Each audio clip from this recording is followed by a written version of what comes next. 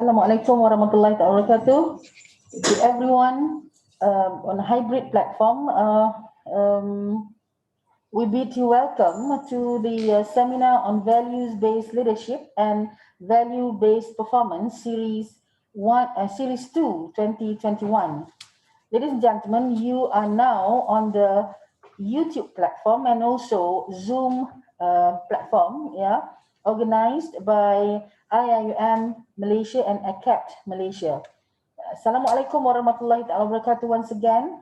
Yang berbahagia Profesor Emeritus Tan Sri Datuk Zulkifli Abdul Razak, Rector of International Islamic University Malaysia, yang berusaha Associate Professor Dr. Yazrina Yahya, Deputy Director Center for Leadership and Sustainability, Akademi Kepimpinan Pengajian Tinggi Akept, His Excellency Prof. Thakur Singh Paudel, former Minister of Education, Royal Government of Bhutan, Vice Chancellors and Deputy Vice Chancellors of Public Universities, IIUM Universities, the University Management Committee, Executive Directors and Registrars, distinguished speakers of the seminar on Values-Based Leadership and Values-Based Performance Series 2 2021, committee members from both Akept and IIUM, ladies and gentlemen, brothers and sisters. It is my great pleasure to welcome all of you to the seminar on Values-Based Leadership and Values-Based Performance Series 2 2021 with the theme, The Rise of Values-Based Leaders in Action, which is scheduled today, 3rd June 2021 for the whole day until tomorrow, 4th June 2021. Ladies and gentlemen, for your information, the first series was held on 15 February to 16 February 2021, and you can still follow the link on the YouTube. Ladies and gentlemen, once again, on behalf of the organizer, I bid you welcome, stay put, and the International Islamic University Malaysia, IIUM, in collaboration with Akademi Kepimpinan Pendidikan Tinggi Akept, are grateful to announce that we have with us on hybrid platform at the moment almost 500 participants, both through Zoom and YouTube channel.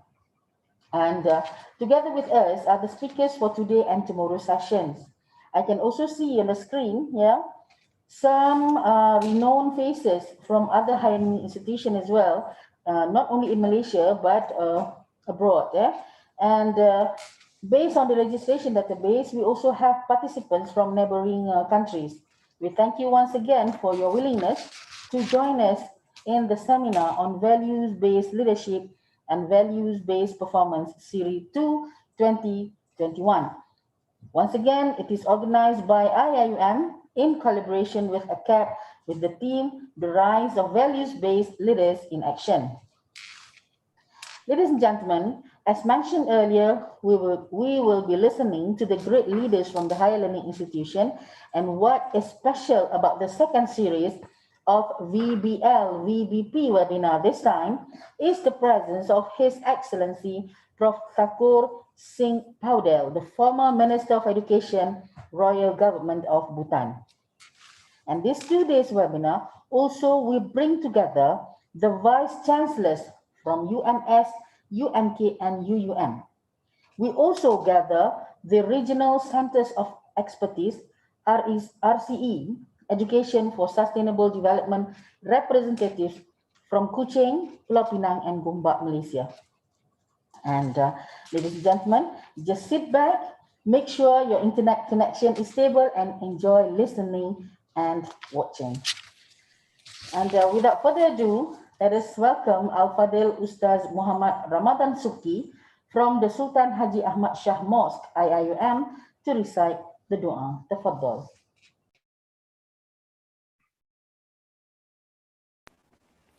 Bismillahirrahmanirrahim. الحمد لله الذي جعل أول يومنا هذا صلاحا وأوسطه فلاحا وآخره نجاحا والصلاة والسلام على سيدنا محمد وعلى آله وصحبه ومن اهتدى. O Allah, we beg thee all of good things which pertains to this day and days hereafter. You have bestowed on us the greatness of your ni'mah in which we could never dream, and you have protected us from harm when we cannot detach ourselves from it. We have done deeds in which only you have the knowledge of its good or its bad. O Allah, the most merciful, the most compassionate, bless all of us today in this seminar. Make it a stage for further prosperity and progress, and be of great benefit and contribution to the development of our people in Malaysia and the whole of the Ummah. O Allah, we plead that you shower tawfiq upon us, for us to continue to do good deeds that receive your pleasure that yes. O Allah, we seek you might. We seek your might to safeguard our physical self so that we continue to worship you. Safekeep us so that our hearts are filled with love. Please open our hearts so that we seek you always, just like how you open the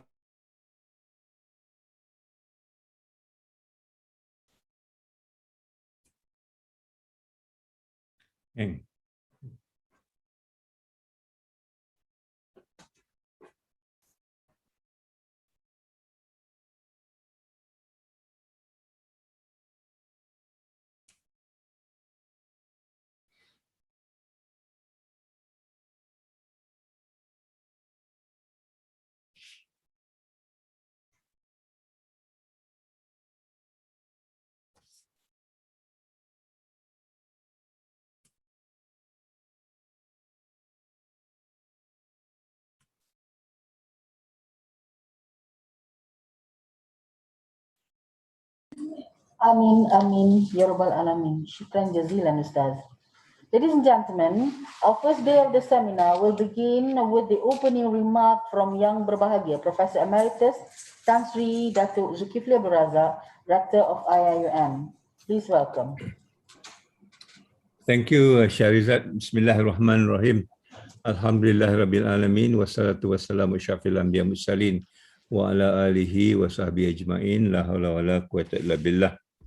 My colleague, Associate Professor Yazrina Yahya, Deputy Director, Center for Leadership Sustainability, Akept, Ministry of Higher Education, Excellency Professor Thakur Podiel, a former Minister of Education, Royal Government of Bhutan, Fellows, Vice Chancellors, Deputy Vice Chancellors,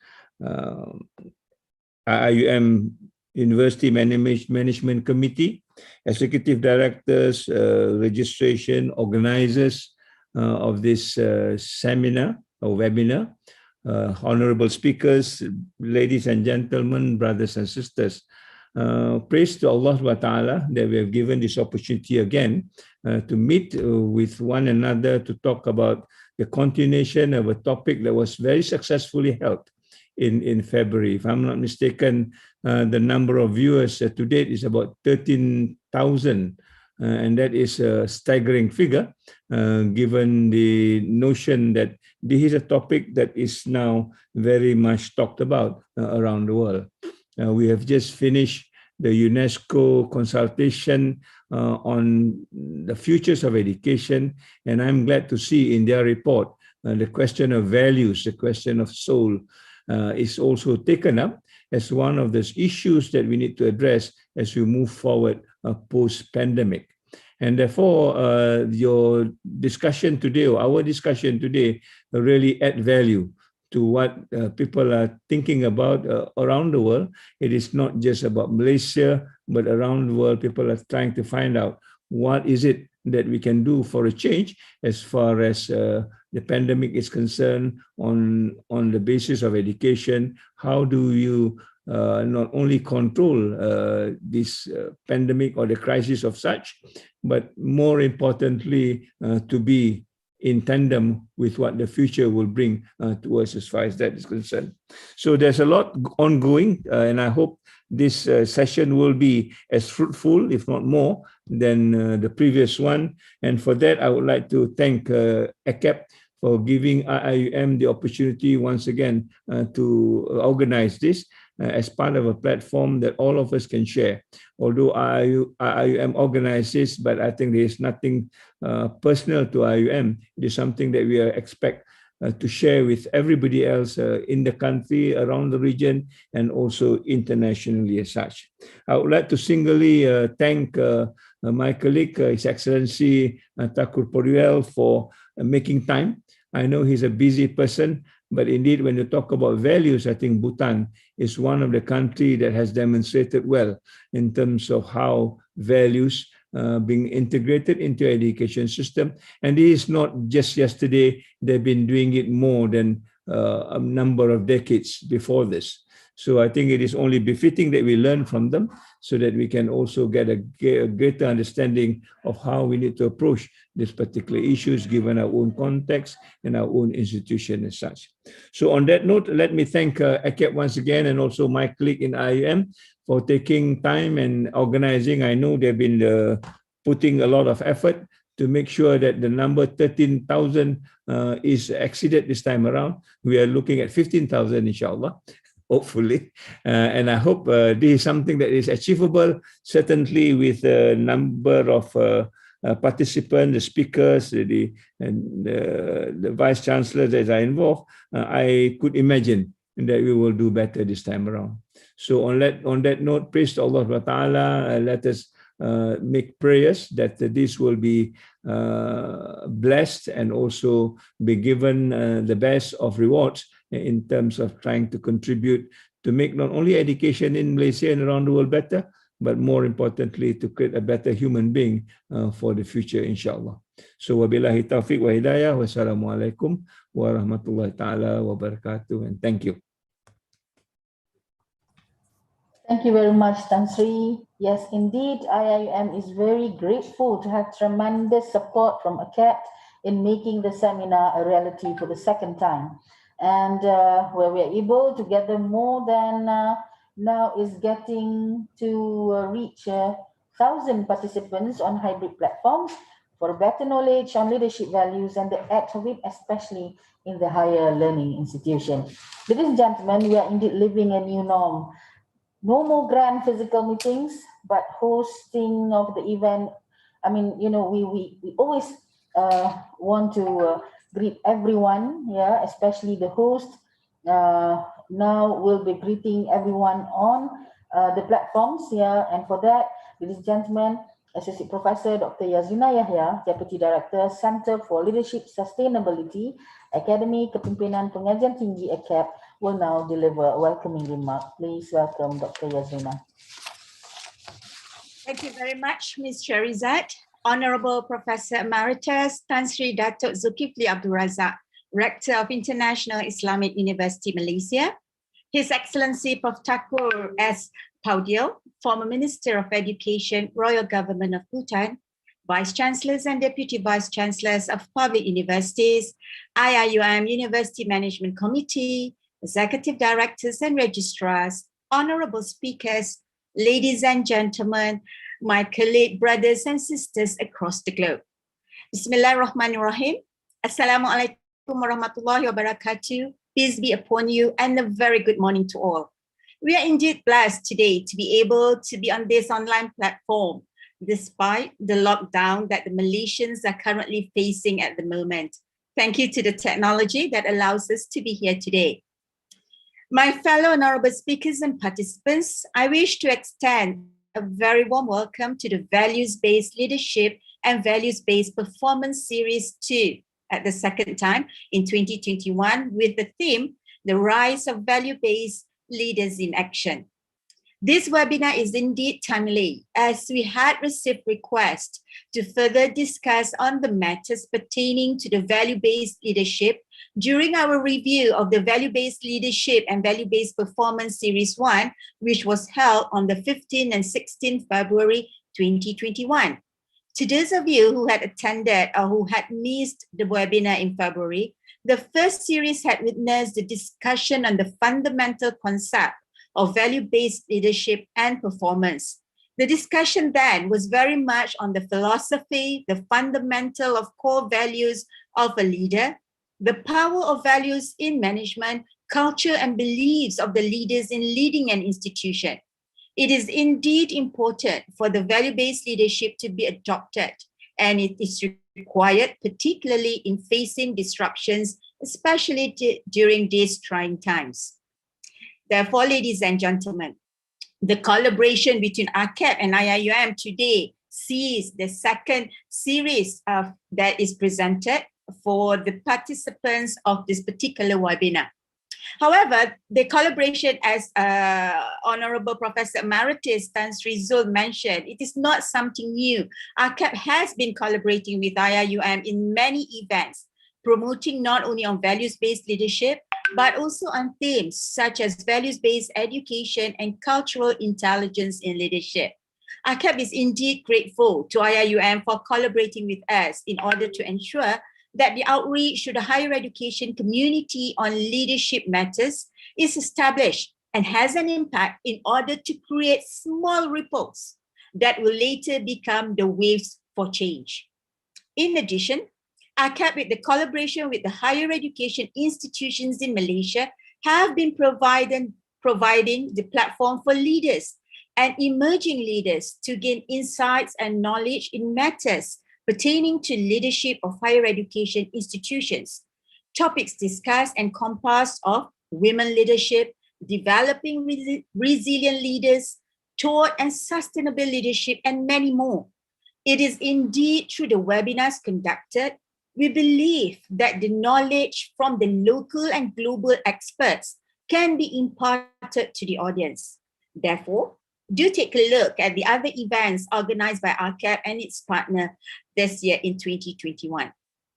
Besides having the webinars dedicated to the mass audience, for those participants out there globally, Akept also provides the profiling for higher education leaders in Malaysia, in which the top professors and emerging talent are profiled based on the competency-based profiling in order to ensure that we have the right talent to lead the higher education institutions in Malaysia. Respective trainings are also conducted in order to ensure to enhance the competencies of the identified talent. This is the core work done by Akept, particularly. So, ladies and gentlemen, within this 2 days event, we bring you 10 prominent speakers in 6 different sessions to share their insights on the topic given. Hence, do take your time to listen and feel free to ask any question or provide your insights and opinions during this session. Looking at the list of participants, I saw some familiar names. Some of them are my friends and colleagues from various universities. Do take the time to chat or ask questions via the question box.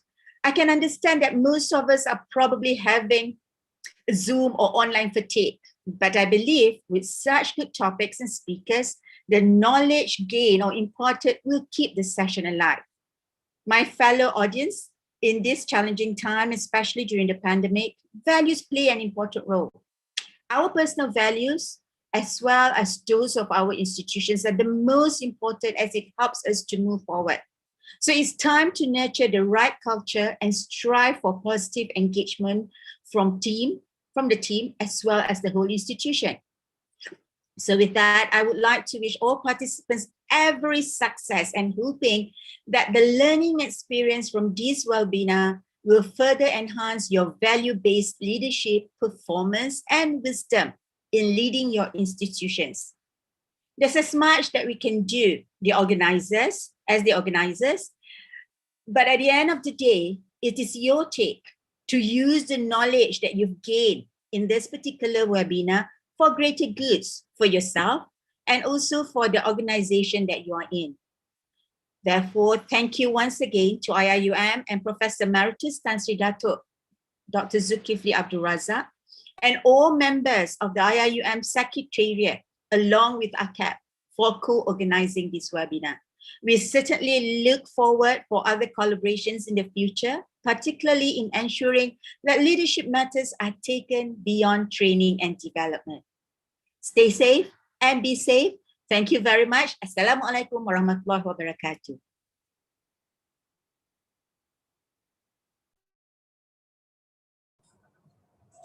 Thank you, Dr.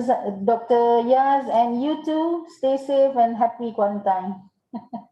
Well, we are about to start with our first session, but before that, I would humbly remind all of you to use the Q&A box that you can find on your screen, yeah, in both platforms, Zoom and also YouTube. Yeah, should you have questions, as mentioned by Dr. Yazrina just now, just put in or write in your insights and opinion in the chat box so that we can share it with the speakers, especially in the rest of the audience, inshallah. And we will read the questions after each and every session, and speakers are given 45 minutes to 1 hour to deliver their talk, and 15 to 20 minutes for question and answer. And ladies and gentlemen, yeah, please also alert yourselves with the announcement from the secretariat in the chat box. Yeah, there's a question and answer box and also a chat box over there in the Zoom platform. Yeah, and as everyone is aware, we are not only in the cyberspace now, but also in the era of pandemic. So please stay safe, and whatever and wherever you are, ladies and gentlemen, please adhere to the SOP, to the COVID-19 SOP. Yeah, and well, it's about time for us to move on to the first session. Yeah, and Professor Emeritus Tan Sri Datuk Zulkifli Abdul Razak, Rector of Iium, will deliver the keynote address entitled "From Values to Action." Yeah, and but before I pass the platform to him, let me introduce you to our Iium very own rector, Professor Emeritus Tan Sri Datuk Zulkifli Abdul Razak. Even though that we know that everyone know him very well, but just let me read through his profile a little bit of it. Yeah. Make it short, Shariza. 10 sentences, Tan Sri, not more. Yang berbahagia, Professor Emeritus Tan Sri Datuk Zulkifli Abdul Razak is currently Director of International Islamic University Malaysia. He was the Vice Chancellor of University Science Malaysia, USM, from 2000 until 2011, and the immediate past President of the International Association of Universities, IAU, a UNESCO-affiliated organization based in Paris. He was the convener of the Regional Center for Expertise, RCE, on Education for Sustainable Development, based in USM beginning 2005. In 2017, Tan Sri Zul was awarded the prestigious 2017 Gilbert Medal by Universitas 21 in recognition of his long-term commitment to a sustainable approach to international higher education. Ladies and gentlemen, and Tan Sri, you are given 1 hour to share with us. And this time, again, presenting to you, Professor Emeritus Tan Sri Datuk Zulkifli Abdul Razak, Rector of Iium. Over to you, Tan Sri. Thank you, Sharizat. Thank you. Bismillahirrahmanirrahim. Assalamualaikum warahmatullahi wabarakatuh. Greeting of peace. Here I am again, whether you like it or not. You need to blame this on Sharizat for putting my name on the list. Anyway, I'm very delighted to be here with you, particularly after we had a very successful meeting in February, and I hope we can somehow or rather look at how do we apply the things that we learned in February into what we talk about now, and action-based and performance. In other words, values are not only there for us to embrace, but more importantly, for us to translate it and make it real, right? So I'm going to share with you my experience. This is not a textbook thing. This is something that I think that I've gone through, and I hope this will be something which is useful to you, because everybody, I think, has got their own context, the way they look at values and how they would want to translate values, right? Now, coming from higher education and coming from Malaysia, my context will certainly be the falsafah pendidikan kebangsaan.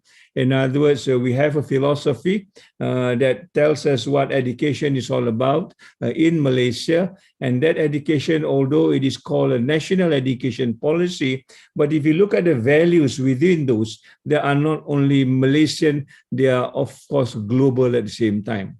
So don't be disillusioned with the word national or the context as such. I think given on a platform where values are common, some of these commonalities can be taken abroad into your own sort of spheres of leadership, as it were. Certainly, you may need to adjust it given your circumstances, given the situation you are in. But generally, I think this is something that we can share, and I hope this will be useful for you. So I'm going to start this whole idea of values to education. I use the word edu-action. And the word education you spell with a CA. If you turn it around, you become AC. Then in other words, we take education as something which is translated into real life. In other words, it is not just for exams. It's not just for getting strings of A's. It's not just getting for ranking. But more importantly, what impact does it bring to you, to your community, to your nation, and hopefully to the global world at large? So translating it into impact is more important from my point of view of what we call in the higher education sector, impact factor. Yeah?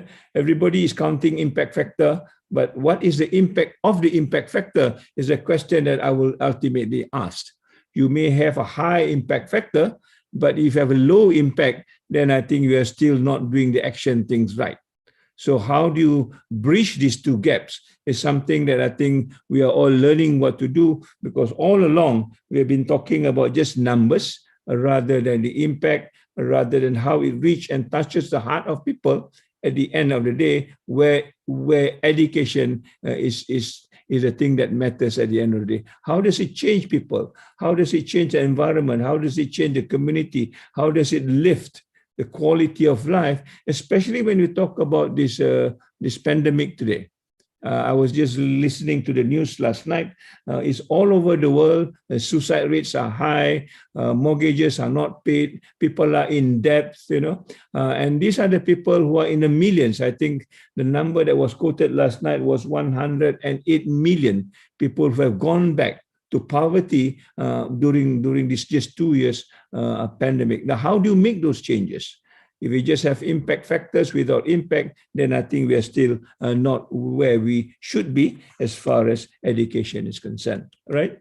Now, the falsafah pendidikan kebangsaan, the national education policy, as I've mentioned, although it is national, but generally it is very, very widely applicable, not only within the region, but also internationally. And this crafted maybe 30 years ago, but not much understood, neither it is applied. And I think it's time for us to look at it again to make sure that it is something that can help us to bring or to put up education where it should be. That is a statement, and if you can see this is in one of the walls of our university at the Kuliah or Faculty of Education. We want to put this on the wall because oftentimes we do not know even of the presence of the philosophy as such. Here it is almost seen by everybody who passes through the faculty of the Kuliah and begin to read it, and more importantly, begin to embrace it and internalize it as part of a value system that needs to be translated into education at large. And we have bold some of the issues that there. For example, it talks about intellectually, emotionally, spiritually, and physically relevant.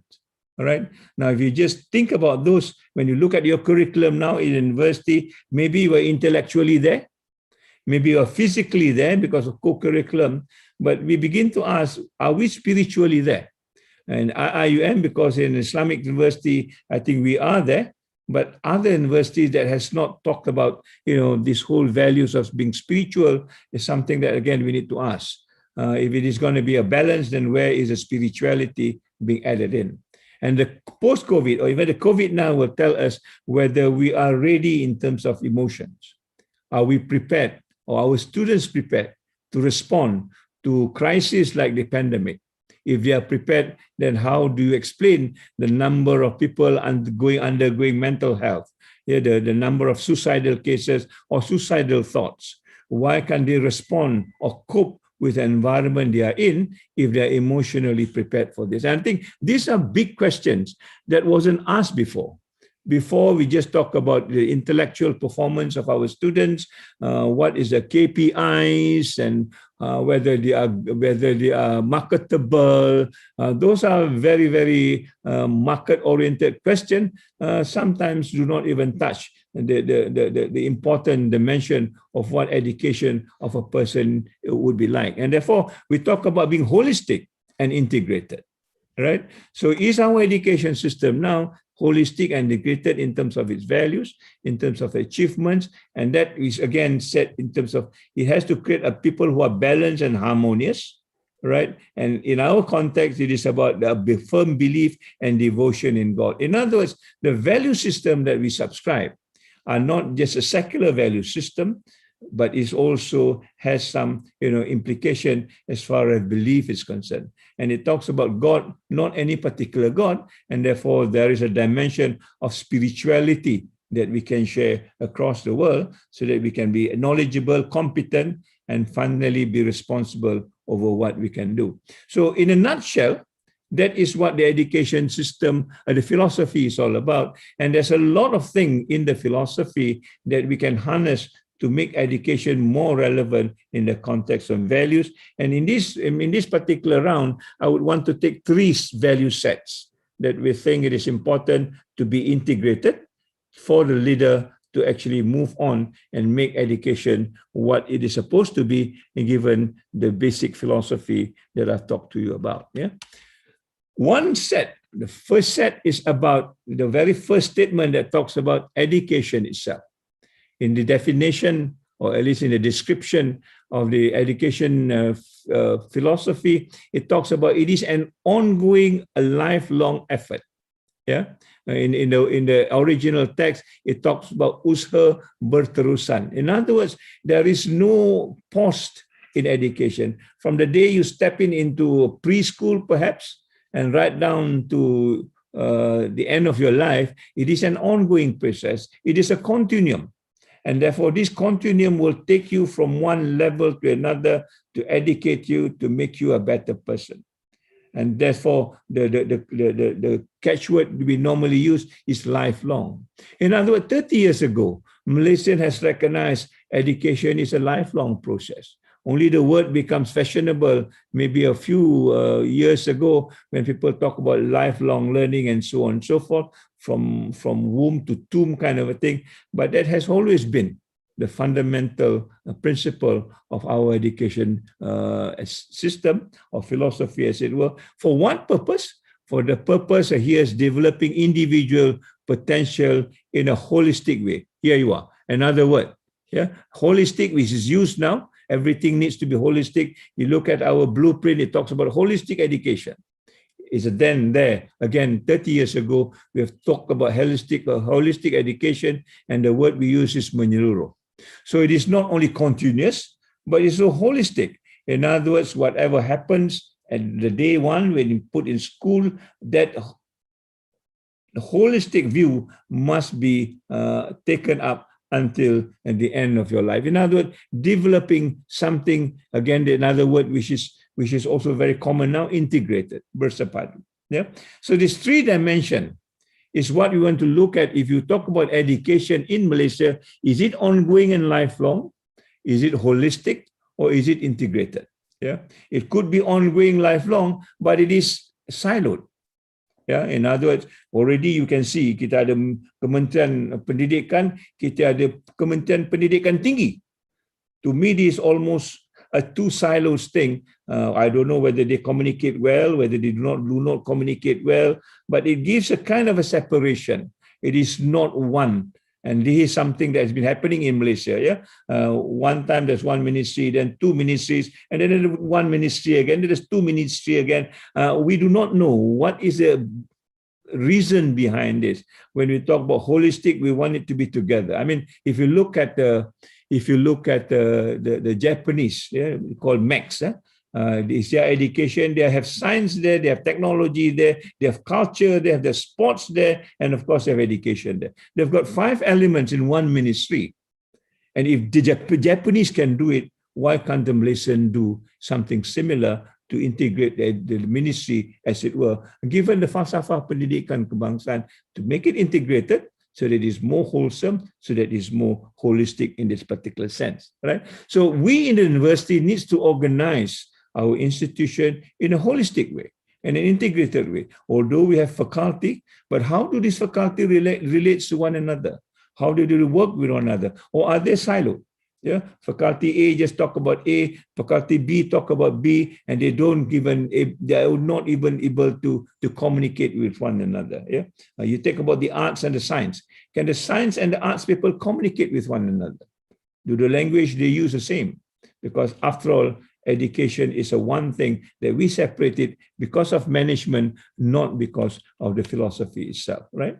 And that defines the quality. Although in the falsafah pendidikan kebangsaan, the word quality wasn't there, but it is defined by these three words of being ongoing, lifelong, holistic, integrated. That defines the quality. And what does the quality say? It takes that the whole is greater than the sum of its parts. In other words, if you talk about university, it is not about the various faculty working independently, but it's about the whole faculty working together to give that greater meaning of what that university is all about, including the individual. We talk about the individual, it's not about the mind, the hand or the heart working separately, but how does this becomes an integrated, holistic human being where we use the word complete person. You'll see this word again as you go into understanding what this philosophy is all about. Yeah. So to do that, from my point of view, and we have been discussing this, we talk about how do you then humanize education. In other words, the purpose of education is to bring about this completeness in that person itself, to make them better human beings before they become better engineers or better doctors or better social scientists. We want them to be a better human being first. And that, I think, is the role of the university if you look at the falsafah pendidikan kebangsaan. Often we develop better professionals, but they are the worst of human beings. And therefore, you see corruption, you see plagiarism, you see all the things that we've been talking about, you know. And even then, when we want to do an online education, we are doubtful before whether the guy on the other side is the actual person who is this online thing, because the level of trust is not there. Yeah. The level of trust, the value called trust is not there. We keep on asking whether is this the person who is supposed to do this or is somebody else. Right? So these are issues that I think we need to think about. How do you create the human being first, the complete human being that then will talk about that human being will then be the person that we will train and so on and so forth. Now, I was reading one article recently, and it says in this pandemic situation, the first two questions people will ask nowadays is, can I trust you or can I respect you? Yeah. Before the pandemic, people will ask, what sort of a competency have you got? Yeah. How professionals are you? But they now begin to realize that this competency, this professionalism could be trained. You come to a university with zero knowledge, I can train you and give you your competency and whatever professionalism that you need. Yeah. But to train a person to be trustworthy and to be respectful, we don't have those values, it takes a long time. It cannot be done in 4 years, right? And hence some of the MBAs that we read about, they say, well, people in the MBAs, I know one report that's talked about, at the best, they say the value level is B-. They cannot get A. By the time they do MBA at the age of 27, 25, their value is already set. And to retrain and to make that values higher than what it was becomes a difficult thing. So you begin to see this COVID environment bring us back to where we were, that values becomes important. It has to be set earlier before we go into competency. You may be a good mathematician, but you don't have a value, then your mathematician could be used for something other than the right way of doing it. You can be devious about it. Yeah, you've seen how bankers actually manipulate with the numbers because they do not have the values. They have only the skill of dealing with the subject matter and not the values as such. Yeah. So this is the first thing that we need to think about. When we organize a university, when we organize a course, is there a kind of a lifeline at the end of the day that will translate into that better person? If we do not have, what is it that we need to do? All right. So that is the action part. The action part is to ensure that at the end of the day, you will arrive at this complete person. Yeah, the person that is better than what he or she was before he or she stepped into the university or stepped into the school or even stepped into a position. Yeah, a vice chancellor or rector or a minister, or for that matter, will they be a better person? I think sometimes we also get a little bit baffled when MACC, kita punya SPRM, talks about when they select a person, they are the best person that was there. But in the process of working, after 2 or 3 years, then that best person no longer become the best person that it was, because she or he get disintegrated over a period of time, lose a sense of value, and become that problem personality that it was not there before. So this issue becomes an important issue, and I would just like to summarize why is this so. From my point of view, it is so because our education system now is not the way the falsafah pendidikan kebangsaan sees it. Yeah? Oftentimes, our education system, or in fact, education around the world now, is described as a kind of a factory. Yeah, you bring in a group of people, and then you come up with a group of people, and they are all the same. It is almost like producing goods. It's almost like producing, a lifeless sort of product, right? And therefore, we have these numbers. You must have these numbers. You can do that for bottles. You can do that for parcels. You can do that for lifeless things. But for human life, it cannot be the same. Me and my colleague cannot be the same, because we are human beings. We've got our own specialty, and we need to be tailor-made. And this is what I think that is missing now when we talk about the education system. And this education system is the product of what I call the Industrial Revolution of the 1700s. Yeah? Before then, school wasn't like that. But once we go into mass production, and to cope up with mass production, they also need to mass produce human being or human capital, the way it is called now, right? And therefore, we have got the things that we have today. Schools are another factory that produces people with a certain set of knowledge that the market needs. If the market doesn't need it, then the school will not teach, the university will not teach. A good example is philosophy. How many of our universities now has a very strong department called philosophy, because the market do not need philosophers or do not need philosophical thinking. Market needs utilitarian thinking to produce something, to innovate it, to sell and make money. And once you do that, you are successful. And that is the model that we have seen now. Yeah, it started from the 1700 when everything changed, and it proceeds now. So we have Industrial Revolution 1, Industrial Revolution 2, Industrial Revolution 3, and now we are in an Industrial Revolution 4, which is not different from this.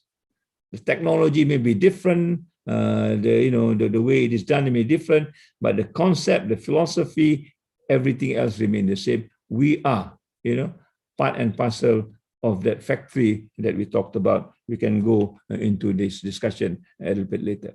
So some people call this kind of education is education without soul, meaning to say it has no value that actually is anchored on the human person itself. Yeah, the value is anchored somewhere else, not within the human person.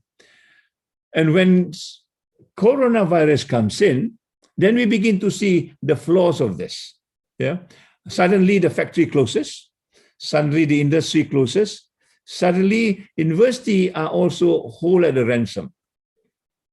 The industry will tell us, now we don't need your student because we have no money to pay them. Well, I thought we were producing this for your factory. Now the factory say, no, we cannot accept you anymore because we have no money.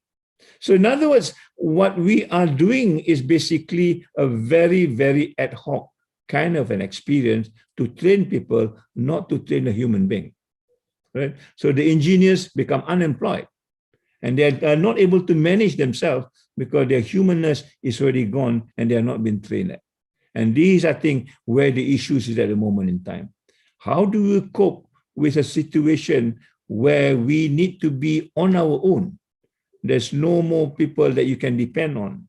How can we be that human being that lives a useful life as a human person, no matter what your credentials are, how well qualified you are? That is not the issue anymore. Can you function as a human being when everything else fails around you? And that is a question. And that is a question that, that we want to address now. Yeah. So in other words, what is the action that we need to take? And we need to come back to the falsafah pendidikan kebangsaan that talks about these 4 elements I mentioned to you about. Being emotionally ready, being intellectually prowess, being spiritually heightened, yeah, and also, of course, physically there. These 4 elements, at least, in the falsafah pendidikan tells you, defines what the human being is all about. But where is this in our curriculum? Where is this in the school's syllabus? Where is this in the ministry itself? Where do we talk about this in a way that it is a holistic and integrated the way we have defined it? Yeah, and this, I think, is the work of Akept. I would want to throw this back to Akept, because you are supposed to mold this. To be that leader must have this 4 component if you believe in the falsafah pendidikan kebangsaan. If you don't have this, then I think we are back to square one. Yeah. So we want to target that complete person, and that complete person is what we call the education with soul, the education with values. How do you bring in the values?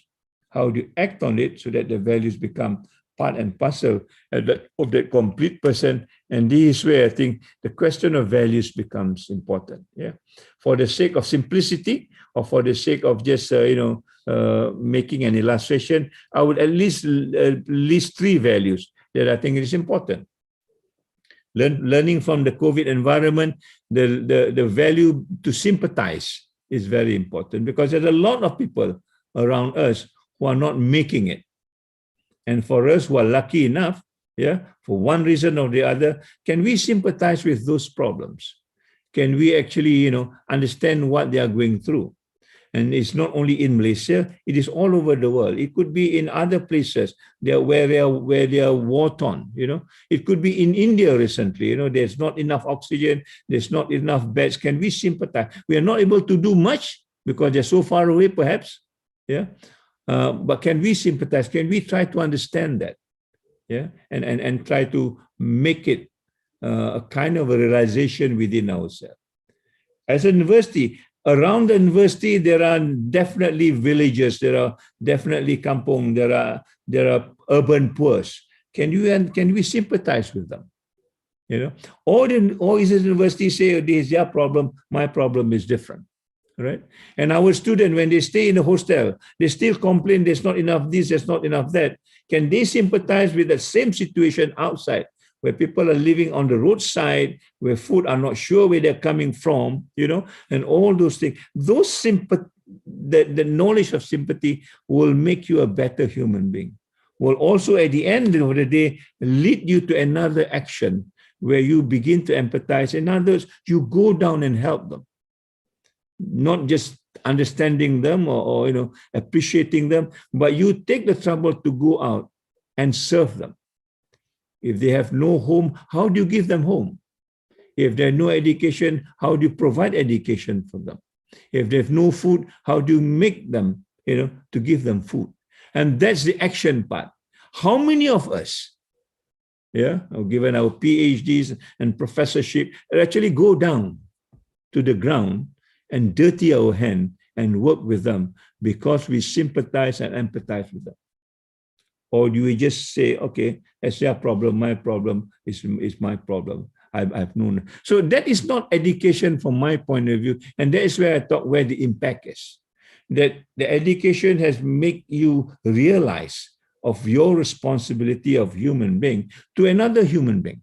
It doesn't matter whether they're Malaysian or non-Malaysian, they're Islam or non-Muslim. As long as they're a human being, then we should be there. At the end of the day, we will be what we call that compassionate people that will help anybody that passes through, because we think that is part of education, and that education has made us a better human being. Right? So at the end of the day, when we talk about education, this is what I think I am looking at. How much of action orientation can you give given your awareness being an educated person? Or can you just forget about this and say we are what do you call an ivory tower, and our business is quite different. So that's the first point that I think I want to arrive at. In other words, with value system really embedded with you, it changes you to be a better human being, to serve your community in the way you could. If you are an engineer, of course, you can do better. But even though you are not an engineer, you can also do at the most that you can do as far as the value dictates in terms of helping them. Yeah. So we talk about the soul, and I would just want to quote Imam Al-Ghazali, rahmatullah. He says, I never have I dealt with anything more difficult than my own soul. I mean, this is Imam Ghazali talking, and he has problems in managing his own soul. I just want to bring this quote here because managing his soul is not a simple thing. Until you are trained, until you go into another process to identify what is it that you need to do, then we are just talking about the word soul as another vocabulary that has no meaning, and we are not arriving at the point we want to arrive. So in other words, when you talk about soul or spirituality, there's another dimension that we need to go through. And that dimension is a dimension, I think, that is largely missing in many of education systems around the world, and certainly in some of ours, right? Now, the second set value that we talk about after that second sentence, it says of all this being holistic, integrated, and lifelong, what does it say? It says to produce individuals who are balanced and harmonious. Yeah, we have mentioned it. In other words, at the end of the day, we need to get this people that is balanced and harmonious in the four elements that I talked to you about: intellectually, emotionally, spiritually, and physically, right? And I think this is, again, a big task. Because when you look at your curriculum, you look at your syllabus, you look at your pedagogy, you may not feel all the four. What else to make it balanced, and what else to make it harmonious, right? So what is the action then? The action is therefore then to put this balanced dimension in a way that you actually worked on it. In other words, the balance between being intellectual and spiritual, the balance between intellectual and physical, the balance between physical and emotional, the balance of emotional and spiritual. All this, I think, needs to be balanced up, all right? At the end of the day, we want to produce this group of people who are that complete, if not perfect human being, because they are. So it gives no room for extremism. It gives no room for, a kind of a thinking that is imbalanced. It gives no room for a social media that talks just about the negative things and not being positive about it. And this is where the training is. That needs to, how do you make this happen? It's a question that we all need to address, because without this balanced human person, then again, the falsafah pendidikan kebangsaan has not delivered what it has to deliver, right? So when the student graduate during the convocation, we need to ask, is the student balanced? We do not ask, is the student marketable? A balanced student will definitely be a marketable student. You don't have to worry about it. If you are balanced intellectually, emotionally, spiritually, physically, I think you are ready for all sorts of employment. So the question we need to ask is the student balanced? And if the student is balanced, then the marketability, whatever that you measure now, artificially or otherwise, will not be a problem, because is the right human person that will take on the job that he or she will be offered. All right. So in a nutshell, is a quotation way back in the 600 BC, yeah, by Lao Tse, who takes, he who conquers others is strong, he who conquers himself is mighty. We were told to conquer other people when we talk about competition. Yeah, ranking, USM must conquer MU, MU must conquer UPM, UPM must conquer IIUM. Fine, right? But what is important is, are you being able to control yourself? Because you are the one that actually decides who you are, not other people. Yeah. So going back to who you are, in terms of these four values of being intellectual, spiritual, emotional, and physical, is, I think, the business that we are in, because we want to ensure that we, before being a leader, are already in control of ourselves, so that we can be a good leader that then will also, help other people around us. People who have not experienced peace will not be able to dispense peace. Yeah? People who have not experienced Sejahtera will not be able to dispense Sejahtera. So how do we make that we are the person who have experienced it, so that at the end of the day, we can also dispense it to other people around us, our subordinate, and so on and so forth, right? So in other words, by being individually balanced and harmonious, all right, as we have mentioned, we also becomes important to make sure that this value is spread all over into our community. The community also must be balanced and harmonious. It's not good that I am the only one balanced in my university, everybody else do not have a notion of what balance is all about. Then you are not harnessing that, that community that you're supposed to lead, all right? And here, I think we talk about three dimensions: social equity, environmental integrity, and also shared prosperity. Shared prosperity we have listened to, yeah? Wawasan kemakmuran bersama, all right? That's fine.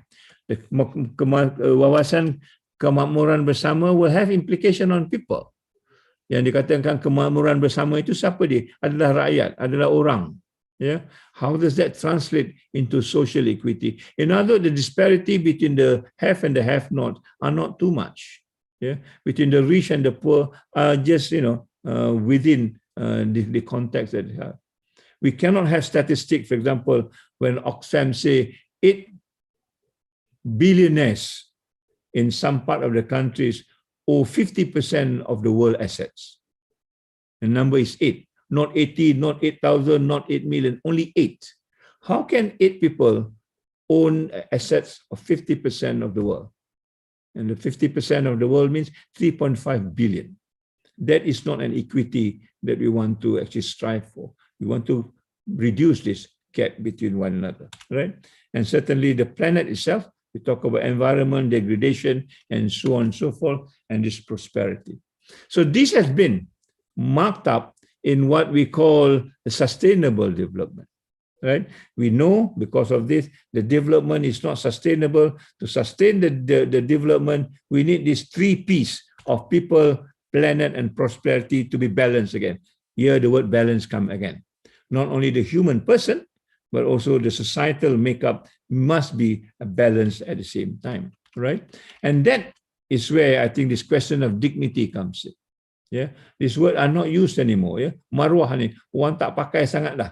So kita dengarlah macam-macam orang bercakap dalam radio, dalam TV, making remarks.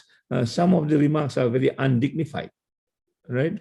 And some of the remarks are even unjust, blaming other people and so on and so forth. So as we talk about this balance, we want to make sure that we are still in a dignified state. Yeah? Kita mempunyai maruah, dan maruah itu bergantung kepada keadilan. And these are 2 values, again, that becomes very important in trying to deliver education and making that complete person.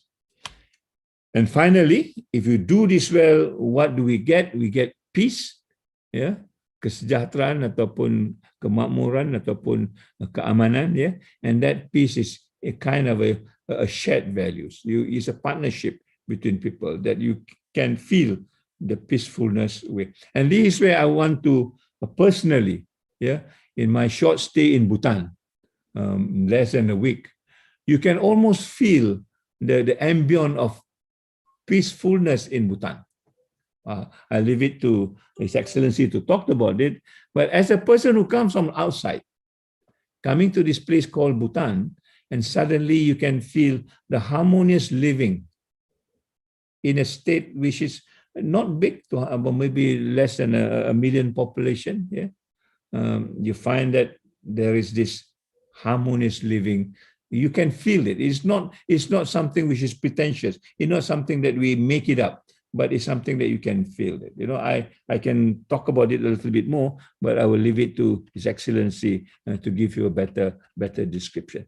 So you have another P, you have another 2P. At the end of the day, when we talk about all these things in the level of United Nations or UNESCO, they always talk about these 5 Ps: people, planet, prosperity, peace, and partnership. This will be the end goal when you talk about balance between the human person and the environment. So whatever we need to do, these 5 Ps become the overarching sort of target that we need to arrive at. And how do you balance this up is an issue that I think all of us need to think about. Yeah. And of course, it needs to start with that complete person. After all, the community is made out of individuals.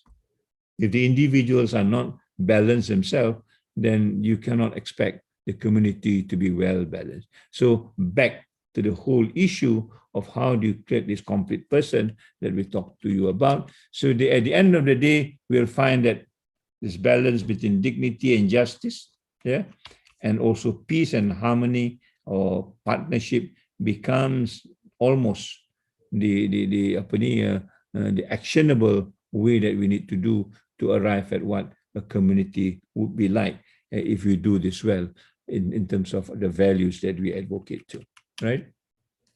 Now, I want to bring this back to what Al-Ghazali used to say, all right? Declare your struggle on 12 enemies you cannot see. I want to take this in the context of COVID. We have declared a war with COVID that we cannot see, all right? But we fail to control the other enemies within ourselves. And therefore, we see what we see today. We've got a second lockdown. The numbers of deaths yesterday was 123. Yeah? Somebody is predicting by September, minimum death will be 200 per day. Why? Because of this enemy that we do not see, that we do not even care. Yeah? People go out and buy carpets, you know, during during the MCO. What is this all about? Yeah, if it's not about yourself, right? The carpet can wait. I mean, after the COVID, you can buy thousands of carpets, but not now. But you must do it because you are not able to control your egoism. Yeah? And from egoism, you go to arrogant, conceited, selfishness, greed, lust, intolerance, and I put another one, anger. Yeah, you get very angry when you lock down. You blame everybody else around you because you can't control your anger. You even blame, people who feed you. You bite the hand that feeds you because you can't control your anger.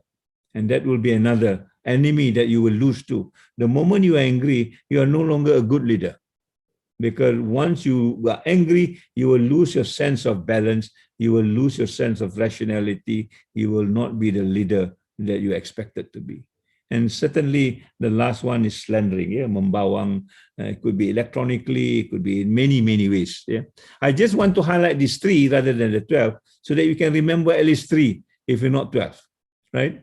How do you control your ego? How do you control your anger? And how do you control your mouth or your tongue, as it were? If we can do that, then we begin to understand how is it that we can live in peace and harmony within ourselves. And that at that particular point, COVID-19 becomes just another issue that you can deal with because you know how to control the so-called quote-unquote invisible enemies, as it were. Yeah. All the time we've been talking about it, but nobody understands it. But now with the COVID-19, you begin to understand, unless and until you control this invisible enemy, you will not be ready, as Al-Ghazali said, to fight the real enemy that you see. Yeah. So you can talk about so many other things that you want to put it right, but you're not able to do it because you're already losing. at the level of the invisible enemies within yourself that you are not able to control. So we go back to the same issue, right? And again, this is another very pertinent statement by Al-Ghazali. A human being is not a human being. Yeah? Manusia itu bukan manusia, while his tendency includes all the things that we talked about. Self-indulgence, covetousness, temper, which is the anger tadi, and attacking other people. Attacking other people ni is almost like a business. It is false news and fake news, and blaming other people is almost something that we see every day. Sometimes you get tired of it. Yeah. But because again, we do not have that capacity as a leader to control those things. So we are going back, I think you get my drift, that we are going back, how do you then train ourselves? Yeah, in a very real way to make sure that we are in control as far as that's concerned.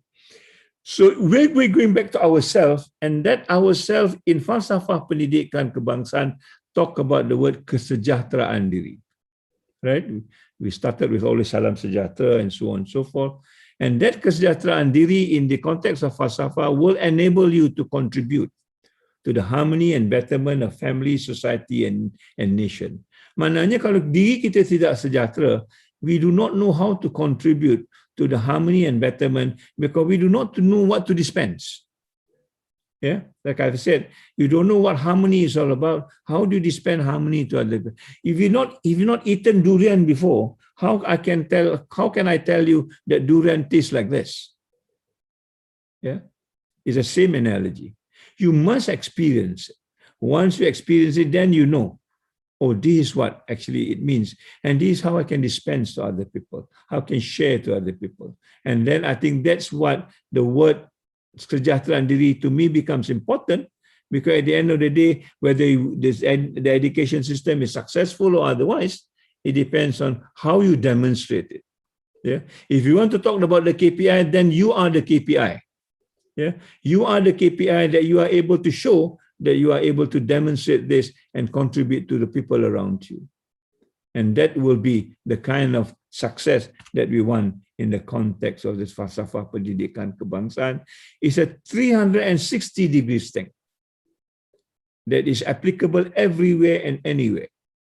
It doesn't mean that once you are out of the university, it's no longer applicable to you. No. The moment you become that complete person, it doesn't matter where you are and who you are. It could be on the highest echelon of your organization, but yet you're the human person that will go down and help other people in this particular context. Yeah. So you are going to fulfill what we call, at the end of the day, what matters is character. And this is what the impact is all about, rather than impact factor. What is the character that at the end of the day delivers as far as education is concerned? And I think this is our biggest problem now. As far as character, as far as akhlak is concerned, we sometimes do not see. Yeah, and dia mungkin looks good, looks nice, but when you come to character, it's something that we become what we call skeptical whether they will deliver or otherwise. All right, and this is where your 3P and your 4P comes in, where you find that the balance between planet, people, prosperity, peace, and partnership becomes the conduit for delivering these values that we talked about. In a nutshell, all this goes under the word sejahtera, yeah? And the word sejahtera is part and parcel of the falsafah pendidikan kebangsaan. It's not a word that we coined, it's not a word that we actually used it, and Alhamdulillah, Excellency, when we look at what sejahtera and happiness is all about in Bhutan, there seems to be a mirror image. Okay? When we look at sejahtera and the value of Ubuntu in Africa, there seems to be a mirror image as well. We compare this with another word in Japan, ikigai. There is also a resemblance on this. Yeah? In fact, every society has got a word that reflects the value within the society. The word may be different, but as a part of a human heritage, they belong to the same sort of class of words. So if you have sejahtera, you can relate to Ubuntu very quickly. Yeah, if you have sejahtera, you can go to Bhutan and experience it, or maybe in Japan and understand what ikigai is all about. But that is the level of complete human being that I talked to you about. It is not just us, it is us with the community around us and globally as such. And that, I think, is the other action that education needs to bring in, rather than just talking about numbers, but also the experience and the impact that we have to do. So I would like to just conclude by saying that at the end of the day, that will be the focus point. Yeah, we want to look at this, how we actually can derive this from the values that we have sort of harnessed and embraced and translated into our own experience, could be then delivered to other people around us. Yeah.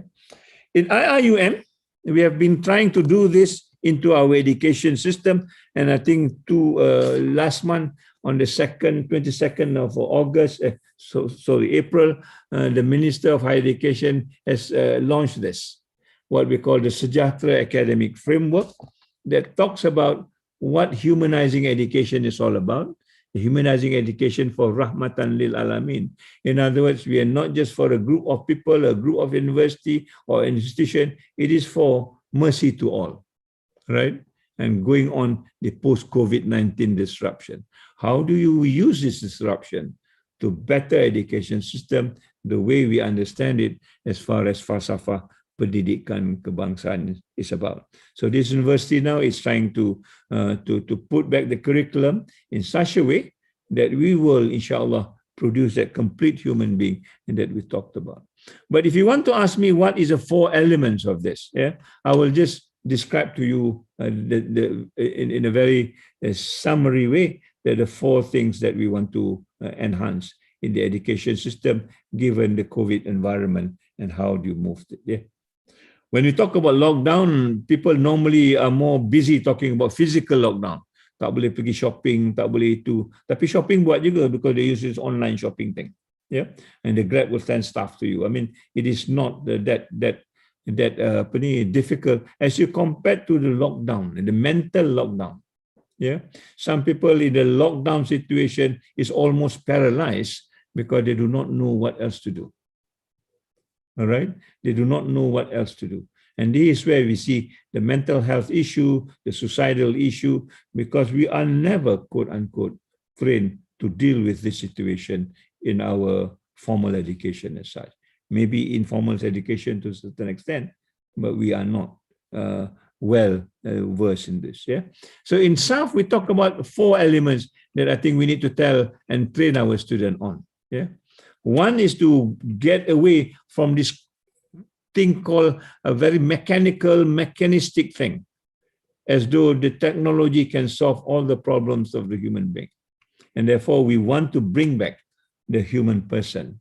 Yeah, the collapsing part of the education need to be stopped by making us the human person again, and by humanizing education. And by that, we mean this person could be our student, could be our staff, could be the community around us, must be empowered. In other words, as a human person, they must know what is it that they want to do and how they're going to do it. And they must have the flexibility of doing it. So if they want to go and do something else, they should have the capacity to do it, right?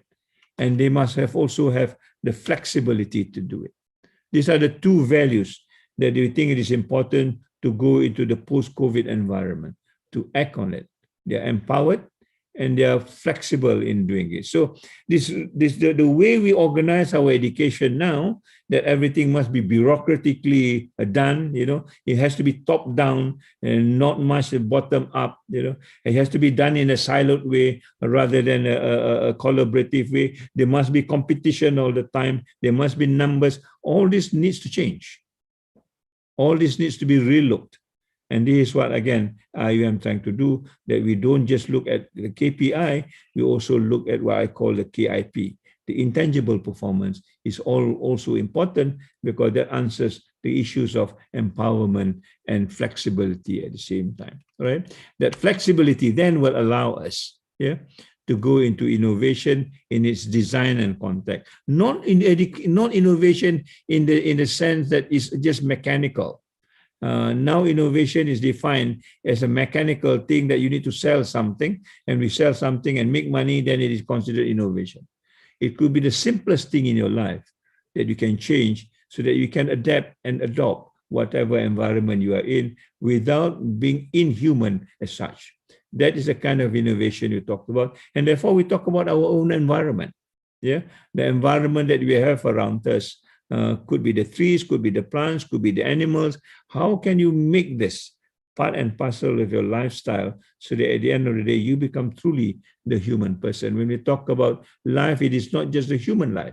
It's also the non-human life. You remember when you were locked down, at least in my campus, all the wild boars comes out, the monitor lizard takes us into the street, the bangau from Zoo Negara even share our campus. And that doesn't happen until a long time, and we are all locked in, then they take the world again. In other words, they are part of us. How do you actually factor them in trying to make this happen in the context of the education, as it were, part of the value system? And finally, we need to also be accountable. Yeah, accountability, I think, is one of the biggest problems that we encounter, because the value of trust is not there. So we can tell them work from home, but my sense is whether they really work from home, we are not sure. We need to trust them. And that level of trust is what I think is seriously lacking, because we have never been trained on that. And you look at other successful systems, Finland definitely will work on the level of trust alone, without even supervision and things like that. So how do you enhance this?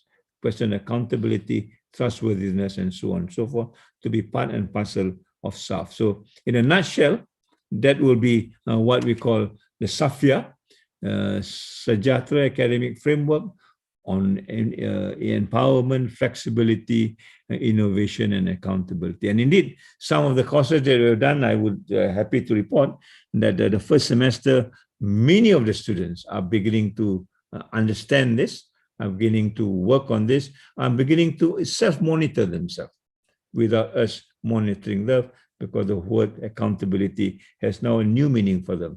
It is their enterprise, and therefore they want to make sure that they are trusted for the enterprise that we give them in that particular context. Yeah.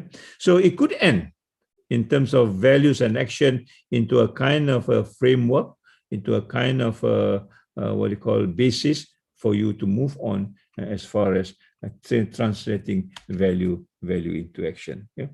I just want to forget about that, and there'll be another lecture later on. Yeah? I want to end up so that we can have some decent time for discussion with another quote from Rumi, Jalaluddin Rumi, the poet, the philosopher, and also the wise man. I think we are all caught in this. Yeah, we all want to be clever, and we have been told all the time that you must change the world, right?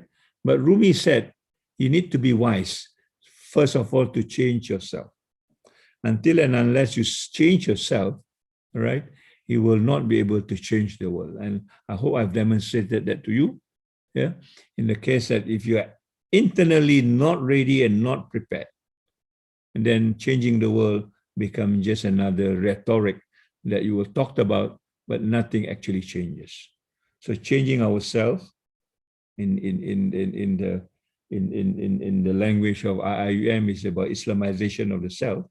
You change yourself, and then automatically the world will change, because you will then know how to transact, how to move into a world that actually be able to benefit that balance that we talked about, right? So translating values to action, in a nutshell, is about translating what is within you, okay? And within your thinking, within your fitrah, if it's as it were, we've got the FPK, we've got the notion of sejahtera, we know what the value base are, yeah, and we have now got the condition of COVID-19, yeah. As I've mentioned to you just now, some of the report of UNESCO are beginning to embrace this as part of the value system. All we need to do now is to decide what do we want, right? Given this as a basis, we now need to decide. People talk about STEM, for example. You don't probably just go into it, but you have to have this basis of decision. Is it STEM or is it STEAM? Okay, so we have the liberty, the empowerment liberty that I talked to you about. Where do you redefine this? STEM, science, technology, engineering, mathematics, then where are the values? Where are the human values? Yeah. So now we may want to change it into science, technology, ethics, arts, and management. You manage people at the same time. The first one, you just manage instruments or equipments rather than people. When you talk about STEAM, you want to manage people at the same time. And that would be your decision as a leader, whether you want to move away from STEM or go into something else that we think is beneficial for that complete human being. Yeah. And we also want to ask, we have been asked, do the fourth industrial revolution. Okay, then we will also find out, why do some countries do the fifth social revolution? Why are we stuck with fourth industrial revolution? Where is the human being? How do you humanize technology? Then you may want to move into another. So this is what leadership is all about. It takes a leadership role, enhancing it, moving to another level that where other people are not talking about it. Right? And that all, to me, resonates from the value that you hold, the kind of courage that you have to make the change, so that you will, at the end of the day, create a better environment for human person to be produced out of the university. And for that, I think we must be able to ask ourselves, are we ready for this challenge? Yeah? That we become the game changer, that based on values that we believe and worked on, right? At the end of the day, we need to start to unlearn. I think the post-COVID business is about unlearning. I've not heard people talking about the unlearning of things. People are talking about the learning of things, but you cannot learn until you unlearn some of the things. The unlearning is as important as the relearning, because the unlearning so far becomes the kind of a barrier for you to move ahead and to move at a speed that is remarkable. So we talk about future thinking, not only future thinking, but also how do you act and make that into something which is translatable into impact around us, within us. And at the end of the day, it's about this balancing of the human mind, the human heart, and the human spirit at the same time, that I would like to end up by saying that sejahtera in the falsafah pendidikan kebangsaan is the keyword, and that's about changing education into action, rather than just verbalizing it, memorizing it, regurgitating it, and getting all these strings of A's and stuff like that, but unable to translate it into something which is impactful for you and your society, then I think education in that context has failed. Yeah? To summarize, we've got these five senses that is now connected to the brain. Yeah, and in schools is what we do. We learn all these five senses and start to rationalize it and reach out the world. And then you use technology, but at the same time, you also do not have a grasp of the kind of values that you need to have. What we are suggesting here is basically you need now also to redirect your inner world. And the inner world, I symbolize it as the heart, and that inner world needs to plug into the same senses, so that the senses becomes balanced. At the end of the day, we will get another spiritual strength that will create this conscience of the human being, using spirituality as one of the balance that we talked about. And that spirituality will transcend, yeah, into what we call the humanizing education, that you becomes a better human education. In the language of falsafah pendidikan kebangsaan, is about balance and harmony, and that balance harmony will then hopefully will be reflected in this notion of sejahtera ataupun kesejahteraan diri that you will be able to dispense and relate to the world outside you. So on that note, I think that will be the final action, if you want to term it that way, that whether your value is actually workable or translatable or give meanings, is how you actually convey the meaning of education at the end of the day. So on that note, thank you very much. I think we just have time to have discussion. So thank you very much, Sharizat, Prof. Madia Yazrina, and all of those of you who have been listening. I hope it's worth your while, inshallah. So wabillahi taufiq wa hidayah. Wassalamualaikum warahmatullahi ta'ala wabarakatuh, and thank you.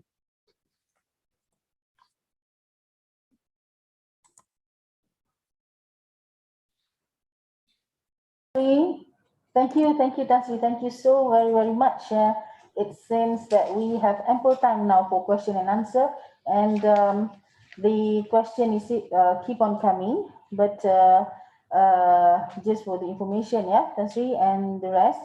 Now that we are getting more than 1,000 viewers on both platform, and we can also see that the audience comes from various backgrounds, Tan Sri. We see online also sportsmen, sportswomen with us, and coming from nationwide, yeah, other than administrators and academicians. We also see teachers and students as well, yeah. So well, while the secretariat is compiling or compiling the questions, let me just share my simple note from Tan Sri's talk just now. Well, again, the topic or the title is From Values to Action, which to me is so fruitful, valuable, and well, I can gather at least 1, 2, 3, yeah, 3 new term here. One is well, to me it is it is new, but it is not new actually, but then to me it is new where now when listening to Tan Sri's talk just now, it opens up my horizon on what it is all about. Yeah, first is the edu-action. It's simply education actually, but it comes an edu-action to Tan Sri and how to make it move. Yeah, to me. And then we have STEAM. All this while we talk about STEM, but now Tan Sri talk. Tan Sri elaborated into STEAM, which which we combine not only the science and technology, but we have ethics, arts, and management. Not forgetting the other part of education as well. Yeah, and then the 4 P's elements. And what is the most interesting, I would say here, is the edu action packages. Okay, Tan Sri offer 3 edu action packages. That is values set 1, values set 2, values set 3. And I have my notes here with me, but it seems that the secretariat said, why don't we just read out the question, because we have quite a number of questions now.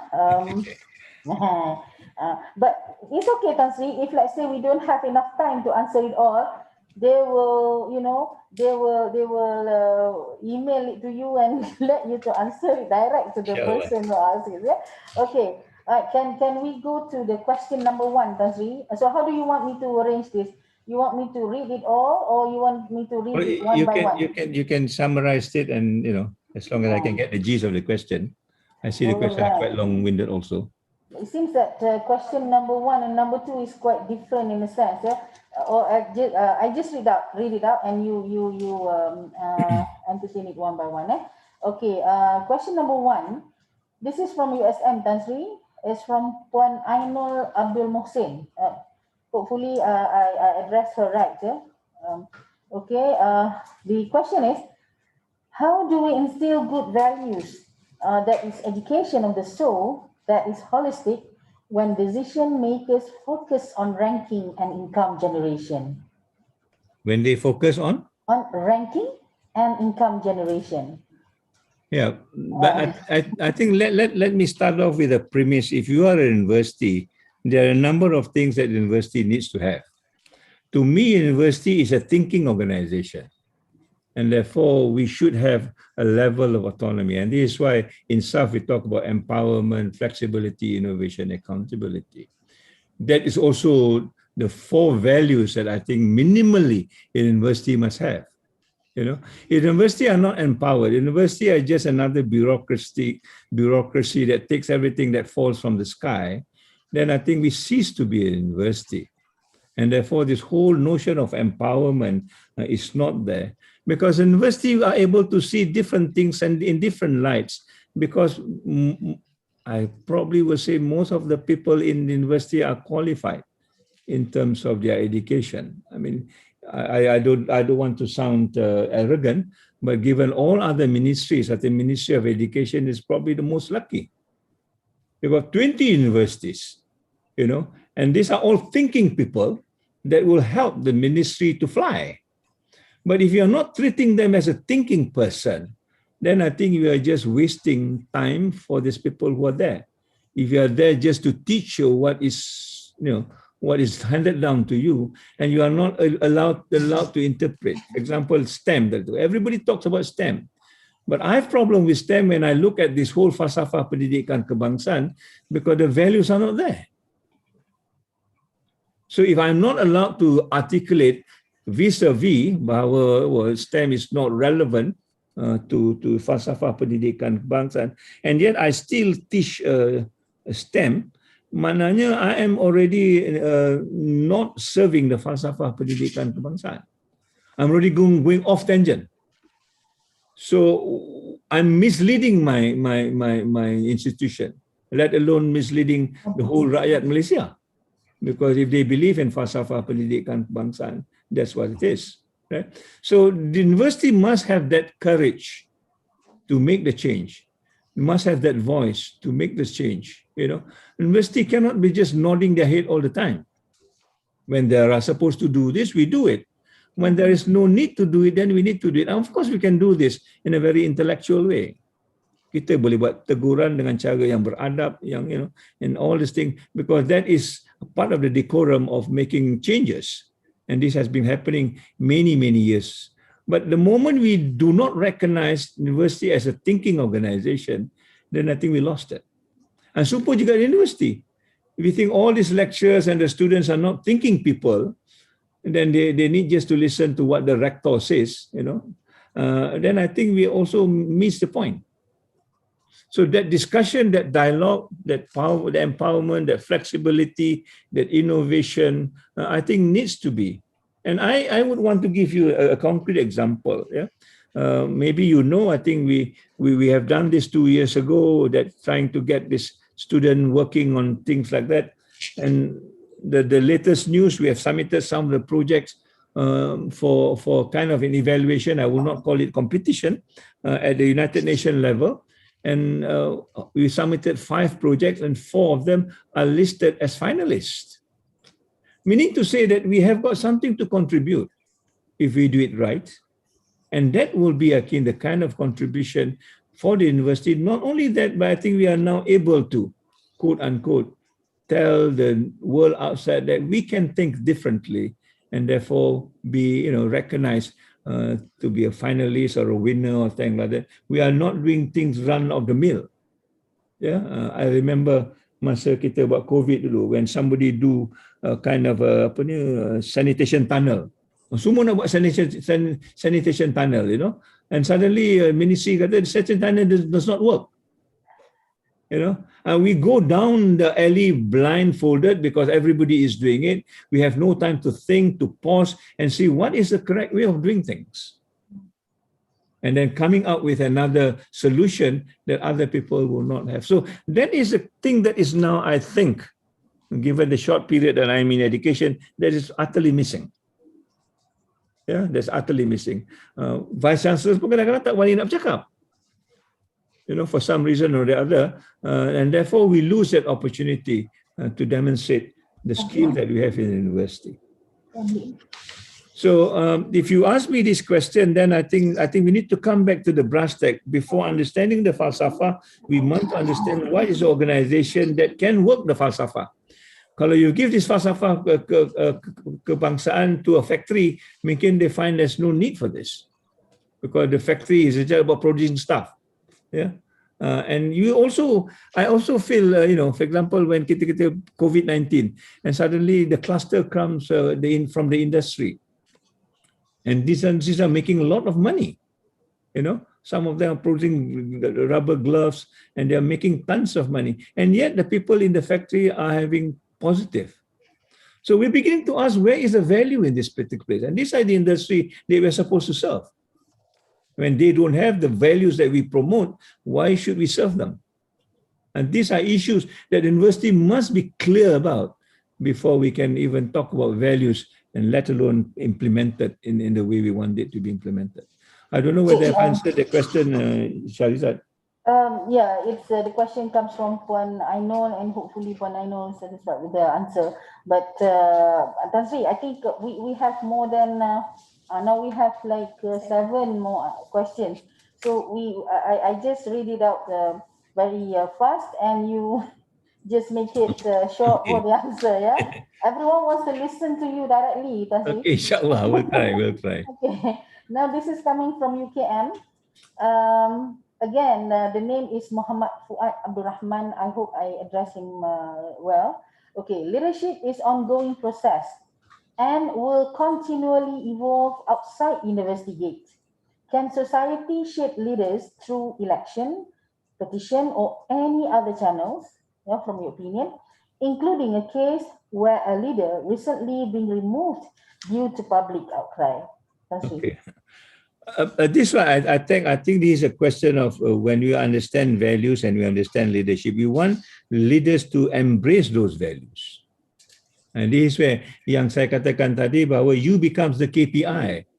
The KPI is not something written and hidden somewhere else. You become the KPI in the way that you demonstrate the values that you actually believe in. If you believe in sympathy, how much of your action actually demonstrate that values of sympathy? If you believe in empathy, how much of that could be translated into, going down to the ground, turun padang and stuff like that. You cannot be saying that I empathize with you and then stay in your aircon room. You cannot say that I'm trying to solve the question of poverty and yet stay in the aircon room and read books on poverty. Books on poverty and books on the grounds are two different things.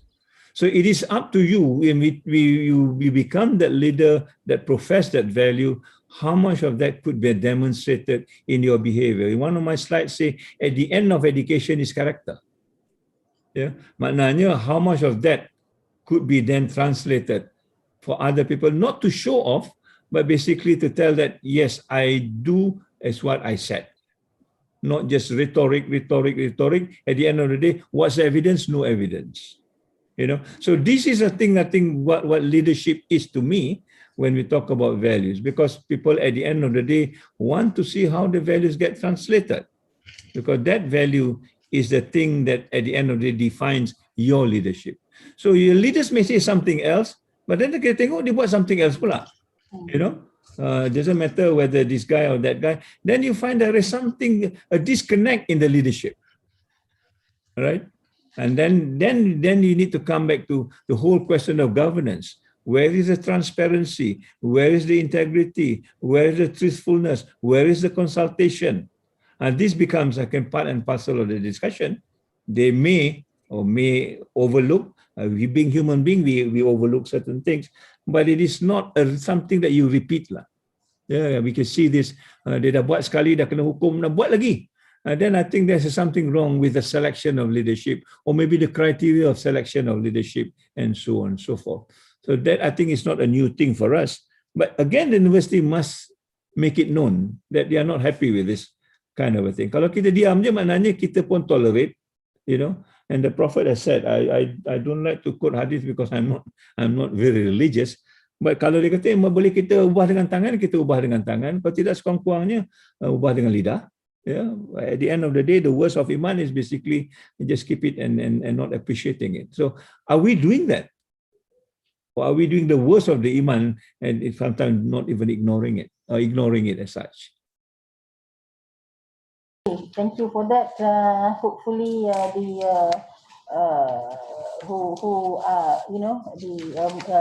Puan Fuad satisfied with the answer. Yeah.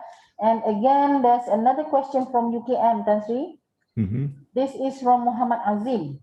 Okay, the question is, FPK is inclusive enough to build a holistic individual? Yeah. Do you think exam-based evaluation may lead to this disintegration of academic, spiritual, moral of our students?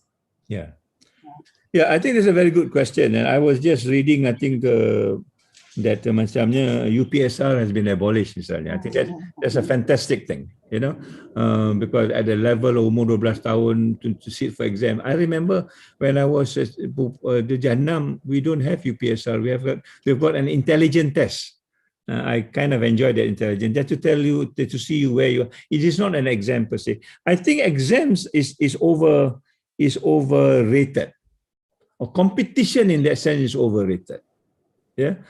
So when you talk about ranking, I just read baru ni 16 university Malaysia is now in the QS ranking or the Times ranking. I don't know whether I should I should rejoice ataupun feel sad about it, because we are now ramped into another way of thinking of competing with one another. So bagi saya, exam dengan falsafah pendidikan kebangsaan does not go well together. I'm not saying the exam is totally irrelevant. There are certain things that is examinable, but yet again, COVID tells us when COVID comes in, suddenly exam is cancelled. If exam is that powerful, then I think they must have exam somehow or other. You know, I saw some universities do not have exam anymore, and they don't even have failing grade. There's one university mengatakan if you pass, you pass, but if you don't pass, dia kata not yet. Dia tak kata fail pula. Dia kata you have not arrived at that point. You can still pass if you do a little bit more work. So we don't kind of look at exam as a fait accompli, whether you make it or you don't make it. And this is where I think something that we need to understand again, that that education is not a competition like the Olympics. Yeah, education is not one silver medal, one gold medal, one bronze medal, and the rest ada apa. In education, there can be 100 gold medals, 100 silver medals, and 100 bronze medals. You know, so if you don't make it that way, then people feel very stressful. I just need to run after that one gold medal. If I don't get it, I'm done. How do you spread this? How do you understand this power? It is not that kind of a competition. It's a competition actually within yourself to move forward, not competition with other people. So again, these where the university are not voicing itself correctly. Under the COVID ni, I hope a lot more university will readjust. Alhamdulillah, in IUM, there are certain courses kita katakan no need for exams. But that doesn't mean that we are not evaluating, we are not testing, or we are not measuring. We do, but perhaps in a different way. Perhaps not in a number way.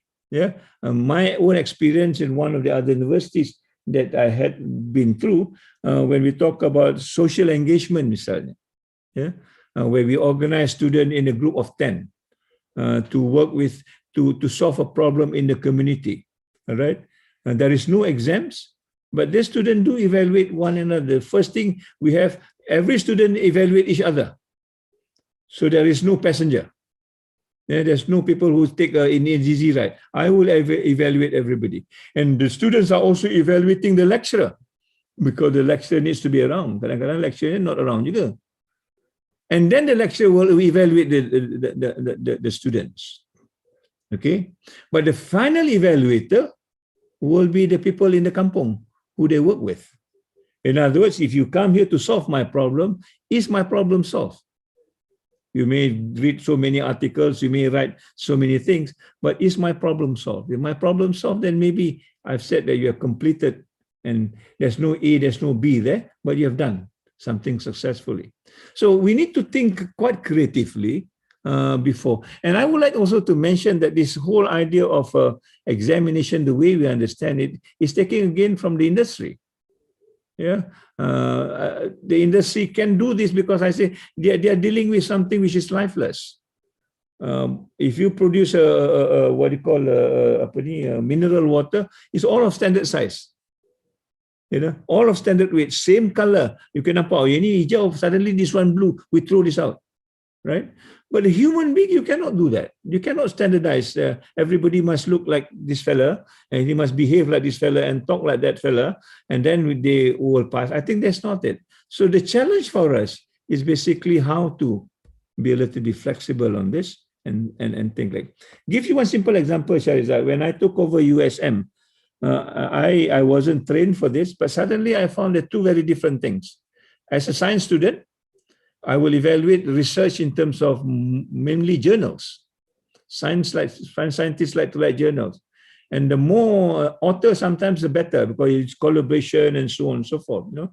And so tier 1, tier 2 journals and stuff. When I go down to the humanities, and they told me, we do not write journals article, we prefer to write books, you know. And we don't want 30 people to write a book.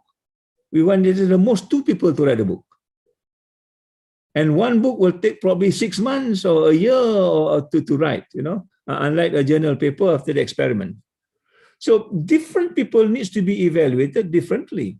The moment you lump them and standardize this, then I think you lose a lot more things. And that is the role of university. University must start to think how to best serve its own community, constituency, so that we can get a fair deal at the end of the day. Okay, Tan Sri, fair enough. We have more questions here, Tan Sri. Okay. Okay, but this one, we have heard from USM, UKM, and now this one is from, I would say, the industry. Yeah, we have Tuan Haji, Tuan Shamsul Amri Abdul Razak, manager of Sabah Training Resources. Yeah. The question is, if given quick and limited time to recover what has taken place, what would be your suggestion the industry should act upon? Well, it depends what industry is for. I mean, if industry is about making profit and profit alone, then I think their strategy may be different. And then you can talk about, you know, how to best exploit people and make money. But if the purpose of industry, like a university, is also to produce a useful citizen, you know, a responsible human being, that profits can be tailored to the needs of a human person, then I think that industry is a different industry altogether. You know, I can talk to you about the pharmaceutical industry. We can look at vaccine now. A lot of people are dying, but the industry that produce vaccines are fighting among themselves. And we don't understand this. I thought the industry would be wholeheartedly trying to save the whole human population, particularly the people who have not had the privilege or the facilities to, you know, to get access to vaccines. But no, the story is now we are still begging for the industry to give whatever is left to the people who do not have access to vaccine. Now, that is a kind of industry that I think needs to readjust itself to what values are all about. You know, and some people want, for example, to do a waiver. Forget about your copyright because you're saving life now. Or some industry doesn't want. They say copyright is my business. You know, I need to recoup what I need to recoup. I don't care how many people will die. So it depends on the kind of industry that we talked about and how humane the industry is. And I think when you talk about values, it's about human values. It's not about industrial values. It's not about, you know, material values. It's about saving life and saving souls. And I'm not too sure how many industries are in that business.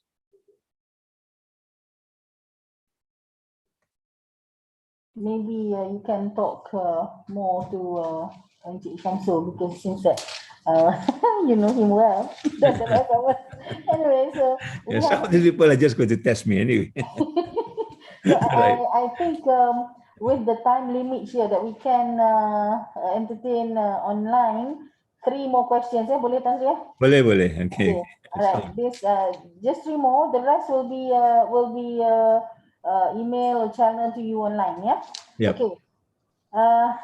The next one is from Encik Shaharuddin Abdul Aziz from UPSI. How could we change the obsession to compete, to produce and market the graduates within the ministry mindset? Okay, that's one question.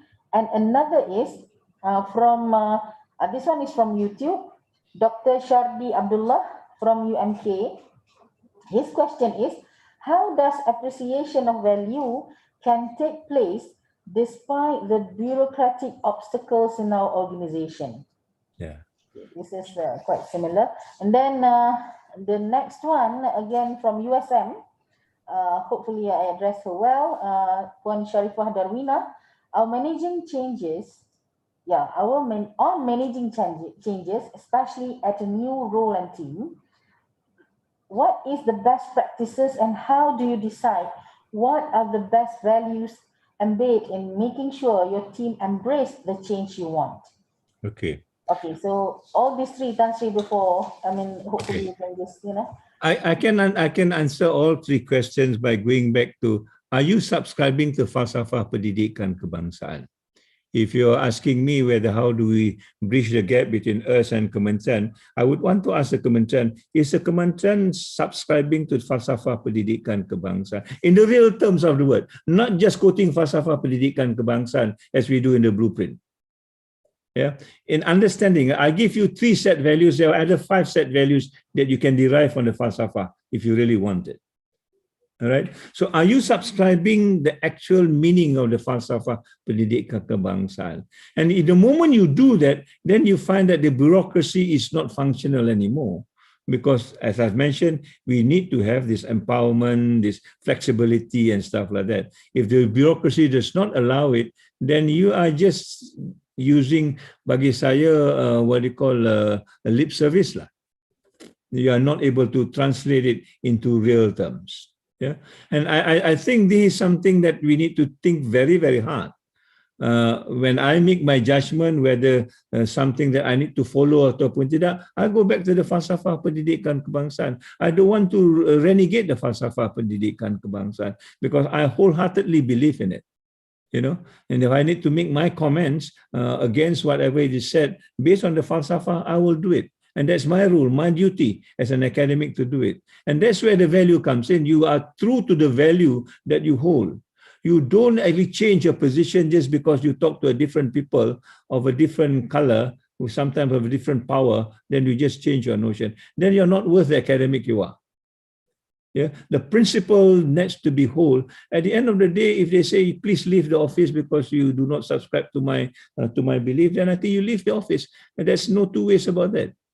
But that is as much as I think the truthfulness to this thing. So, macam Sharifah Darwina tanya tadi, how do you decide? I decide on what I understand as far as the falsafah is kebangsaan is concerned. You know, and we have produced a book. And then that book covers from IR9, IR4 until the beginning of it. We interviewed Tan Sri Wan Zahid, one of the architect of it, you know. And now we're going to produce a second edition. We will include the post-COVID environment where falsafah pendidikan kebangsaan can play a role. Yeah, all the other things that we have not covered in the first edition, we will cover it. Menunjukkan bahawa this falsafah pendidikan kebangsaan is wide enough.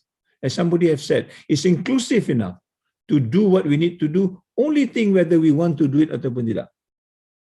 Yeah, and I think if we're able to do this, then I will be able to tell you also that it mirrors very much on the 4 pillars of learning of UNESCO that I've mentioned. So in maknanya, there's already an international standard that we can benchmark with. We don't have to grapple, tak payah tengok orang lain buat, kita nak buat. Kita dah ada dah. Hanya kan kita nak meletakkan je in a position that people can understand. We have got the jewels, we have got the the materials. All you need to do is to put it in the proper perspective. Then other people will look, hey, Malaysia has got this. Kita dah ada satu benda yang orang lain tak ada. But we are not doing that. We are still looking at other people just because they are so-called world-class university. Kita pun terpikatlah dengan world-class university-nya. But we will not be able to do it because the context is different, the culture is different, the value is different, and sometimes the way they run the university is also different. So we are not able to do this. You might as well content with what we've got. Yeah, I think that will probably be your last question, Sharizad. I want to thank everybody for. Yes, Tan Sri, that's the last question. Yeah, I would like to thank everybody for now. for listening. And if there is any other conversation, I think we should do this conversation. This conversation should not end with a webinar. It is a long-term process, especially the younger academics who are aspiring to do better post-COVID. The world is yours, and you need to have all these things. We are willing to actually work with you. I'm quite certain Akept will be one of the strong proponents in this. So let's make dua, inshallah, that we will do the best, inshallah. So thank you very much. Assalamualaikum. Okay, Tan Sri, thank you very much. Thank you so much. And it seems that there are many in the platform is actually still asking question, but we have to stop them by now because we have another one session for the morning session today. Yeah, and since that time is not permitting us to entertain more questions, so the secretariat, as I mentioned earlier, will share the question to Tan Sri, and they will get back to those who ask the question with the answers later. Yeah? So thank you to the participants for your questions, concerns, opinions, and also insights. And Tan Sri, thank you so much once again. It is our pleasure to have you with us, and of course you will be staying with us today up until tomorrow. Yeah. And again, ladies and gentlemen, I would also have the pleasure to once again thank IIUM top management for their consent, giving it to us to organize this webinar, and Akept especially for being our biggest supporter in making this realize. Yeah. But above all, let us put our hats off to the MSD team, Management Services Division team, led by Datuk Haji Ibrahim Ahmad, for being the people behind the scene of this webinar, the secretariat, until all of us are able to gather this morning, and inshallah making it up the whole day today and another full day tomorrow. So stay tuned. Ladies and gentlemen, let us now take a 30 minutes break. 30 minutes break, and polite reminder to everyone, stay safe, maintain 1.5 meter physical gap while you can still maintain your social distance, through WhatsApp or video call, or even you can chat to one another in the ataupun on the chat box in the both channel. So we will come back at what time? This is 11:30. So we'll come back at 11:30 for our second session. So stay tuned. See you soon.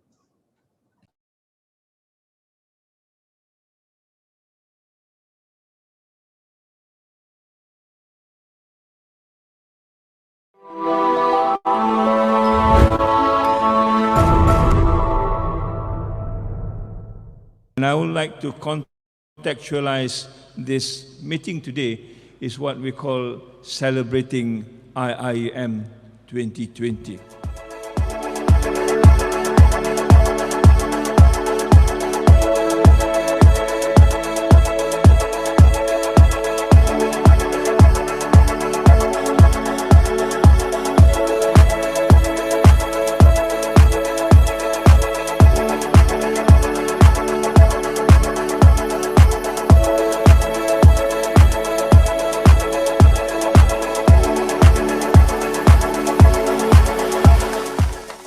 Hari ini, Perintah Kawalan Pergerakan dilaksana di seluruh negara bagi mengekang penularan COVID-19. Perintah Kawalan Pergerakan mulai 18 Mac 2020 iaitu lusa hingga 31 Mac 2020 di seluruh negara. Let me reassure you, as far as I am concerned, the situation in the university is well under control.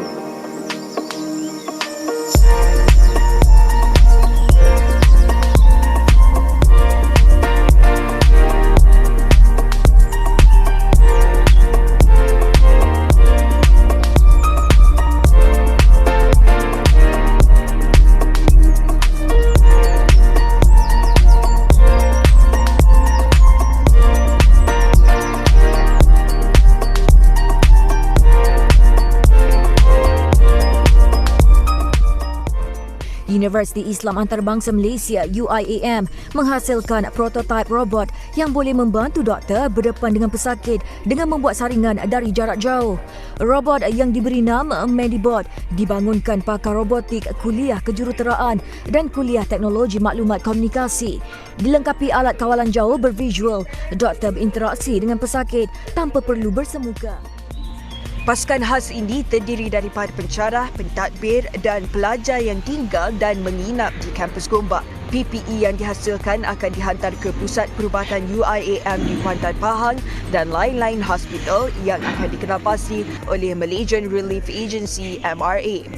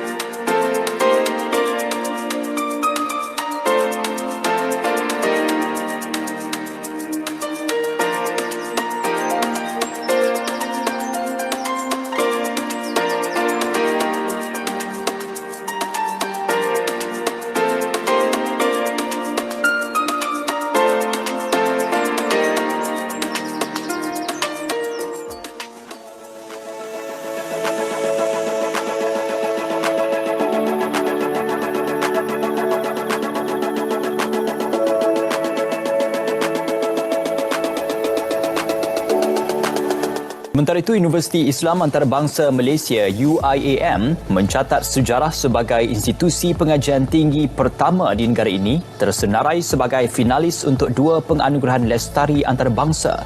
2 anugerah itu adalah anugerah Green Gown antarabangsa dalam kategori institusi lestari terbaik dunia dan anugerah memanfaatkan masyarakat menerusi program Light.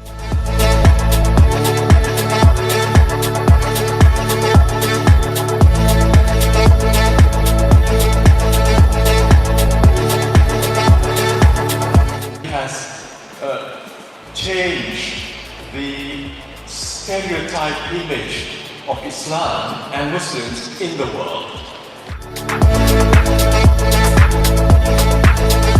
Anugerah ini merupakan pengiktirafan bagi universiti untuk membuat satu perubahan atas kepakaran yang telah diiktiraf oleh bangsa-bangsa bersatu dalam hal ini.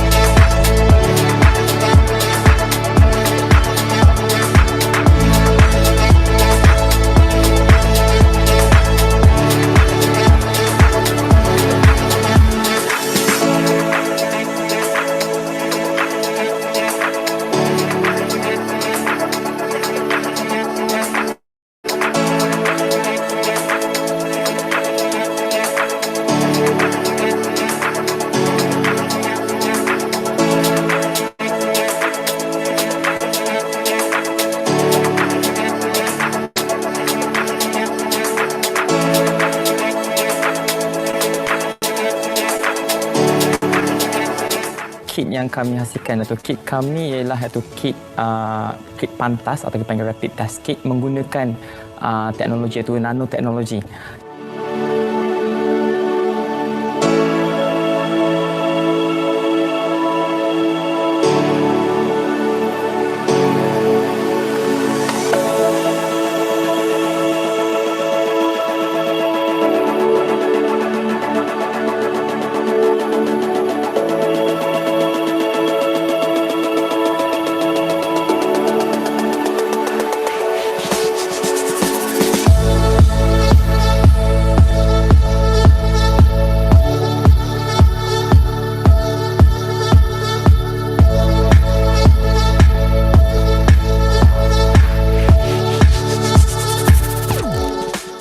Thank you once again, and I look forward to working with you closely for the year 21, 22 and beyond, and I hope we can come together in a more cohesive way after this when we start looking at the roadmap 2021 to 2022 and also taking other initiatives like the Sejahtera Academic Framework and other things that will come by as we move forward in trying to understand what the future will be like.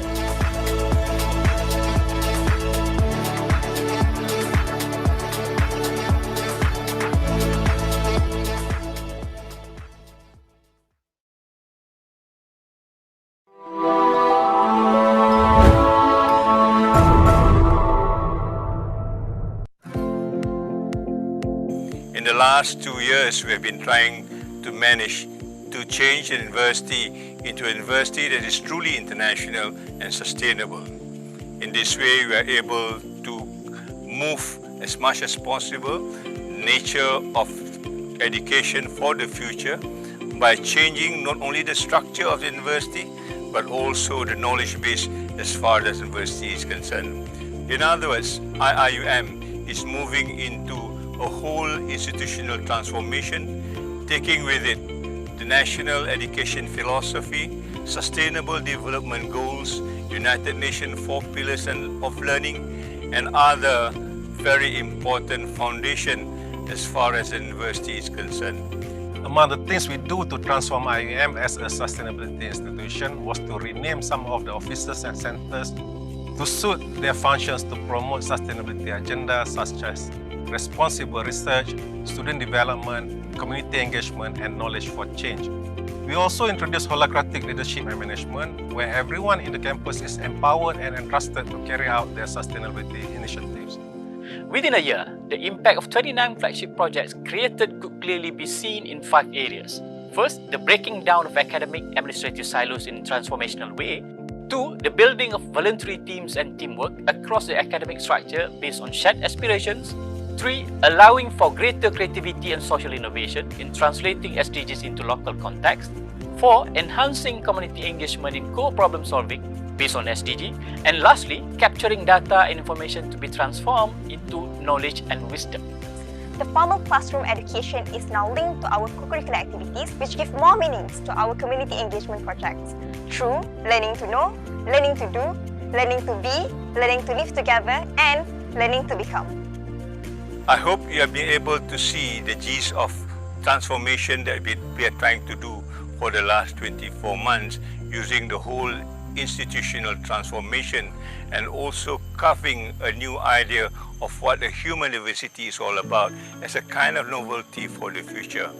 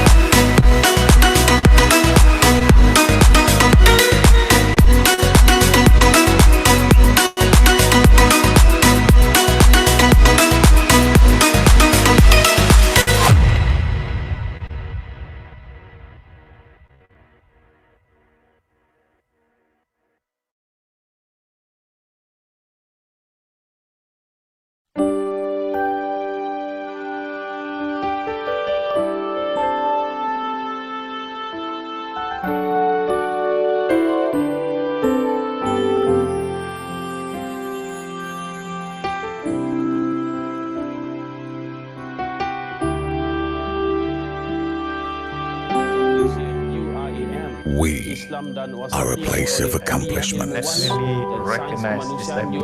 From humble beginnings, we have broken barriers and records. From the rawness of basic knowledge, we have instilled values. Values that inculcate the blossoming of minds and the bestowing of virtue. Our accomplishments have touched the lives of so many. For indeed, our infusing of virtue with knowledge has been the key to our success. Why are we always striving? Why do we keep pushing the boundaries? Why do we constantly try to bring out the best in each of us? Because here, no matter where you're from, you are accorded the same right to succeed.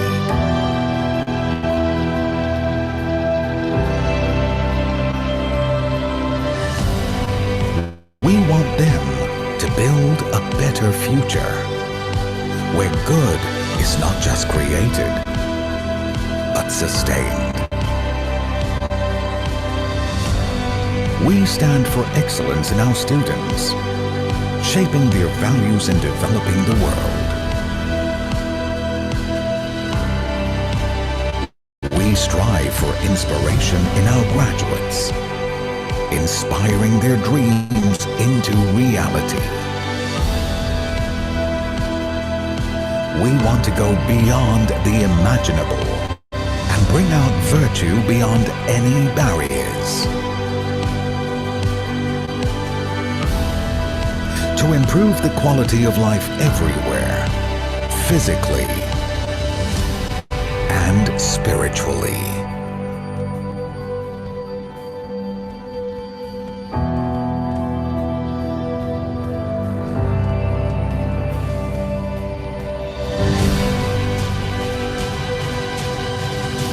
Iium provides the best conducive learning environment for all students, offering a wide variety of amenities in the pursuit of knowledge. Opening avenues to reach the furthest realms of enlightenment. The International Islamic University of Malaysia. The garden of knowledge and virtue.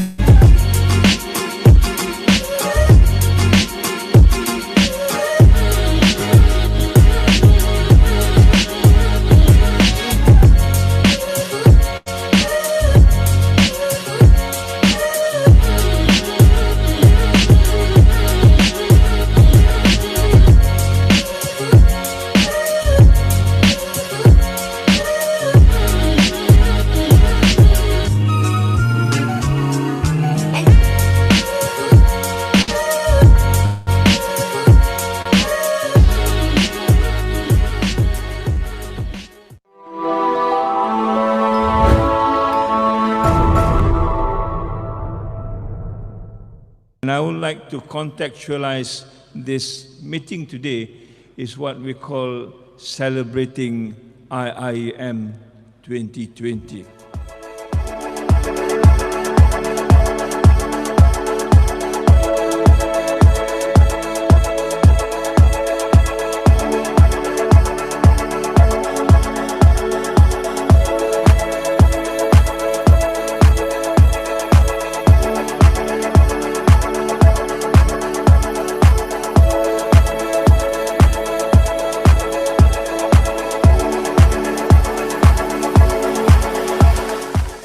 Hari ini, Perintah Kawalan Pergerakan dilaksana di seluruh negara bagi mengekang penularan COVID-19.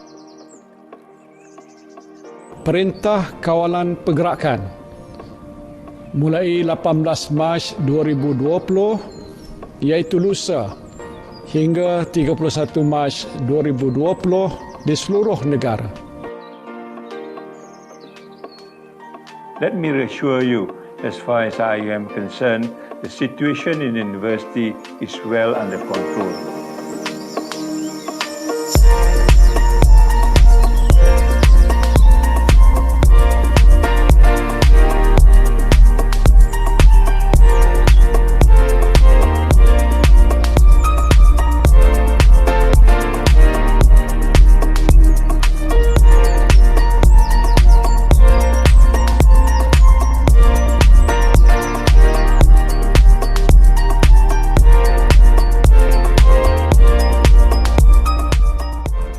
Universiti Islam Antarabangsa Malaysia (Iium) menghasilkan prototipe robot yang boleh membantu doktor berdepan dengan pesakit dengan membuat saringan dari jarak jauh. Robot yang diberi nama Medibot dibangunkan pakar robotik kuliah kejuruteraan dan kuliah teknologi maklumat komunikasi. Dilengkapi alat kawalan jauh bervisual, doktor berinteraksi dengan pesakit tanpa perlu bersemuka. Pasukan khas ini terdiri daripada pencarah, pentadbir dan pelajar yang tinggal dan menginap di kampus Gombak. PPE yang dihasilkan akan dihantar ke Pusat Perubatan Iium di Kuantan Pahang dan lain-lain hospital yang akan dikenalpasti oleh Malaysian Relief Agency MRA.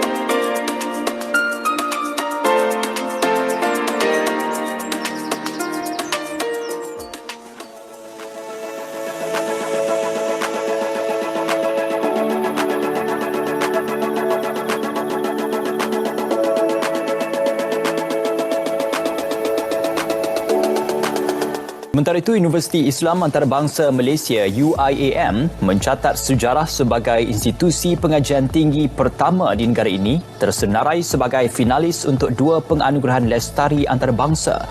2 anugerah itu adalah anugerah Green Gown antarabangsa dalam kategori institusi lestari terbaik dunia dan anugerah memanfaatkan masyarakat menerusi program Light.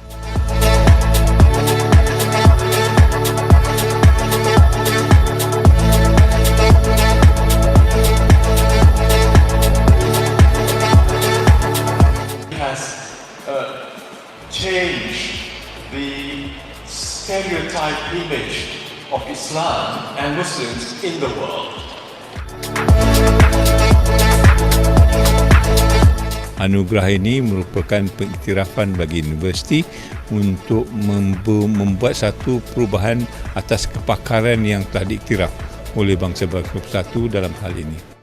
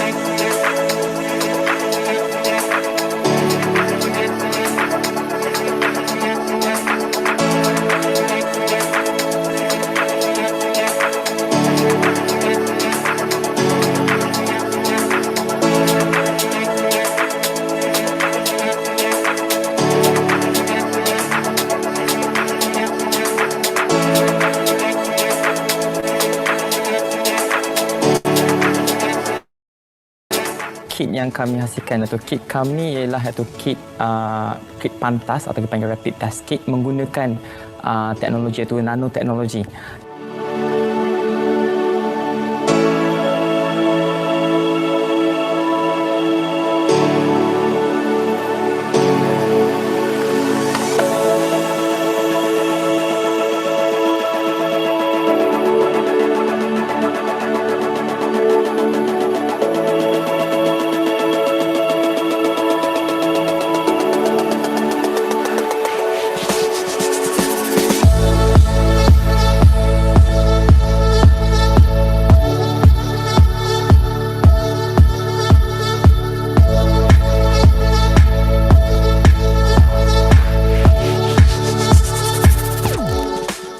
Thank you once again, and I look forward to working with you closely for the year 21, 22 and beyond, and I hope we can come together in a more cohesive way after this when we start looking at the roadmap 2021 to 2022 and also taking other initiatives like the Sejahtera Academic Framework and other things that will come by as we move forward in trying to understand what the future will be like.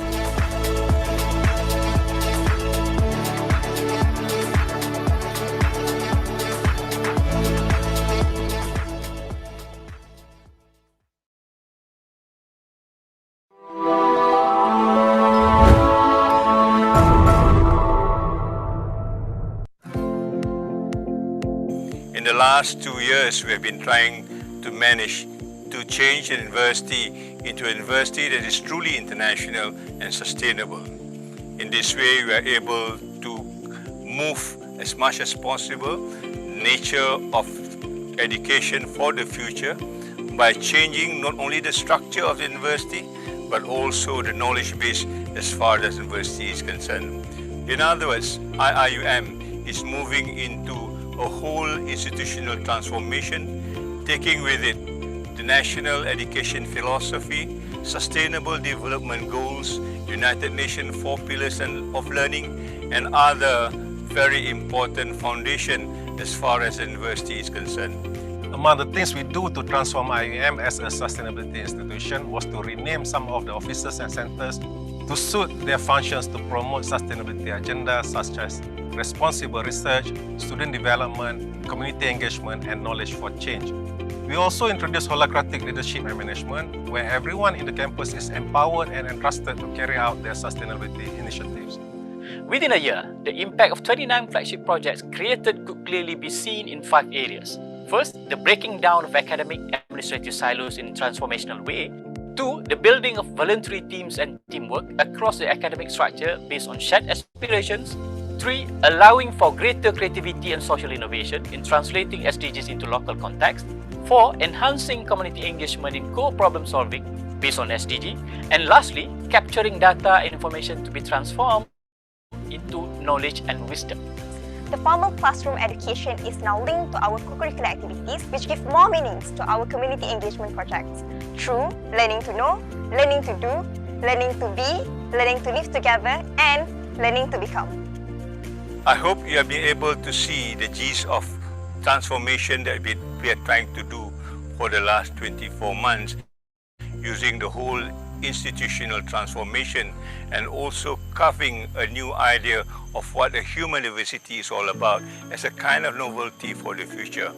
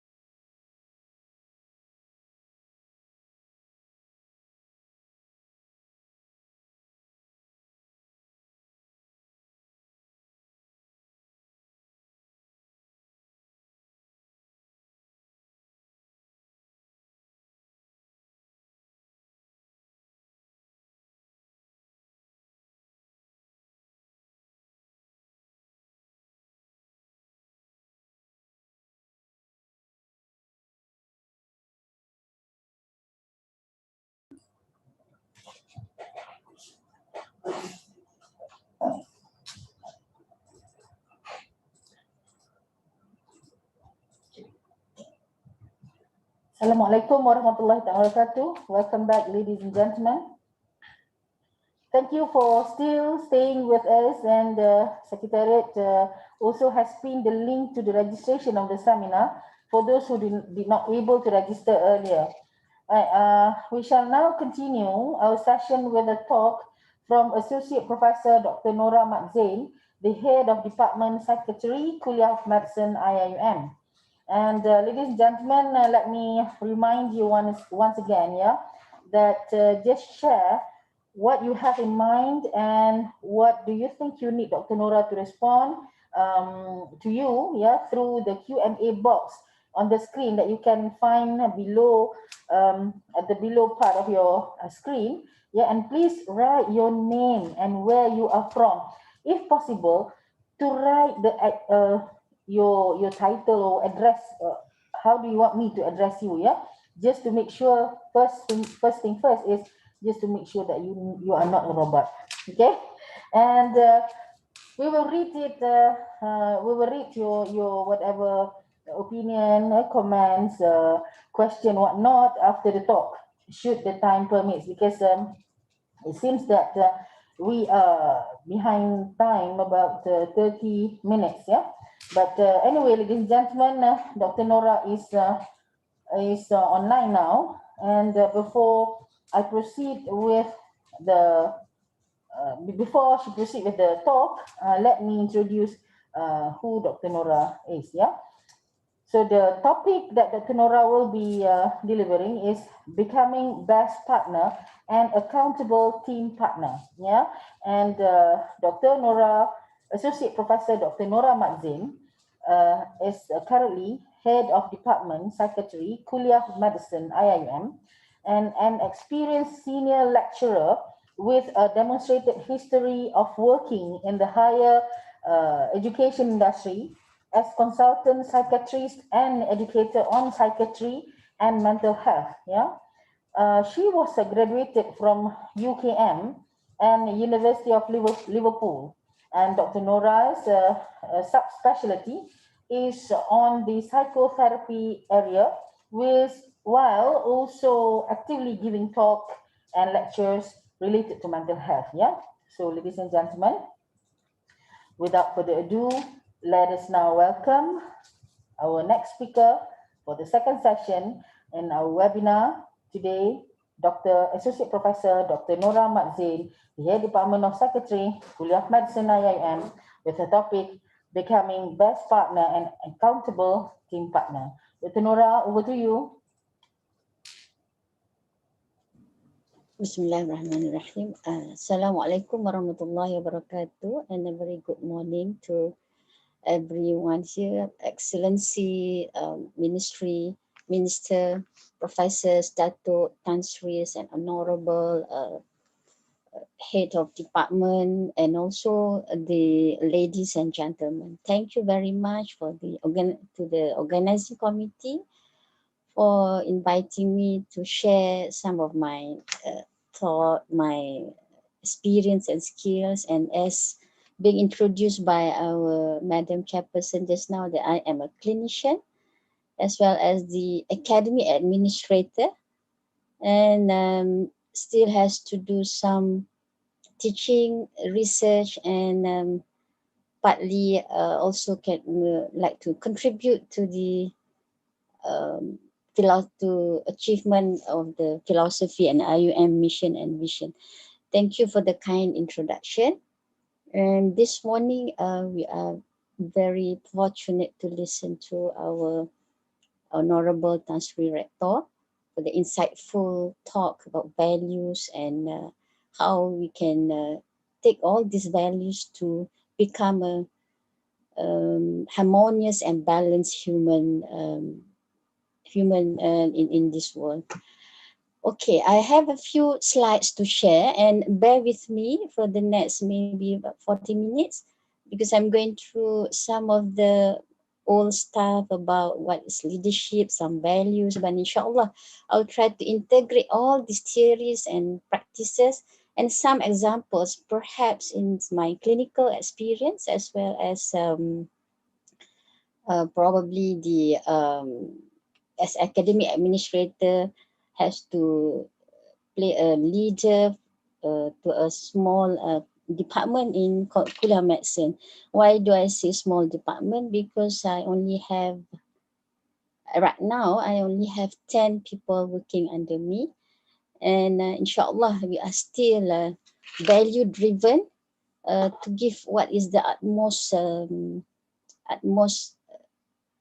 things that we need to give to the organization. Okay, let me share my. So, being a clinician and a psychiatrist by myself, people always say that, oh, probably I can deal with some of the issues, supposedly more constructive rather than destructive.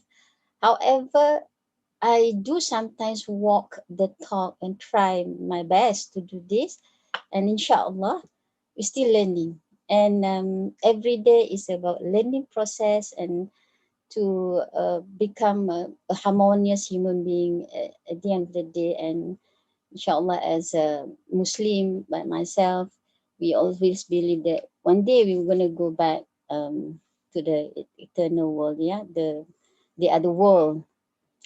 Okay, let me share the screen. Can see my screen, I hope. Right.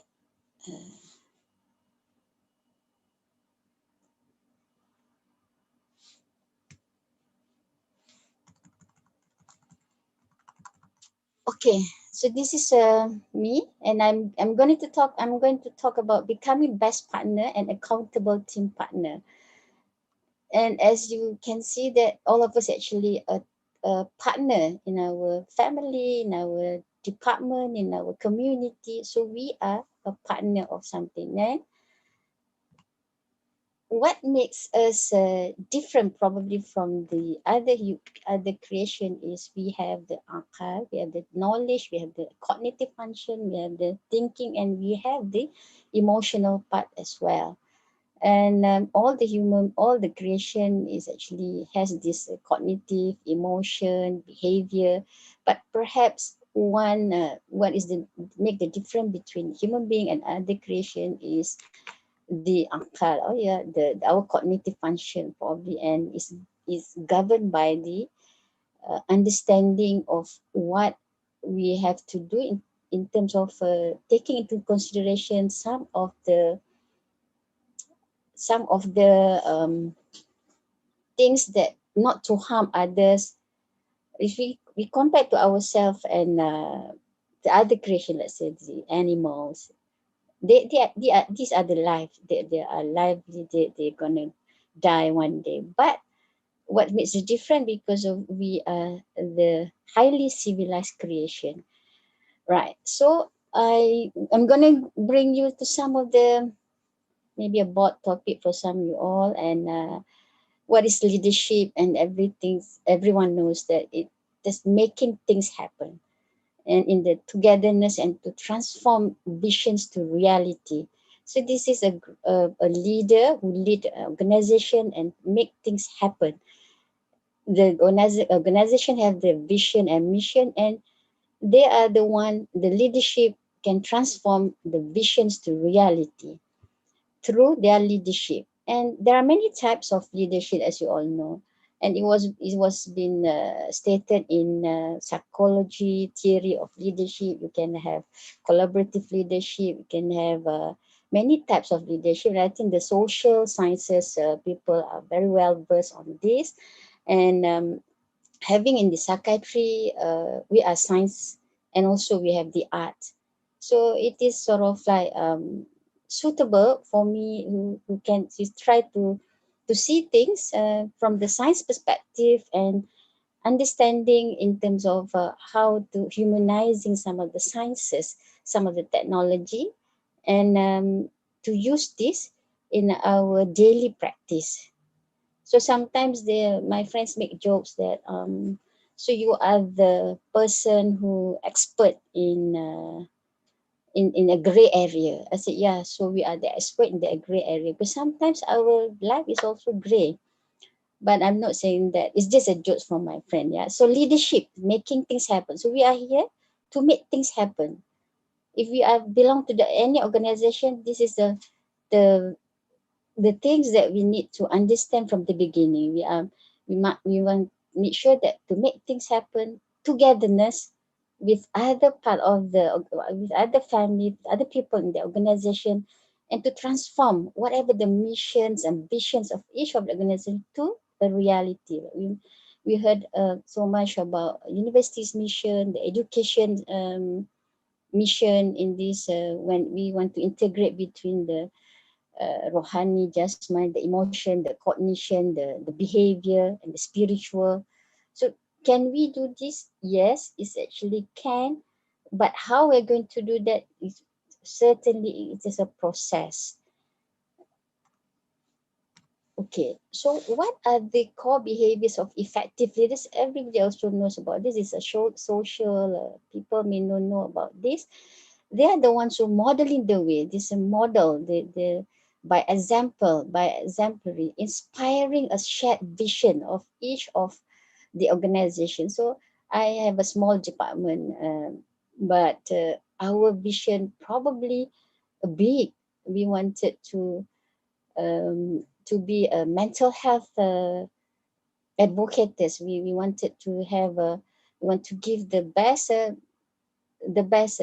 education of psychiatry, undergraduate, postgraduate. We want to give the best services to the community, becoming a psychiatrist with the uh, values of looking at any cases in holistic way. So we always share and tells our graduate, whenever you see any case, you must look at the bio, psychosocial, and the spiritual part and incorporate this in your management. So this the vision is small, but I think it's big. But we can have as much as vision and mission that is bigger, and how we are going to transform that to a reality. It's of course it needs a few other processes, and one of that is to become a partner as well as a leader. So leadership partnership in our organization. So maybe some of them example relate to the how do I handle some patient, because you can, if you hear just now that my interest and my specialty is the psychotherapy. Sometimes I do the dynamic psychotherapy and the cognitive and some of the behavior change. And lately we are doing the value driven behavioral change, and this is very interesting because sometimes we can't control many things, but how can we change? Is just one way, that one of the things that we can do is by using our values to change our behavior. So this is the leaders can inspire, the effective leaders is inspiring, and they challenge the status quo sometimes. So they are not afraid uh, of venturing in some things, and they will accept whatever the challenge is. And not only that, as my topic was here is as a partnership, as a teamwork, as a team player. So the effective leadership also empowering and enabling their teams. They are the enablers. They're recognizing the achievement of any of their staff or their members in the department or in the organization. The recognizing that human being are more motivated if their contribution is being recognized. And I think that is a human nature whereby people wants to be important, and our job is to make sure that every members in the department or in the organization are important, is important. And we are here to make the person that feel important. So these are the some of the core behaviors of effective leaders. And there's many other core behaviors, but this is the one that I got it from our papers. This is produced by our own Malaysian researcher. Yeah. Okay. So another characteristic is strategic thinking and behavior. Demonstrate fundamentals of teamwork. Empower the small group autonomy, and this is very important. Sometimes we forgot to empower and our team members that to make some decision. So we empower them, and this is just to make a person become very important, and this will increase their well-being. So everybody would like to be important in this world. We want to contribute something. We feel that we want to contribute, and this is the sense of being important, the sense of contribute something. This is where the well-being, the happiness, the joy will come. And in the leadership also must have a clear roles and rules. Cannot be rules or roles ambiguous. I mean, if the department of the organization doesn't have a clear role, so the leader can't do their job properly, the subordinate can't do their job properly. So it is important to have clear roles. And as you all know that every one of us have our roles as a human being. And if just given very simple example that I used to tell my client in my clinic, that we have roles at any point of time. Like now I'm sitting here, I am an educator, I am a clinician, I am a mother of children, I'm a wife, I am, and not to forget that I am a human being, I'm a female. So we have to we have roles and rules to fulfill. Maybe the fulfillment of this role will not come at one time. It may need some other time, but our job and our mind must be clear that all these roles probably need to fulfill balancely. So this is what I can get from the Tansi Rector this morning, that we have to have the harmonious, and Tansi Rector said many times about partnership. What other make the leadership or leaders good is they are not afraid to continue develop themselves, continue changing and looking and evaluating the organization structure, and they develop a strong partnership, not just bonding and partnership inside the department, but each of one of us, the individual will stick together, glue together, and work together to achieve the mission under one leadership. And the effective leadership, also systematic implementation and evaluation. Then this is where what I said just now, it's a balanced time management. So we must know where is the utmost energy that you want to put on. Some job require small time, less time. But another job probably require a longer time, much more than to be focused, to focus on that and try to do it in the balance. So the leadership or the effective, if we can look at, is a dynamic. It is not static. And this is what human being as well. We are dynamic. Our personality now, our what we are thinking, how we are thinking now, perhaps has some be dynamic in the past. So that makes the life is so wonderful, because we are dynamic, we are not static. Okay, this is about the values, is what we think. It's a guiding principle. Why I want to put it in the beginning about the values, about the leadership, because these are the things that we are going to use and to integrate in our partnership, the psychology of partnership later. So the values, guiding principle of our action. Some people do not realize it can be, sometimes it goes like the unconscious, and we try to, it's unconscious, meaning after sometimes we realize that what are the things that why we do this, why we are in education. at this age, why would we still work? If let's say money is not the issue, we are happy, we want time, but why we are still here? Why we are still in education? Why we are still why we are still working? And I amazed with most of our leaders, they keep on continue working, and I'm amazed, and I am Ibnu Sina chairperson now. It is Asma, Prof. Asma, which is she got everything, but she still come back. So there must be some values driven for all these people to come back and give. And one of that values that I probably wants to highlight is the giving, the sharing. That is the values that motivate people and motivate us to still do and strive for excellence. Serve as a standard criteria. So when we see things or when we evaluate on the certain things, it's based on some of our values, and the values is different. I mean, not to say that there is a core components of values that we can say, but some probably differ in terms of the emphasization of this.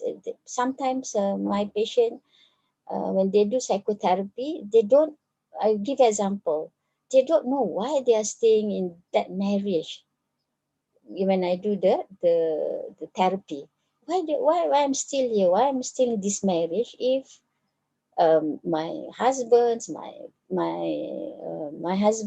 partner is showing some infidelity, but I still here, I still wants to be in this marriage. So lots of things that unconsciously, then when we do psychotherapy, when we go individually, then we know that some of us have these values that make us feel happy and joy despite of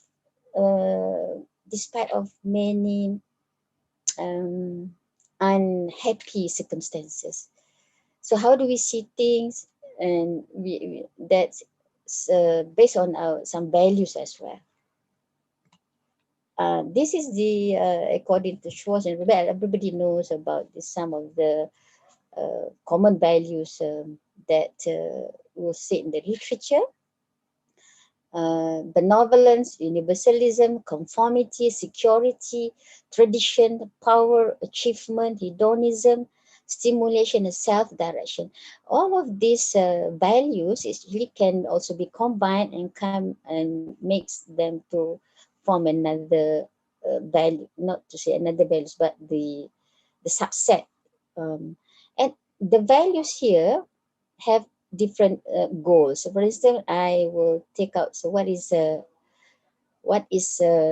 benevolence value? Benevolence value is, I can read here, benevolence value is the term itself can show that it is actually how we want to preserve and enhancing welfare among the person or the people who is close to us. So the goal is, and from these benevolence values, we can see that we become forgiving, respectful, and we adore and we embrace the true friendship, because these are the values. Or we accept our as people who we accept and forgive. And in one organization, we cannot run away from make mistake, and we keep on forgiving, and we accept, because we know that we have these values. And another example here about hedonism, the values of hedonism, whereby what is hedonism is the pleasure. So if you lost your pleasure, anhedonia is one of the symptoms for depression. Okay, but this the pleasure, we achieve something, we got pleasure, we are so happy, so it will driven us to do more and motivate us to do more. So it is very powerful if you understand each of the values that we have, that can change the scenario, the change of our way of thinking. And in fact, in the psychotherapy, in the clinical scenario, the clinician, there's a certain commitment therapy the ACT, which is part of the the characteristic by using the mindfulness, you appreciate what you have now, and the value change, the value driven, the people change because of their values. So they accepted, and it is being used in the therapy for individual therapy. It does, and also to enhance the human, the enhance the human change and productivity later, because it's not just to use for mental sick people, but it can be used as one way of enhancing our behavior in the organization and to improve and our productivity. Another benevolence is one of the things that when we want to use in the development of the best partnership, because when we have the needs to be in the with the family, with the connection, so we don't want to miss our bonding inside the small organization, or even in the big organization. What about conformity? Conformity is about the goal is to restrain our action or impulses, not to harm others. So whenever we want to do things, we have these values, we care for others, we don't want to hurt others. So it just makes us to be more positive, motivate to always become self-disciplined, obedient, and we also have this respectful, and we honor our friends, our family, our parents, because we have these values, and lots more that I can discuss. But I guess I leave it to some. This is the social theory, and how does this social theory, all these theories, related to science? Because being a doctor, we are the scientists. There's a recent research, not that recent, but there's a movement that whatever the positivity, the value, the calmness, actually will be translated in some of the changes in our biological symptoms. It is quite interesting. So for example, that when I do the psychotherapy for individually, the studies have shown that some of the genetics, some of the DNAs are changed. So this is a very interesting, this is a very interesting, whereby people say that the genetic cannot be changed. Yeah, we always look at the genetic, but with some of the changes, behavioral changes, or the calmness, and whatever what is I can say that is the reducing of the stress level, the calmness actually does give some impact to the biological changes in our body as well. So what is partnership? Now, a paired person, this is the very simple definition. Paired person working together in a similar activities. So the qualities in the organization must have open communication. The leaders and the subordinate must work together. They are partner. They are leader, but they also partner. Adaptability to the situations. Practices empathy. This is the good qualities in organization, in order to embrace with the partnership. Developing of the good partnership in organization. Yeah. So empathy, and Tan Sri Retno also mentioned many times this morning, is about flexibility. So empathy, flexibility, not just sympathy. Sympathy maybe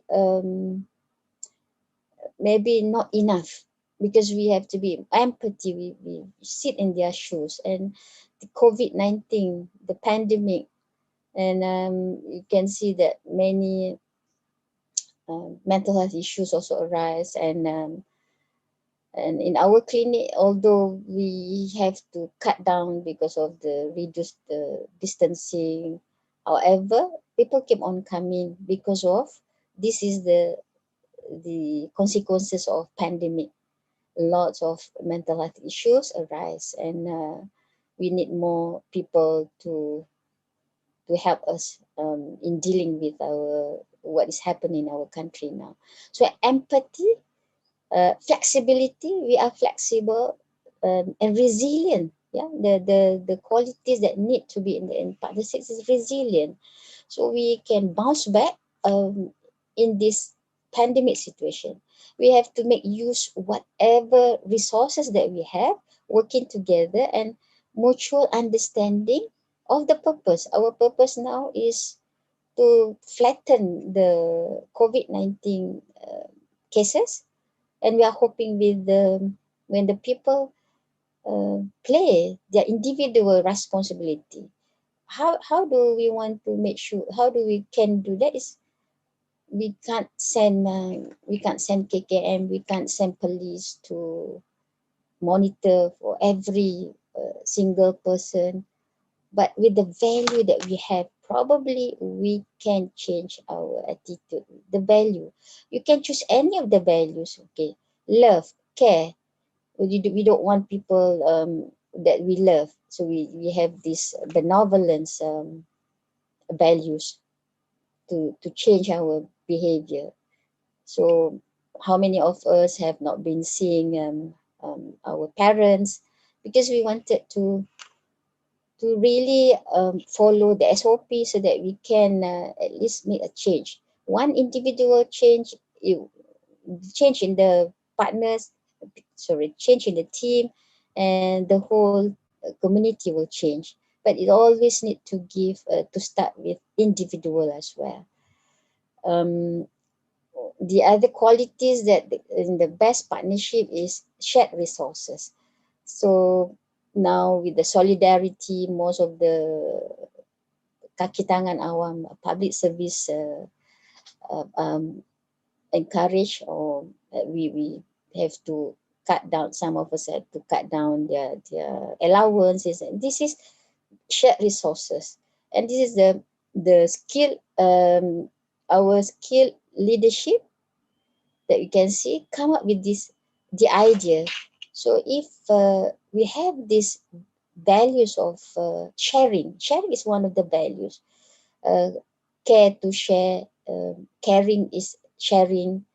So this is what we can put in the some other qualities is there, but I just take up some few important things, because this is an adaptation from any partnership relationship. For instance, my job, I'm a psychotherapist. Sometimes I do marital psychotherapy. So in the relationship, we talk about husband and wife, partners has to openly talk. So when I transfer to organization, the organization must have open communication. How to do that? Of course, there's a way of communicate. We have the adab, we have the custom, we have the way of effective communication. So again, the adaptability, empathy, flexibility, the shared resources, skill leadership, and the skill leadership that I shared just now. Another thing is we can put here is the value-based leadership. So there's a process of how to effectively do this. But this is some of the examples. What are the good qualities in organization to be success? A leader work as a partner in a team. A leader is a catalyst. We ignite spark. We create synergy. Individual energy become synergistic, and we create the climate of trust, openness. Trust, we can hear many times as well. Tan Sri Rector said we have to have some trust. Now we are academician. Sometimes the online teaching for me is quite difficult in the beginning, because we used to have our students who follow us every day, in our clinic, in the ward, and teaching teaching a medical student is sort of like apprenticeship. Yeah. So starting from clinical years, they are with us every day. So when they are not around, I feel lost. I said, am I still a teacher? Now, teaching psychiatry is not too bad because we can still talk, but the students miss the emergency cases in the hospital, in the ward. But we need to, and then we have these classes. So yesterday I asked my students, 25 of them, 27. I said, are you all there? Are you all, you are not avatar, right? I said, because of, sometimes these are the changes that's happening now. However, we must be flexible and ready to take any challenge during this period. And we can still make full use of any resources that we have. Responsiveness, leader or partner. So this is another good things that we will give us the best of success in the organization. We are responsive. Not only that, responsive, and also perhaps we are also able to look at, as a partner, we are able to identify in the beginning what to prevent for any difficulties in our organization. And I put there the behavior driven values as a partner, as a best partner in the times where everything that we can't control COVID. I mean, we can control to certain access to up to our level, but sometimes we can't control. When the government said this is a total lockdown, we have to follow the SOPs, and we sometimes people lose their control. They don't feel that they lose their freedom. We can't go to supermarket, we can't do things like as usual, so we lost our own freedoms. And losing freedom sometimes create a lot of stress among us. So however, how we can change all these things is we still have our values. When we love our country, when we love our family, so we will change, because these are the values that will help us to change our behavior, to follow the SOP, to stay at home, and to make full use of any resources that we have, and be mindful of the situation. Okay. I think this is another just some of the theories. The value-based leadership will give rise to stability, a trusting relationship among teamwork, motivate action and solution, organizational behavior, and transparent decision, and also resilience. So the values that we have the values in ourselves actually can be combination of others. Each individual has their own values, and all these good values will come in a team, and it will make the organization a value-based behavior change in any organization.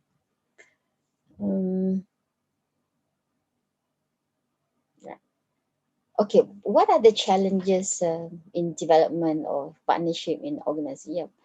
It's easier said than done, but we have to accept that sometimes challenges is the one that we have to overcome. So how can we work together or develop the best partnership if we sometimes have ideological differences? And there will be some power inequality. So conflict arises, the distrust, and we find that we are losing control in that team as well.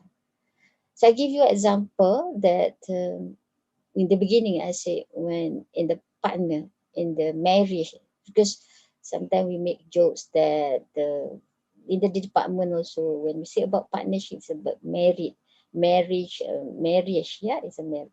So what makes a person stay in that marriage? What makes a person stay in the organization?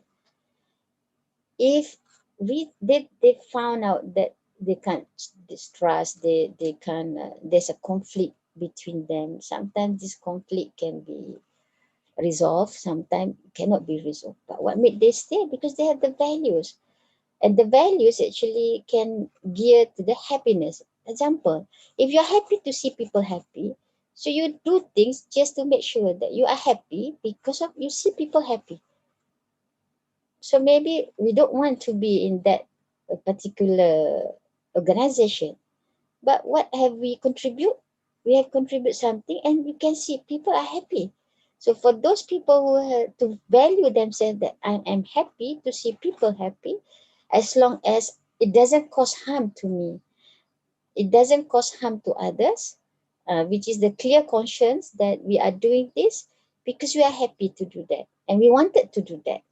So inshallah, this is there will be, to a certain extent, it can help us to stay and to do whatever needs to be as a best partner in the organization. Sometimes we have cultural clashes, the personality clashes, and this personality clashes actually stem from their upbringing, from the intelligence, from their cultural values as well. So it does create some problem in organization. The what is the worst part, because of can happen is the challenges probably just make a person only work on the process. They cannot focus on the vision and mission. They're just busy resolving the conflict, and they forget what is their main vision, their main objective in that partner. So they are busy with we are busy of blaming each others. You cannot understand me, you have to understand me. So this I probably much more words about this word that we can hear, rather than we say, rather than a we.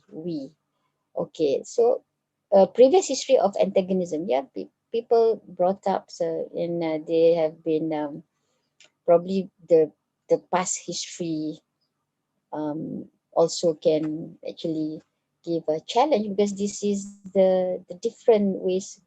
Different people will see things differently, and sometimes it's based on their previous experience, and they become scared, they become fearful. And what are the leaders should do? Highlighting, understanding, and accepting that human beings sometimes has own differences. As long as it doesn't cause harm to the organization, we sometimes can make use of all these differences to become the best partner team. So how do I see for example, we try to highlight what are the weakness, what are the strength for each of individual in our department. So some people their strength is this, some people their strength. So if we can make full use of this strength, and if we just put in the clashes, the differences a little bit away from our daily activities at daily things that we deal with organize in our job, so we can actually come up with more positive and outcome for our department, for our organization. I keep on saying department because I'm working in department, and obviously I'm also working with Iium, and I'm glad as well because of our honorable rector has shared the always looking at the holistic, and I feel like as a psychiatry department, a mental health department, that sometimes it is our job to make the vision realization, but we cannot work alone. Of course, we need to have our partners to achieve this goal. frequent failure to work together, and people got frustrated.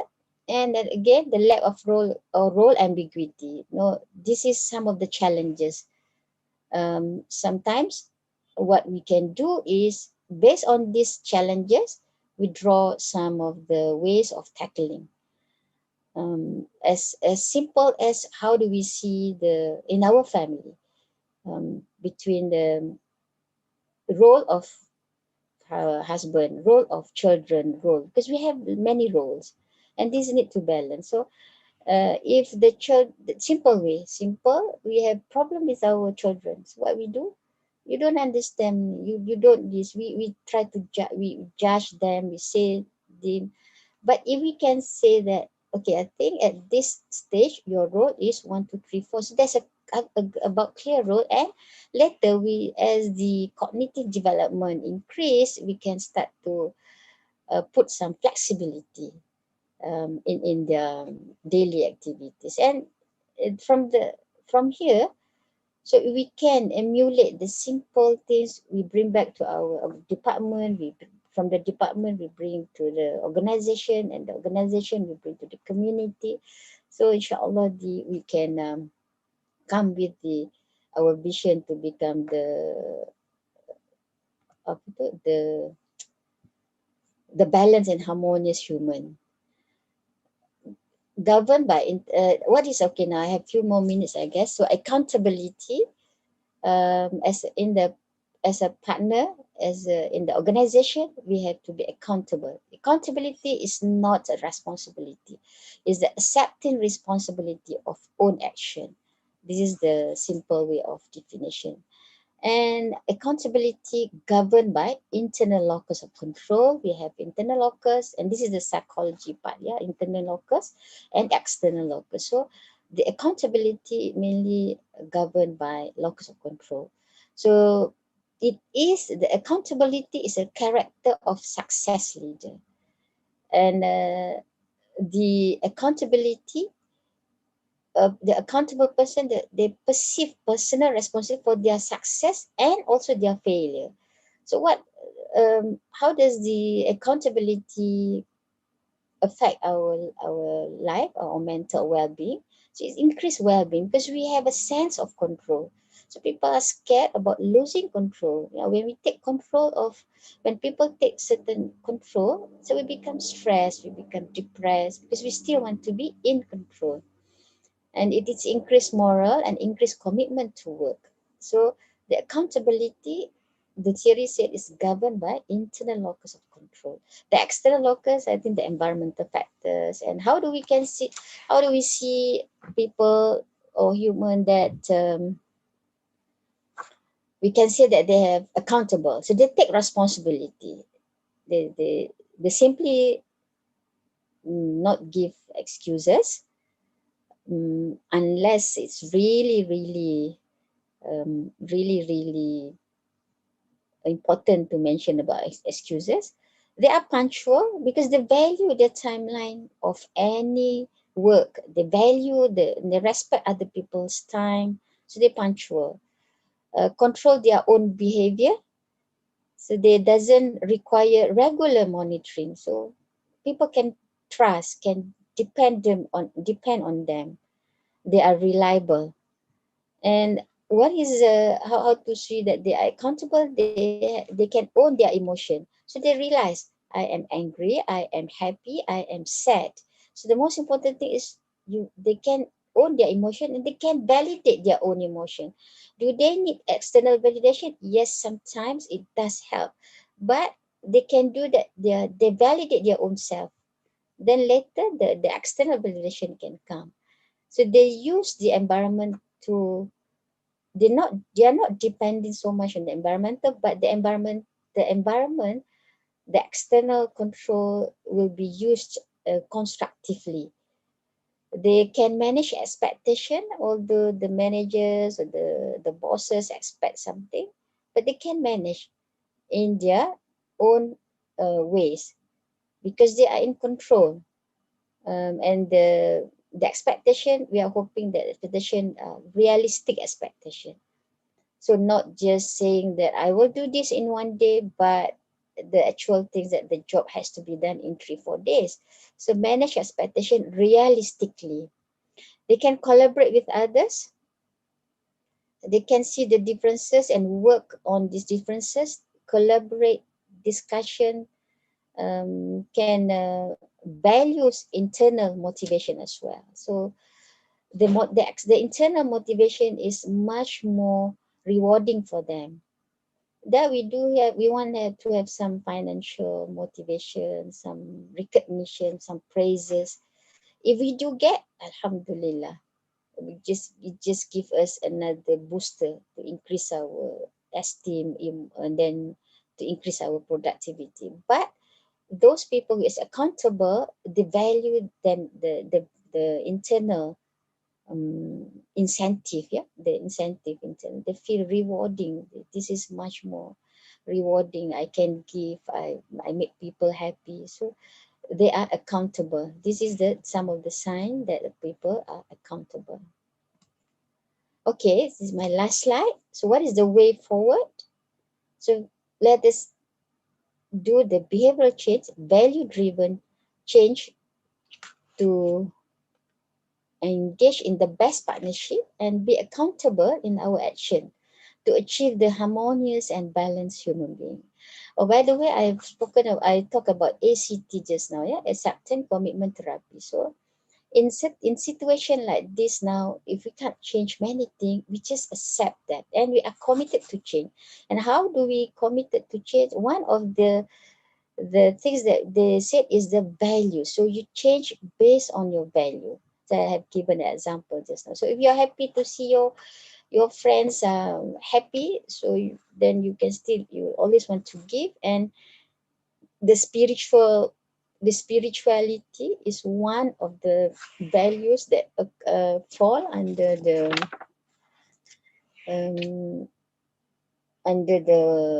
one of the values that is quite powerful. So the spirituality and because some people they have religion, but they some do not have religion, but they are spiritual as well. So their connection to the people, to the world, to the surrounding. So the spirituality is one of the values that can drive or can change in some of the behavior to achieve our target.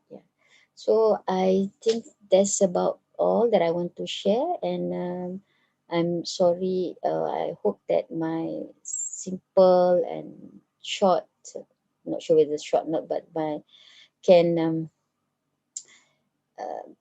give something which is not new. I believe that every one of us, we are educators, we are administrators, we hold certain position.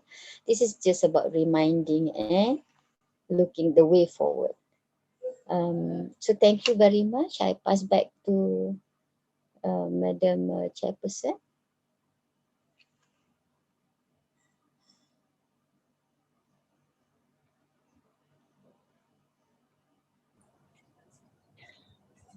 All right. Okay, thank you very much, Dr. Nora. Well, ladies and gentlemen, it is now 12:25 p.m. according to my clock here, and seems that we do not have much time to discuss or to entertain the question, but we have here at least one question. I think we can allow one question, to be entertained by Dr. Nora. And the rest of the question that we gather here from YouTube and also Zoom platform will be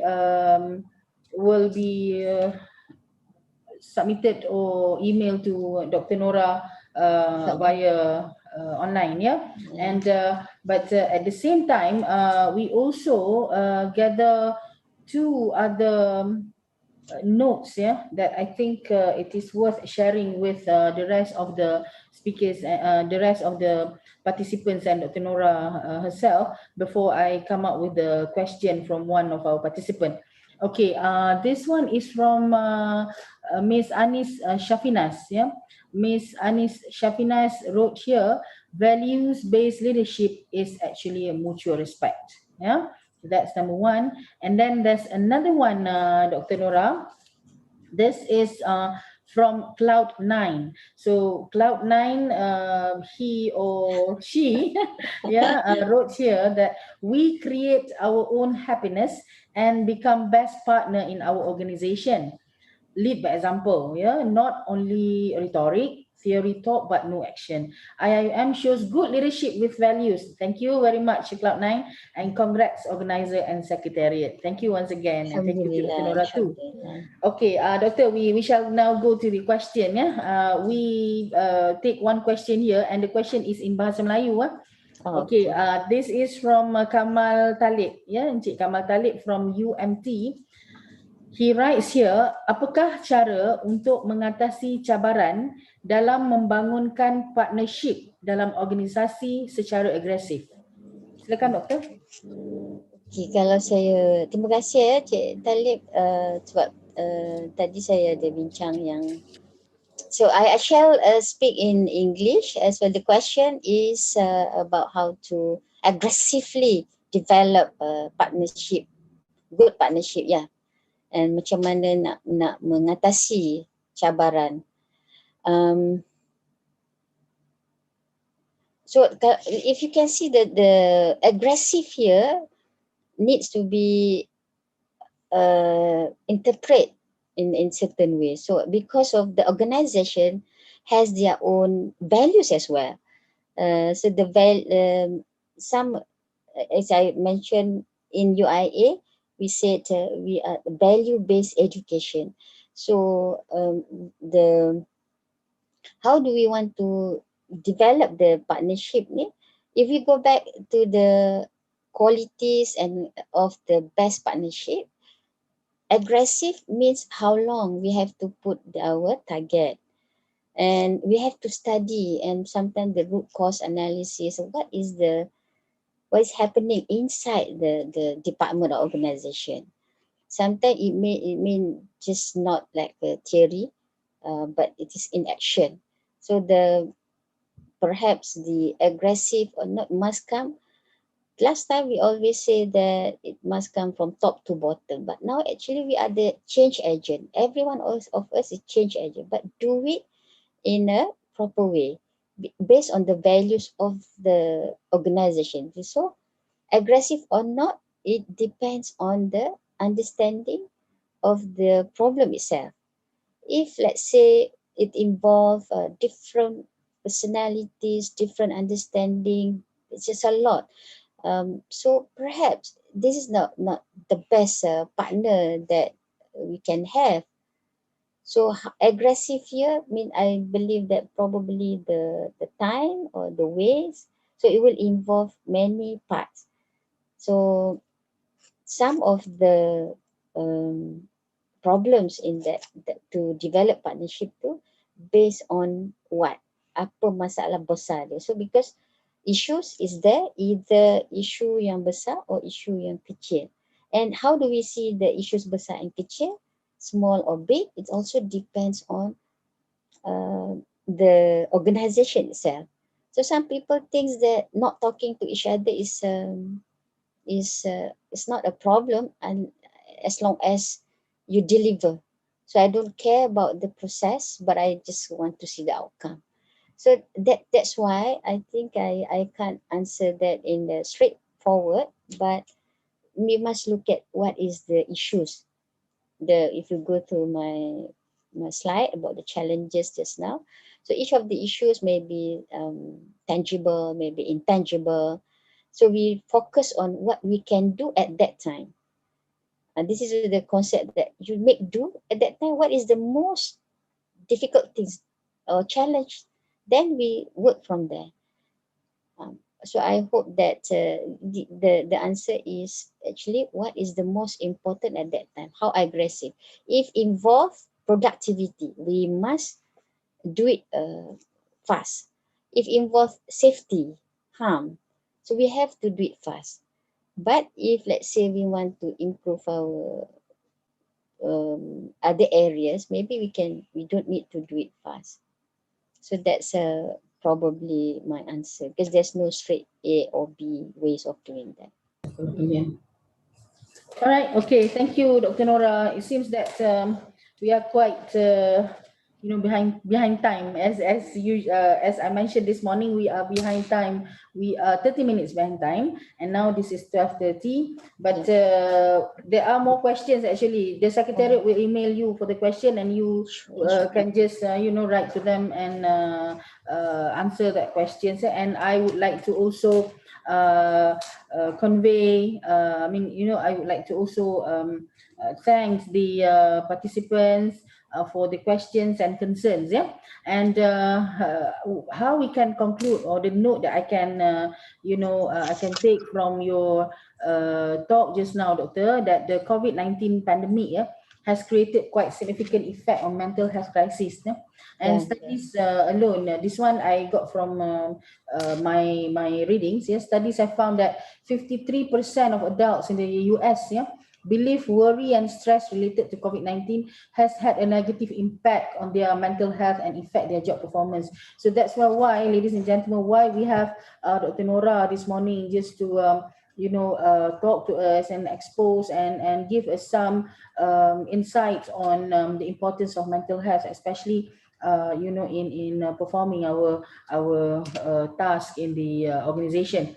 And from Dr. Nora's talk also, I note that this presents, the situation presents significant challenge for the leaders, especially, not only because it is the responsibility of the leaders to create the condition for people to do their best at work, but because failing to take care of employee or the team members' mental health and well-being can have a ripple effect throughout the whole organization performance.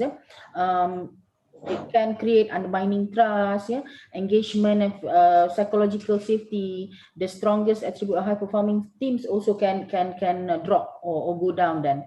And through the talk also, we can conclude that we know that when leaders and team members are more mindful, and when they get appropriate exposure on mental health, especially that's why we are here on this platform today, they are less likely to engage in disruptive leadership behaviors. Yeah, inshallah. So that's how I conclude things, and hopefully that our fellow audience and participant can also benefit from, which I believe this is a very, very comprehensive presentation from a psychiatry point of view. Very rare for us as administrators, leaders in the in a platform of management, hear from a psychiatry. So thank you once again to the secretariat, especially MSD of Iium, for bringing in Dr. Nora to be with us today. Yeah, and it's all about the importance of taking care of mental health, your mental health, not only ourselves but our family, and also our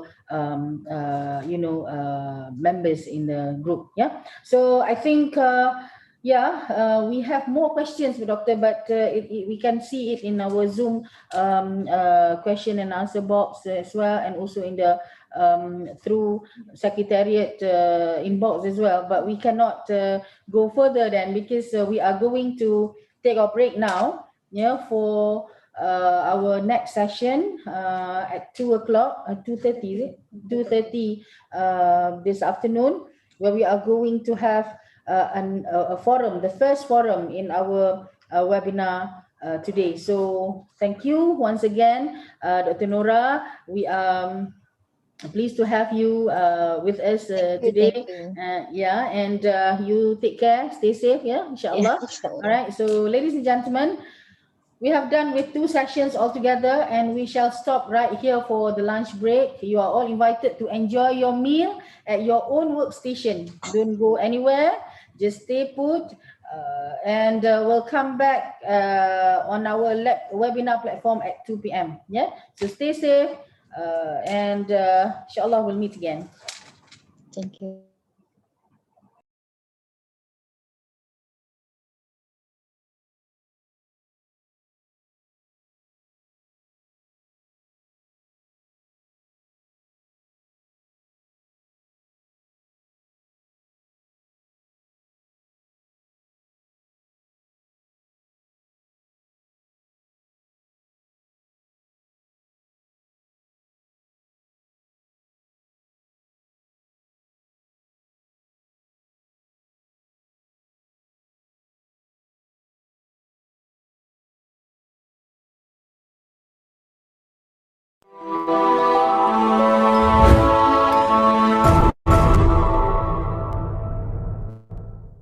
would like to contextualize this meeting today is what we call celebrating Iium 2020.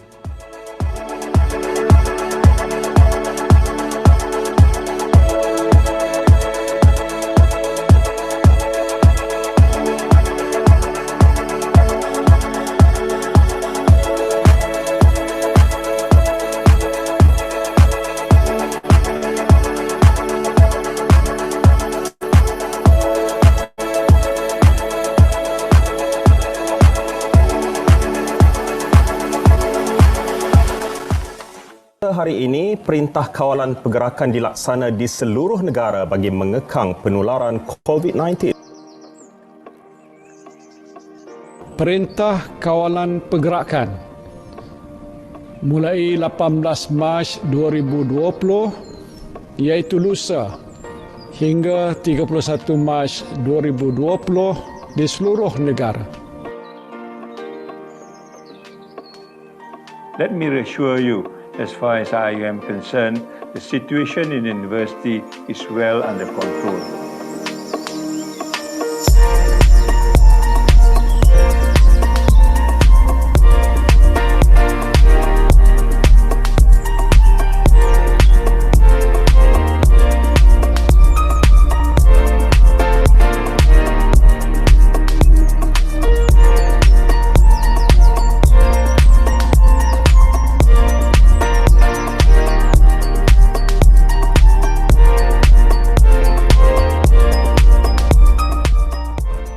Universiti Islam Antarabangsa Malaysia (Iium) menghasilkan prototipe robot yang boleh membantu doktor berdepan dengan pesakit dengan membuat saringan dari jarak jauh. Robot yang diberi nama Medibot dibangunkan pakar robotik Kuliah Kejuruteraan dan Kuliah Teknologi Maklumat Komunikasi. Dilengkapi alat kawalan jauh bervisual, doktor berinteraksi dengan pesakit tanpa perlu bersemuka. Pasukan khas ini terdiri daripada pencarah, pentadbir dan pelajar yang tinggal dan menginap di kampus Gombak. PPE yang dihasilkan akan dihantar ke Pusat Perubatan Iium di Kuantan Pahang dan lain-lain hospital yang akan dikenalpasti oleh Malaysian Relief Agency (MRA).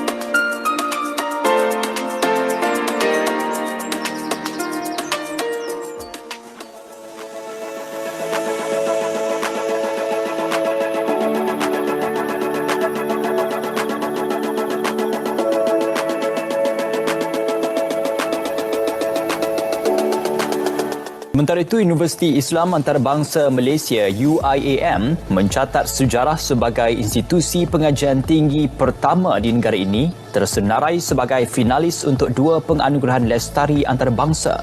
2 anugerah itu adalah anugerah Green Gown antarabangsa dalam kategori institusi lestari terbaik dunia dan anugerah memanfaatkan masyarakat menerusi program Light.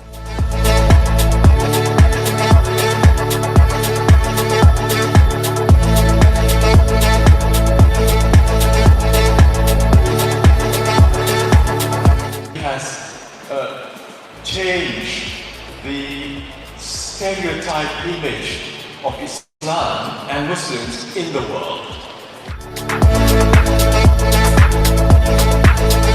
Anugerah ini merupakan pengiktirafan bagi universiti untuk membuat satu perubahan atas kepakaran yang telah diiktiraf oleh bangsa-bangsa bersatu dalam hal ini.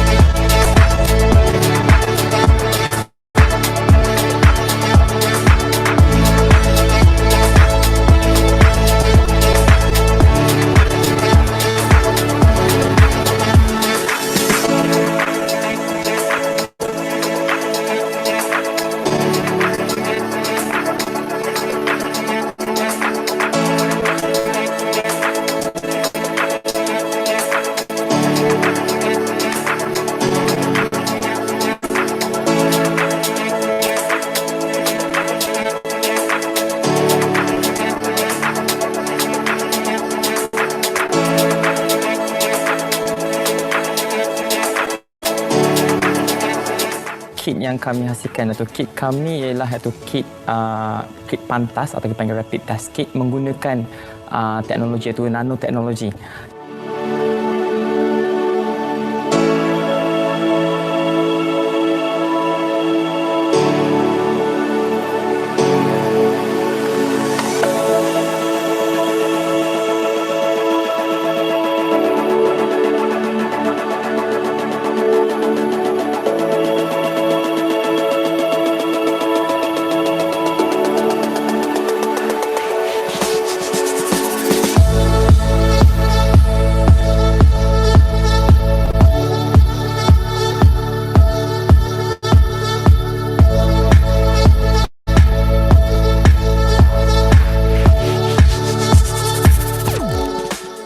Thank you once again, and I look forward to working with you closely for the year 21, 22 and beyond, and I hope we can come together in a more cohesive way after this when we start looking at the roadmap 2021 to 2022 and also taking other initiatives like the Sejahtera Academic Framework and other things that will come by as we move forward in trying to understand what the future will be like.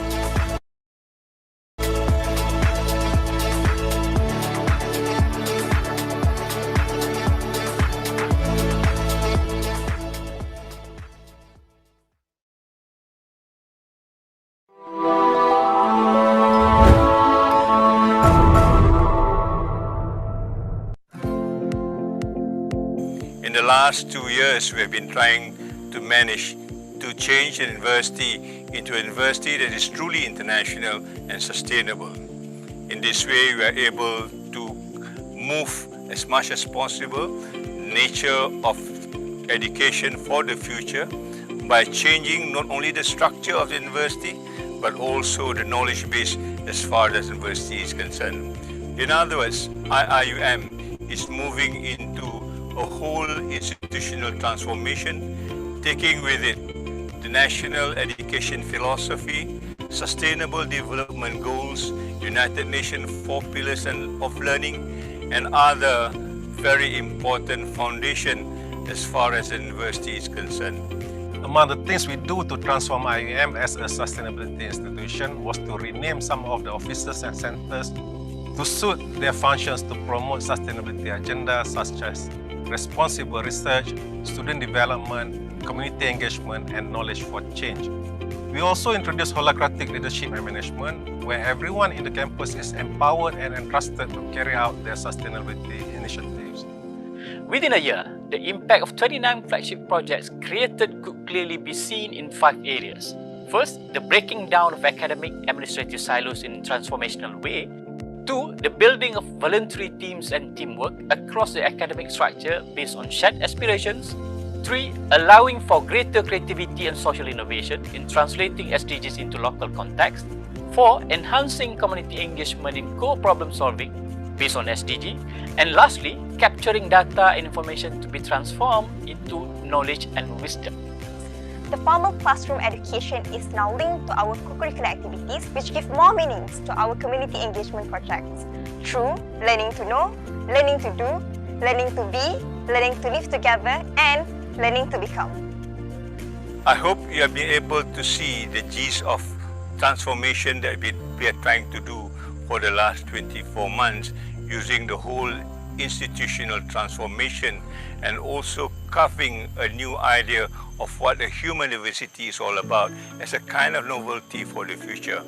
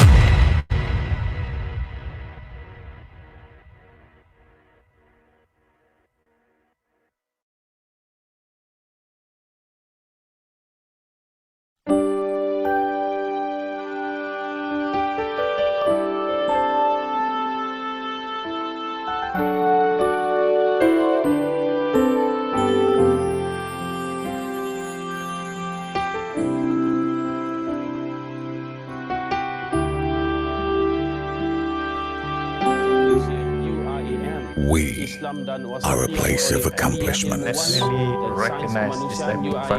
humble beginnings, we have broken barriers and records. From the rawness of basic knowledge, we have instilled values. Values that inculcate the blossoming of minds and the bestowing of virtue. Our accomplishments have touched the lives of so many. For indeed, our infusing of virtue with knowledge has been the key to our success. Why are we always striving? Why do we keep pushing the boundaries? Why do we constantly try to bring out the best in each of us? Because here, no matter where you're from,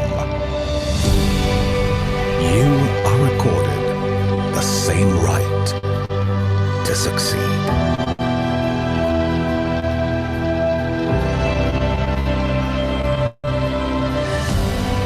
We want them to build a better future, where good is not just created, but sustained.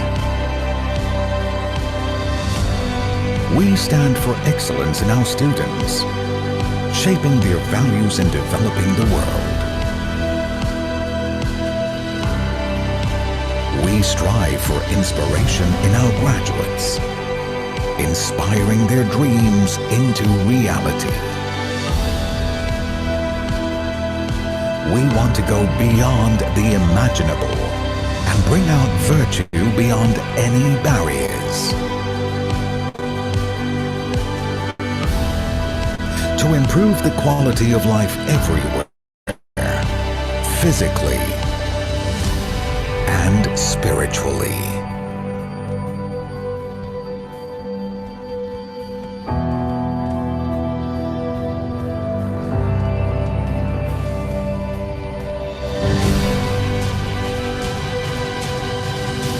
Iium provides the best conducive learning environment for all students, offering a wide variety of amenities in the pursuit of knowledge. Opening avenues to reach the furthest realms of enlightenment. The International Islamic University of Malaysia. The garden of knowledge and virtue.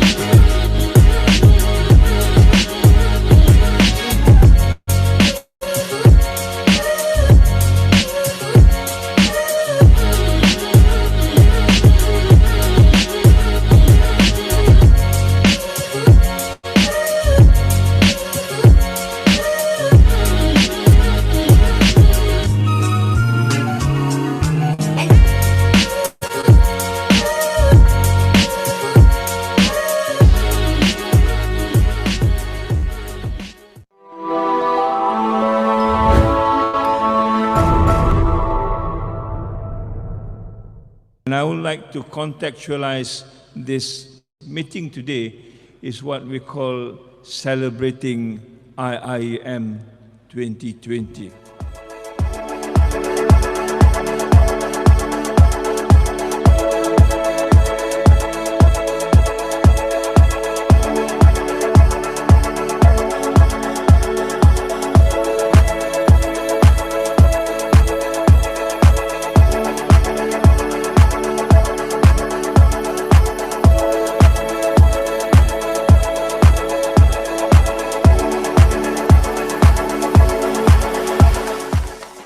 Hari ini, Perintah Kawalan Pergerakan dilaksana di seluruh negara bagi mengekang penularan COVID-19.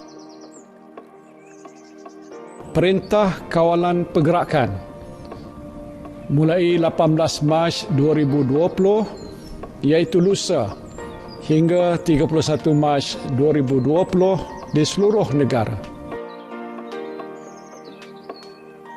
Let me reassure you, as far as I am concerned, the situation in the university is well under control.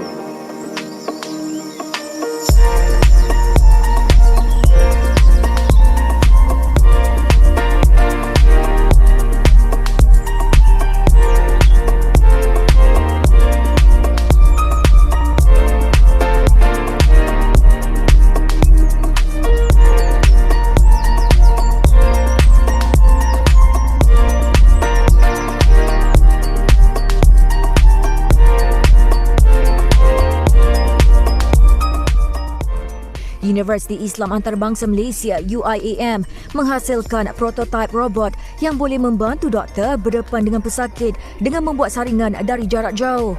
Robot yang diberi nama Medibot dibangunkan pakar robotik kuliah kejuruteraan dan kuliah teknologi maklumat komunikasi. Dilengkapi alat kawalan jauh bervisual, doktor berinteraksi dengan pesakit tanpa perlu bersemuka. Pasukan khas ini terdiri daripada pencarah, pentadbir dan pelajar yang tinggal dan menginap di kampus Gombak. PPE yang dihasilkan akan dihantar ke Pusat Perubatan Iium di Kuantan Pahang dan lain-lain hospital yang akan dikenalpasti oleh Malaysian Relief Agency (MRA).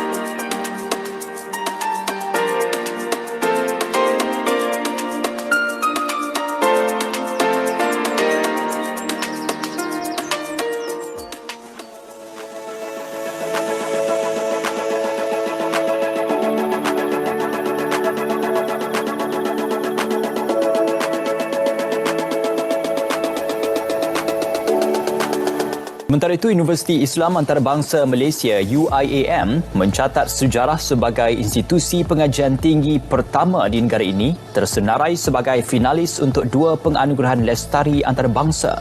2 anugerah itu adalah anugerah Green Gown antarabangsa dalam kategori institusi lestari terbaik dunia dan anugerah memanfaatkan masyarakat menerusi program Light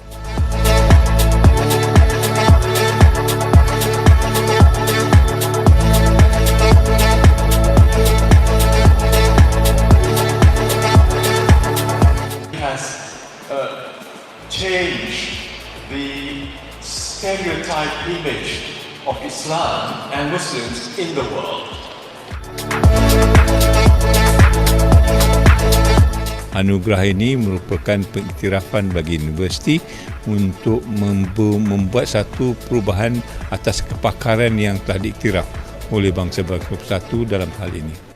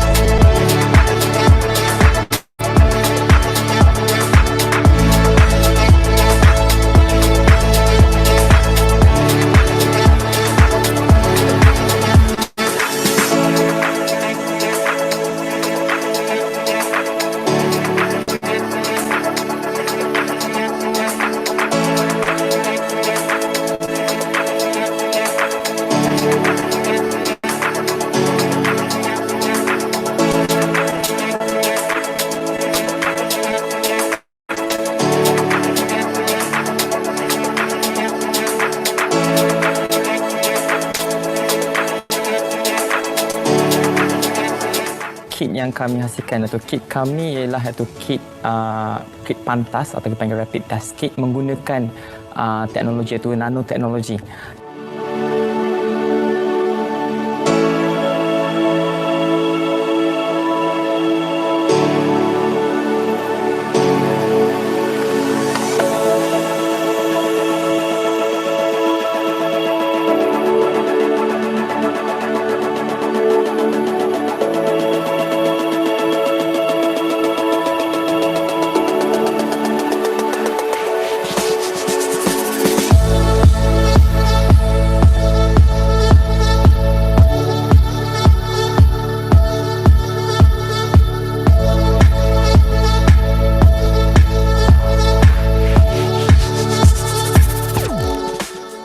thank you once again, and I look forward to working with you closely for the year 21, 22 and beyond.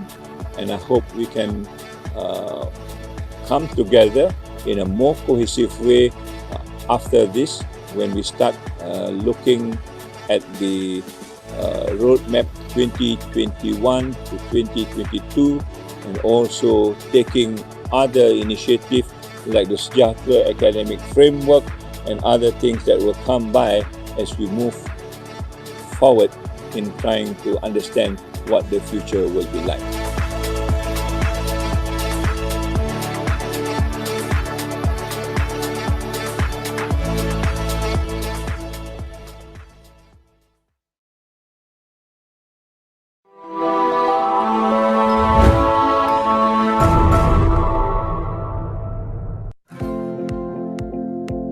In the last 2 years, we have been trying to manage to change an university into a university that is truly international and sustainable. In this way, we are able to move as much as possible nature of education for the future by changing not only the structure of the university, but also the knowledge base as far as the university is concerned. In other words, Iium is moving into a whole institutional transformation, taking with it the national education philosophy, sustainable development goals, United Nations 4 pillars of learning, and other very important foundation as far as the university is concerned. Among the things we do to transform Iium as a sustainability institution was to rename some of the offices and centers to suit their functions to promote sustainability agendas such as responsible research, student development, community engagement, and knowledge for change. We also introduced holacratic leadership and management, where everyone in the campus is empowered and entrusted to carry out their sustainability initiatives. Within a year, the impact of 29 flagship projects created could clearly be seen in 5 areas. First, the breaking down of academic administrative silos in a transformational way. 2, the building of voluntary teams and teamwork across the academic structure based on shared aspirations. 3, allowing for greater creativity and social innovation in translating SDGs into local context. 4, enhancing community engagement in co-problem solving based on SDG.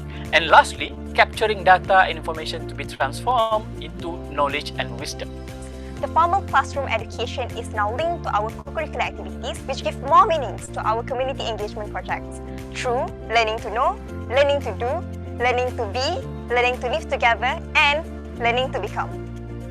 I hope you have been able to see the gist of transformation that we are trying to do for the last 24 months using the whole institutional transformation and also carving a new idea of what a human university is all about as a kind of novelty for the future.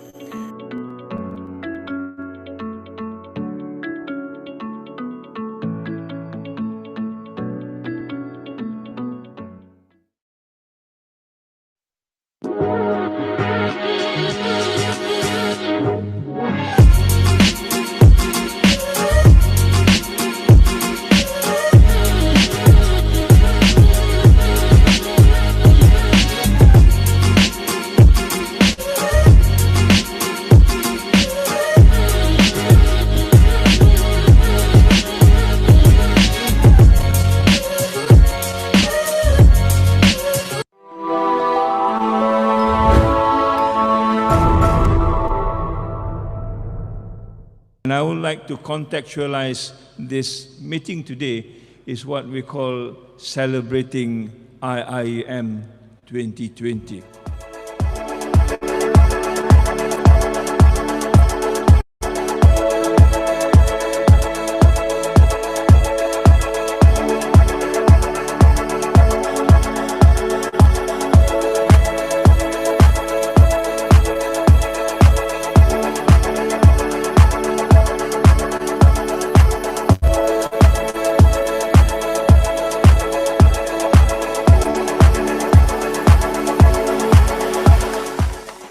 Hari ini, Perintah Kawalan Pergerakan dilaksana di seluruh negara bagi mengekang penularan COVID-19.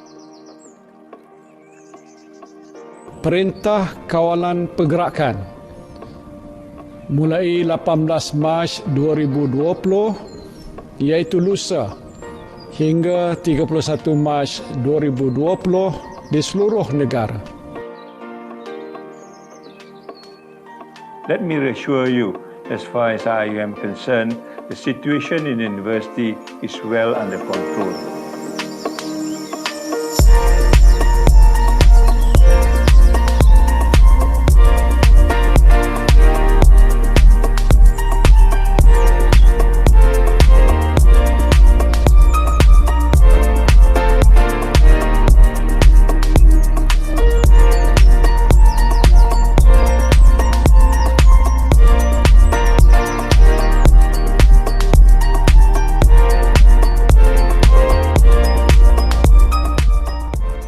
Universiti Islam Antarabangsa Malaysia (Iium) menghasilkan prototipe robot yang boleh membantu doktor berdepan dengan pesakit dengan membuat saringan dari jarak jauh. Robot yang diberi nama Medibot dibangunkan pakar robotik kuliah kejuruteraan dan kuliah teknologi maklumat komunikasi. Dilengkapi alat kawalan jauh bervisual, doktor berinteraksi dengan pesakit tanpa perlu bersemuka. Pasukan khas ini terdiri daripada pencarah, pentadbir dan pelajar yang tinggal dan menginap di kampus Gombak. PPE yang dihasilkan akan dihantar ke Pusat Perubatan Iium di Kuantan Pahang dan lain-lain hospital yang akan dikenalpasti oleh Malaysian Relief Agency (MRA).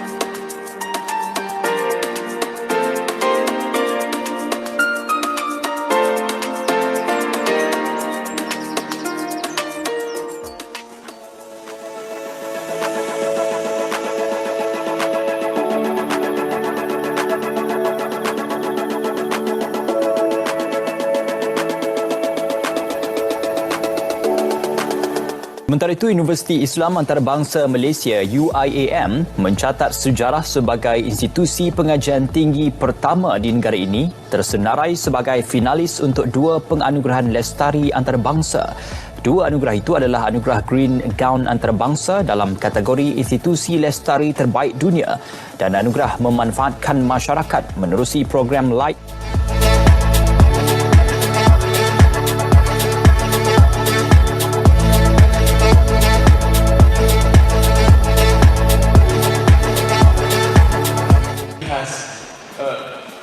Change the stereotype image of Islam and Muslims in the world. Anugerah ini merupakan pengiktirafan bagi universiti untuk membuat satu perubahan atas kepakaran yang telah diiktiraf oleh bangsa-bangsa bersatu dalam hal ini.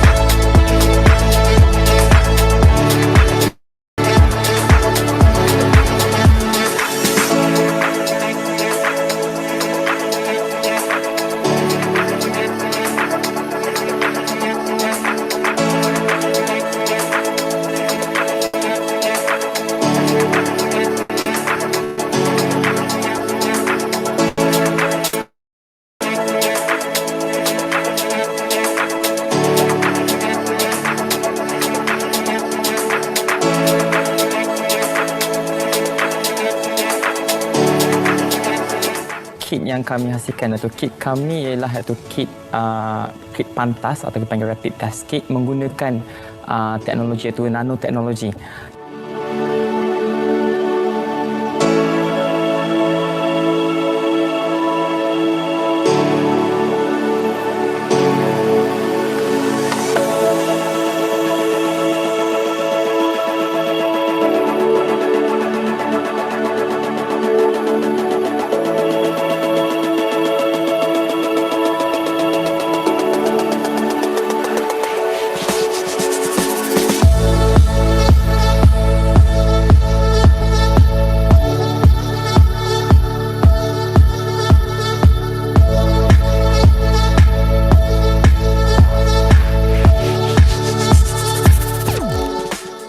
Thank you once again, and I look forward to working with you closely for the year 21, 22 and beyond.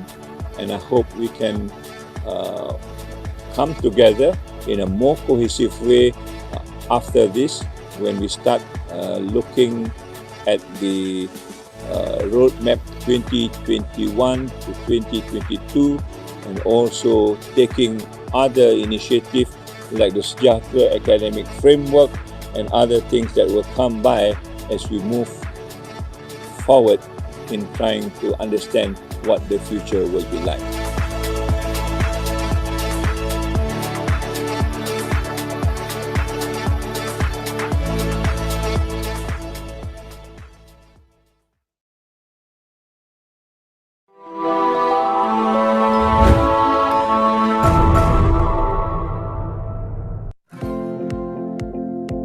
In the last 2 years, we have been trying to manage to change the university into a university that is truly international and sustainable.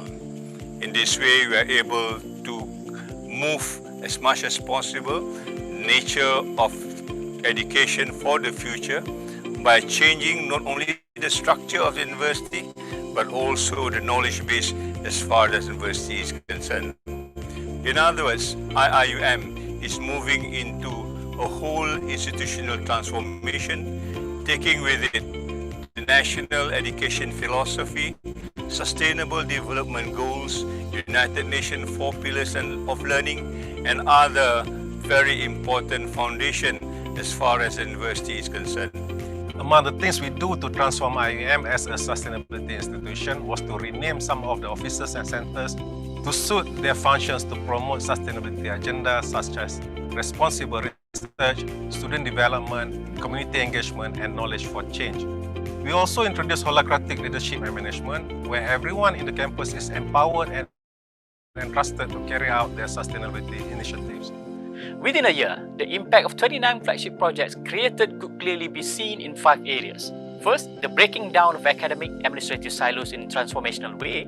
2, the building of voluntary teams and teamwork across the academic structure based on shared aspirations. 3, allowing for greater creativity and social innovation in translating SDGs into local context.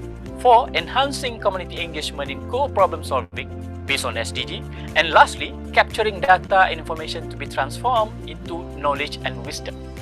The formal classroom education is now linked to our co-curricular activities, which give more meanings to our community engagement projects through learning to know, learning to do, learning to be, learning to live together, and learning to become.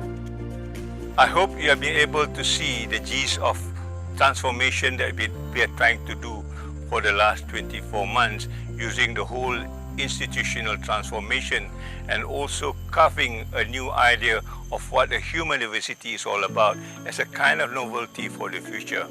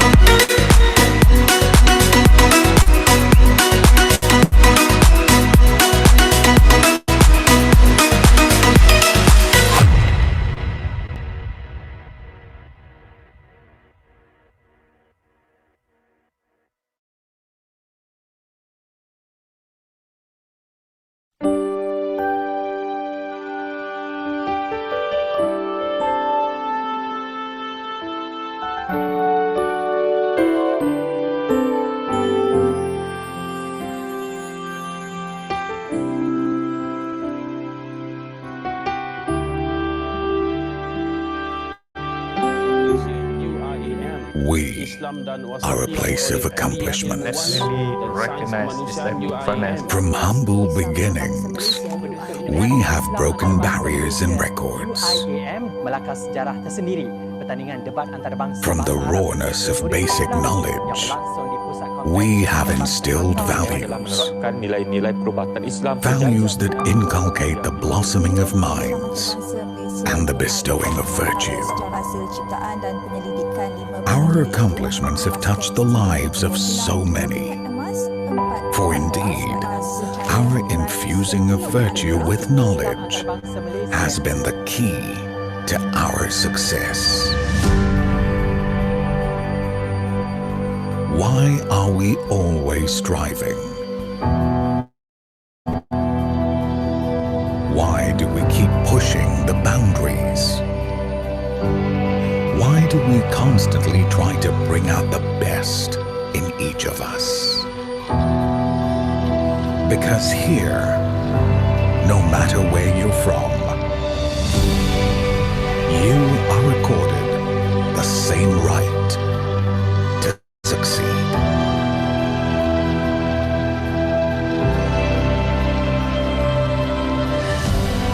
We want them to build a better future, where good is not just created, but sustained.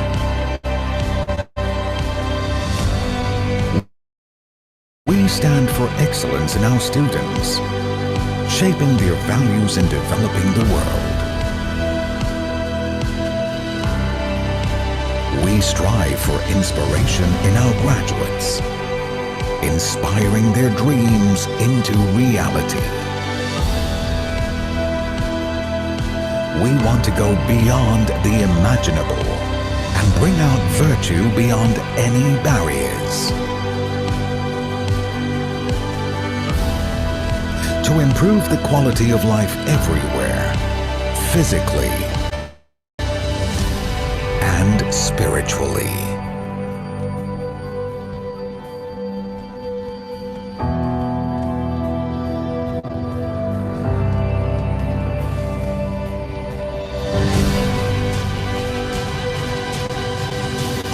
Iium provides the best conducive learning environment for all students, offering a wide variety of amenities in the pursuit of knowledge. Opening avenues to reach the furthest realms of enlightenment. The International Islamic University of Malaysia. The garden of knowledge and virtue.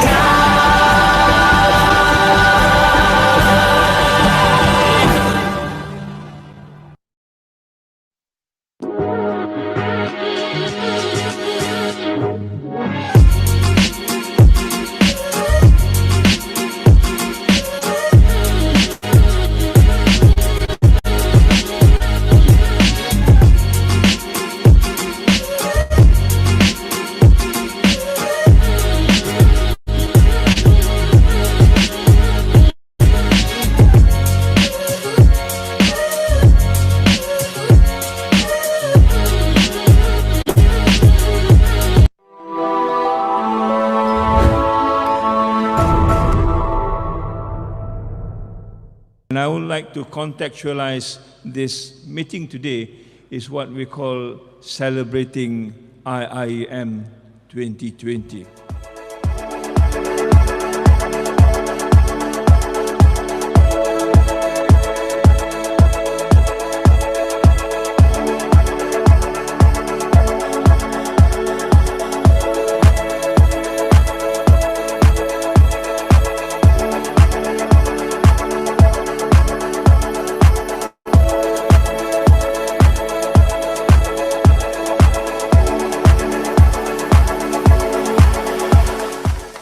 Hari ini, Perintah Kawalan Pergerakan dilaksana di seluruh negara bagi mengekang penularan COVID-19. Perintah Kawalan Pergerakan mulai 18 Mac 2020 iaitu lusa hingga 31 Mac 2020 di seluruh negara.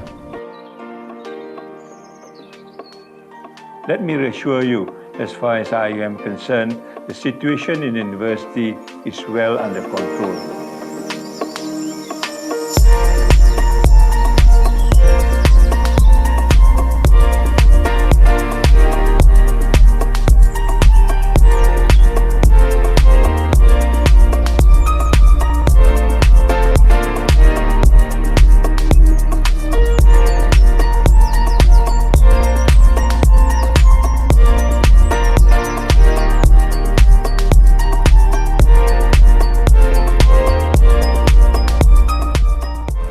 Universiti Islam Antarabangsa Malaysia (Iium) menghasilkan prototipe robot yang boleh membantu doktor berdepan dengan pesakit dengan membuat saringan dari jarak jauh. Robot yang diberi nama Medibot dibangunkan pakar robotik Kuliah Kejuruteraan dan Kuliah Teknologi Maklumat Komunikasi. Dilengkapi alat kawalan jauh bervisual, doktor berinteraksi dengan pesakit tanpa perlu bersemuka. Pasukan khas ini terdiri daripada pencarah, pentadbir dan pelajar yang tinggal dan menginap di kampus Gombak. PPE yang dihasilkan akan dihantar ke Pusat Perubatan Iium di Kuantan Pahang dan lain-lain hospital yang akan dikenalpasti oleh Malaysian Relief Agency MRA.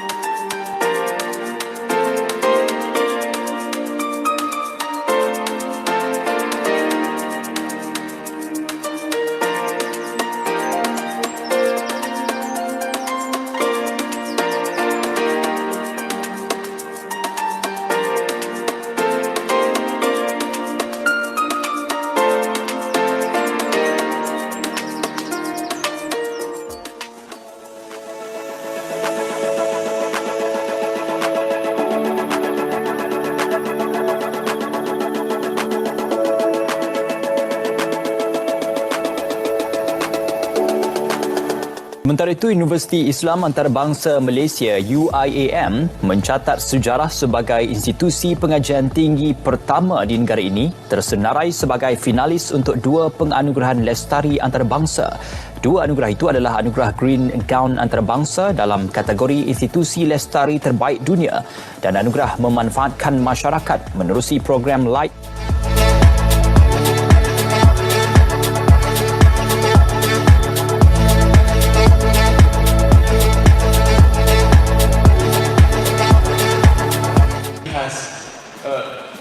change the stereotype image of Islam and Muslims in the world.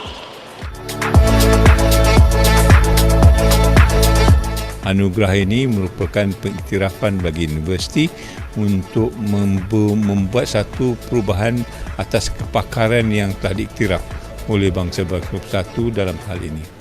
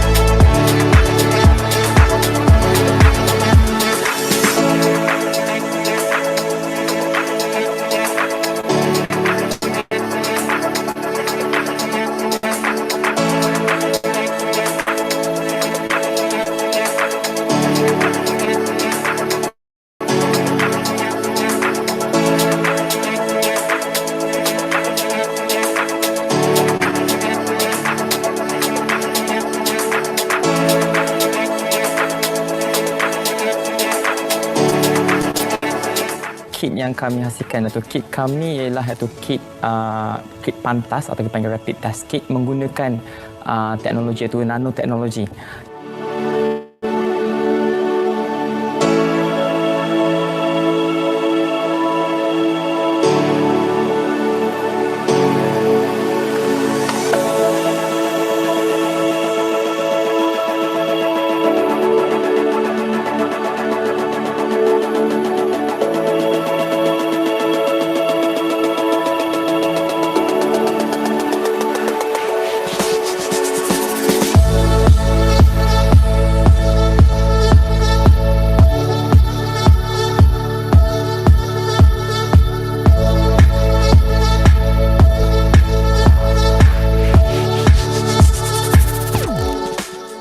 Thank you once again, and I look forward to working with you closely for the year 21, 22 and beyond.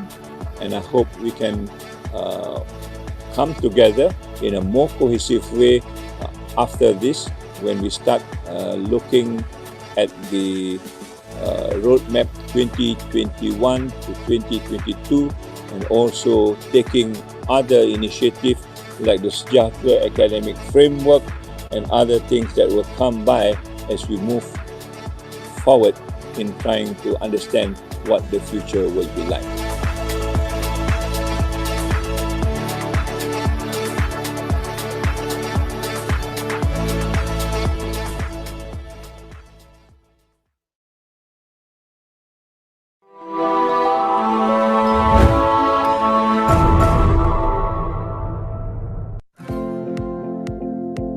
In the last 2 years, we have been trying to manage to change the university into a university that is truly international and sustainable. In this way, we are able to move as much as possible nature of education for the future by changing not only the structure of the university, but also the knowledge base as far as the university is concerned. In other words, Iium is moving into a whole institutional transformation, taking with it the national education philosophy, sustainable development goals, United Nations 4 pillars of learning, and other very important foundation as far as the university is concerned. Among the things we do to transform Iium as a sustainability institution was to rename some of the offices and centers to suit their functions to promote sustainability agendas such as responsible research, student development, community engagement, and knowledge for change.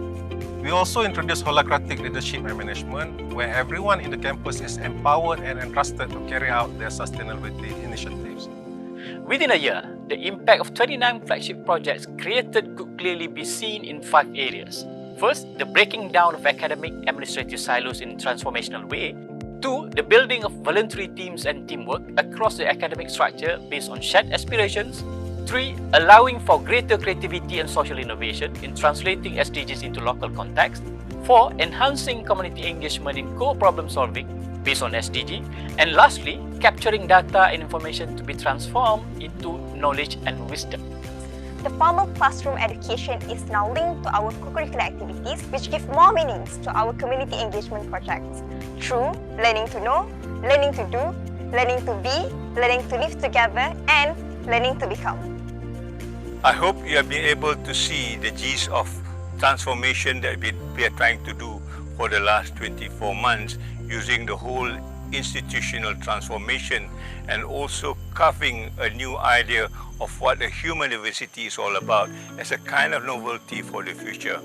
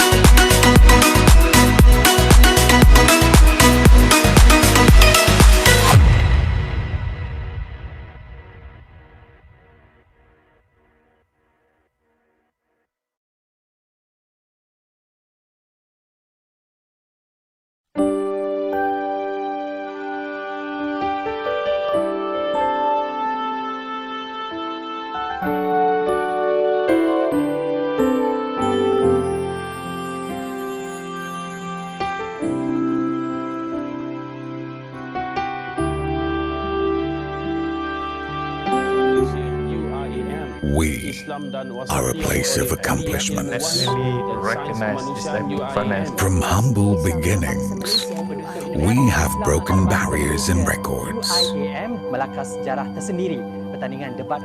From the rawness of basic knowledge, we have instilled values. Values that inculcate the blossoming of minds and the bestowing of virtue. Our accomplishments have touched the lives of so many. For indeed, our infusing of virtue with knowledge has been the key to our success. Why are we always striving? Why do we keep pushing the boundaries? Why do we constantly try to bring out the best in each of us? Because here, no matter where you're from, you are accorded the same right to succeed.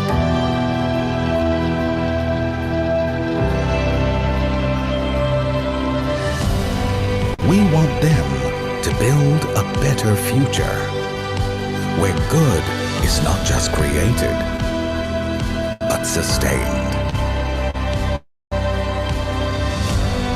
We stand for excellence in our students, shaping their values and developing the world.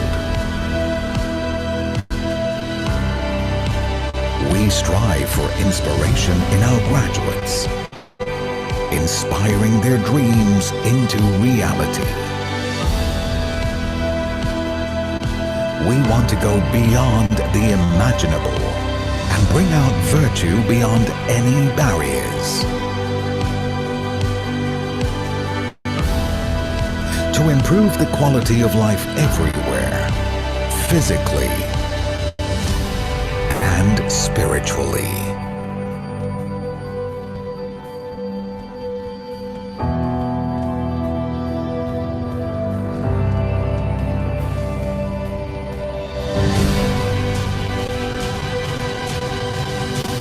Iium provides the best conducive learning environment for all students, offering a wide variety of amenities in the pursuit of knowledge. Opening avenues to reach the furthest realms of enlightenment. The International Islamic University of Malaysia, the garden of knowledge and virtue.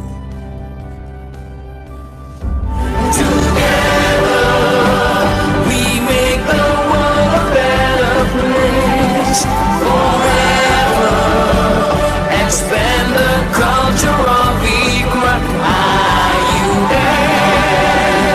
is to realize the meaning of mercy to all the world, for all mankind.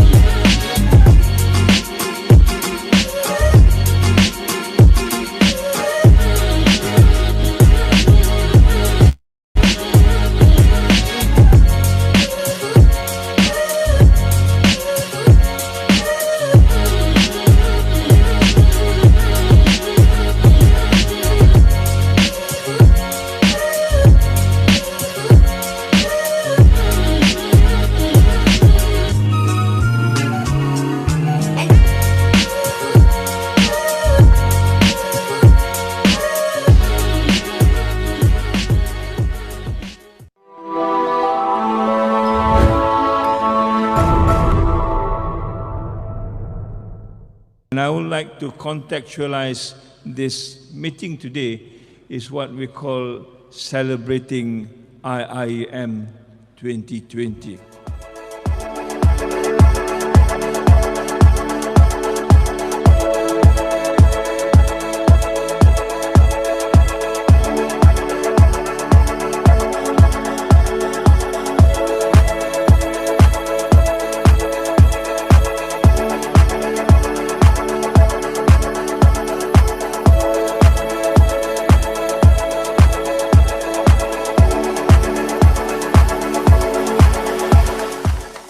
Hari ini, Perintah Kawalan Pergerakan dilaksana di seluruh negara bagi mengekang penularan COVID-19.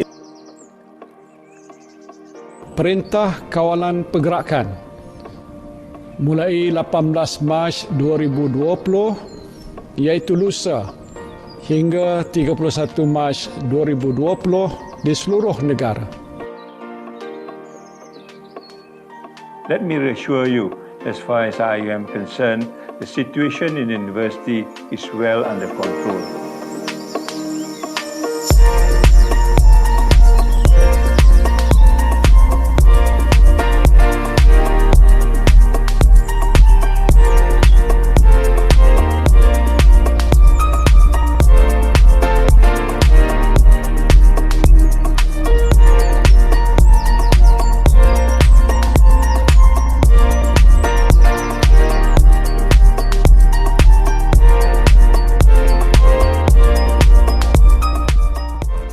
Universiti Islam Antarabangsa Malaysia (Iium-Akept) menghasilkan prototipe robot yang boleh membantu doktor berdepan dengan pesakit dengan membuat saringan dari jarak jauh.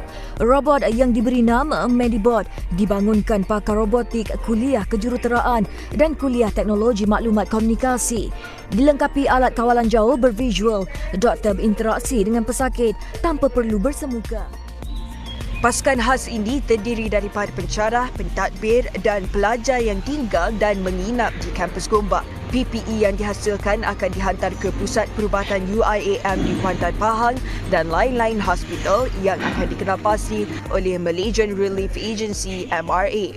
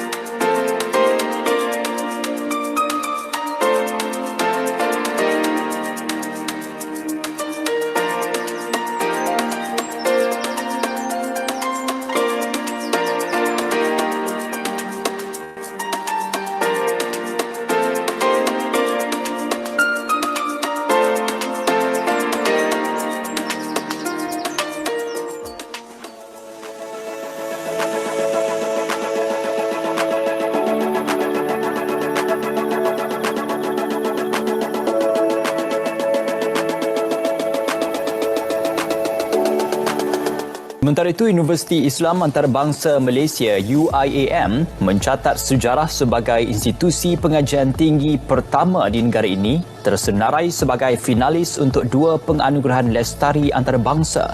Dua anugerah itu adalah anugerah Green Gown antarabangsa dalam kategori institusi lestari terbaik dunia dan anugerah memanfaatkan masyarakat menerusi program Light.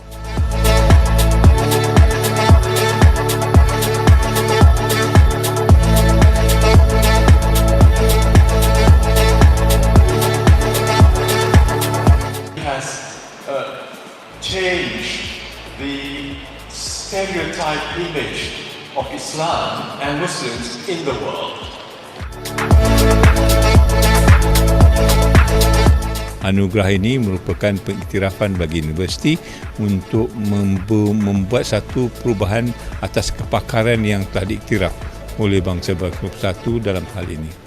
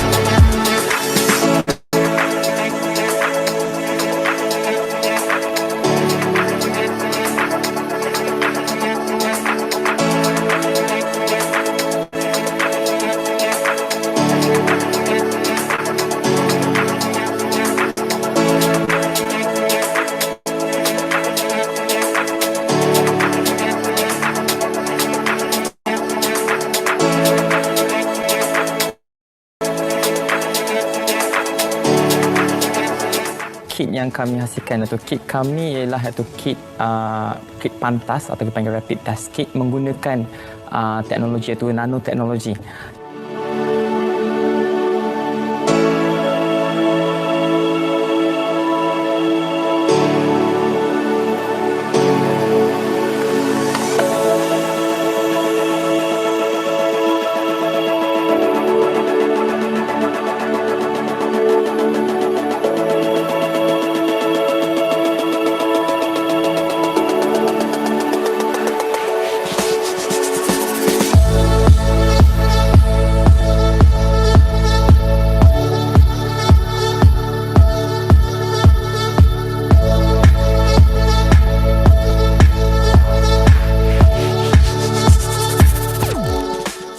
Thank you once again, and I look forward to working with you closely for the year 21, 22 and beyond, and I hope we can come together in a more cohesive way after this when we start looking at the roadmap 2021 to 2022 and also taking other initiatives like the Sejahtera Academic Framework and other things that will come by as we move forward in trying to understand what the future will be like.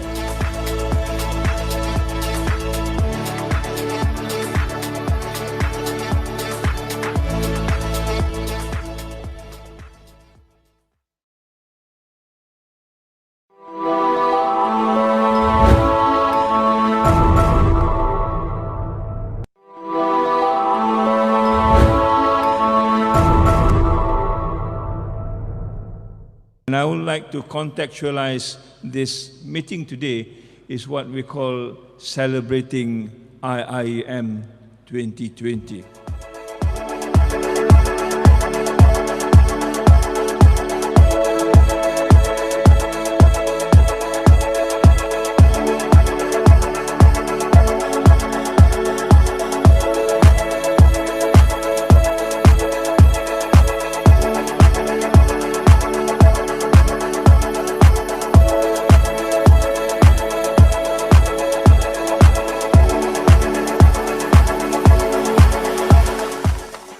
Hari ini, Perintah Kawalan Pergerakan dilaksana di seluruh negara bagi mengekang penularan COVID-19. Perintah Kawalan Pergerakan mulai 18 Mac 2020 iaitu lusa hingga 31 Mac 2020 di seluruh negara. Let me reassure you, as far as I am concerned, the situation in the university is well under control.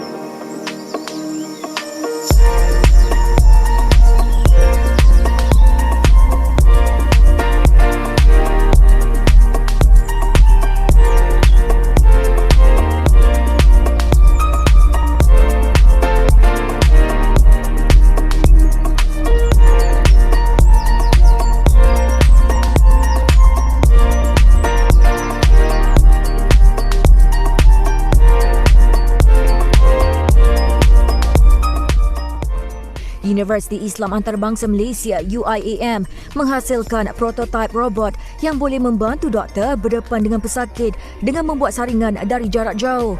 Robot yang diberi nama Medibot dibangunkan pakar robotik Kuliah Kejuruteraan dan Kuliah Teknologi Maklumat Komunikasi. Dilengkapi alat kawalan jauh bervisual, doktor berinteraksi dengan pesakit tanpa perlu bersemuka. Pasukan khas ini terdiri daripada pencarah, pentadbir dan pelajar yang tinggal dan menginap di kampus Gombak. PPE yang dihasilkan akan dihantar ke Pusat Perubatan Iium di Kuantan Pahang dan lain-lain hospital yang akan dikenalpasti oleh Malaysian Relief Agency MRA.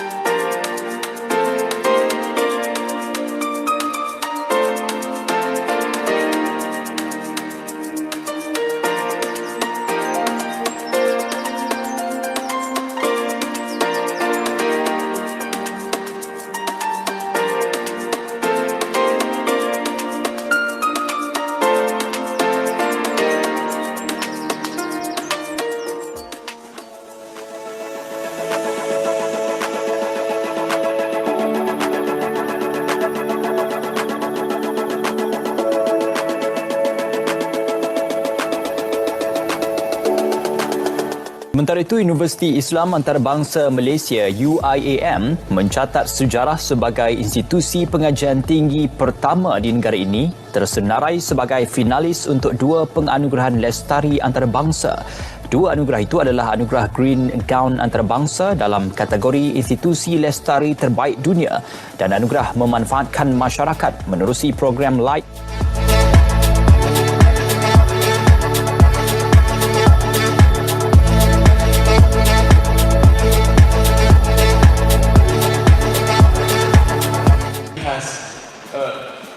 Change the stereotype image of Islam and Muslims in the world. Anugerah ini merupakan pengiktirafan bagi universiti untuk membuat satu perubahan atas kepakaran yang telah diiktiraf oleh bangsa-bangsa bersatu dalam hal ini.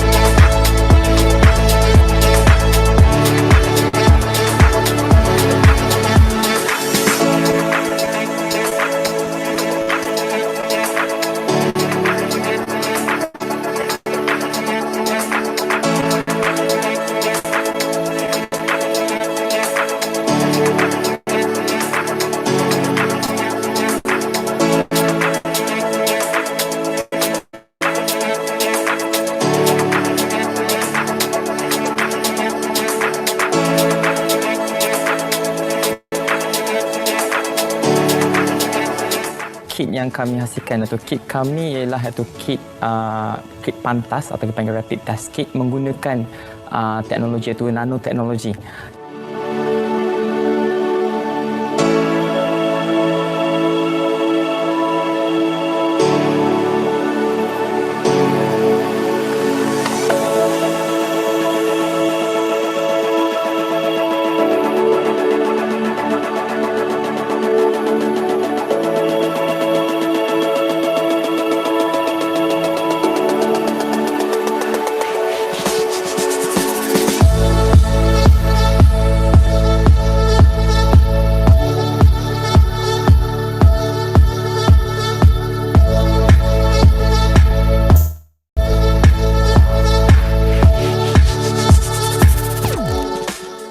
Thank you once again, and I look forward to working with you closely for the year 21, 22 and beyond. And I hope we can come together in a more cohesive way after this when we start looking at the roadmap 2021 to 2022 and also taking other initiatives like the Sejahtera Academic Framework and other things that will come by as we move forward in trying to understand what the future will be like.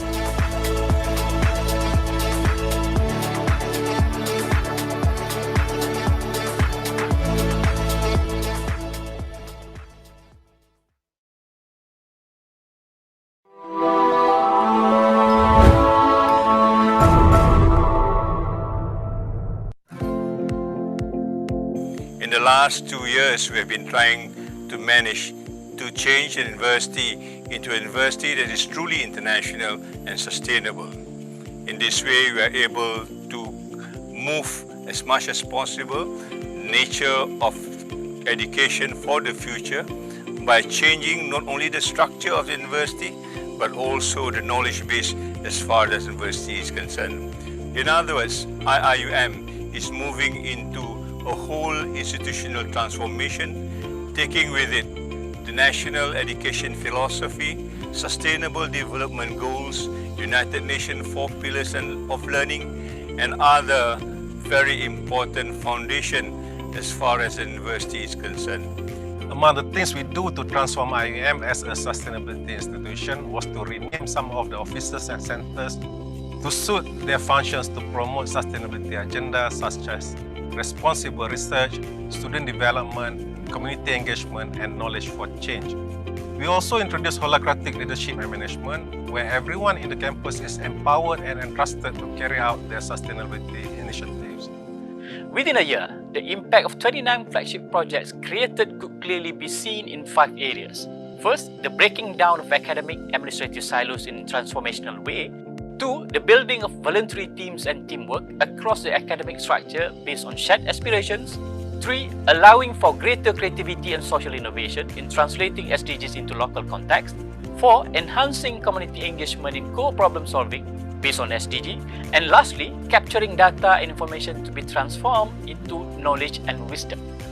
The formal classroom education is now linked to our co-curricular activities, which give more meanings to our community engagement projects through learning to know, learning to do, learning to be, learning to live together, and learning to become. I hope you have been able to see the gist of transformation that we are trying to do for the last 24 months using the whole institutional transformation and also carving a new idea of what a human university is all about as a kind of novelty for the future.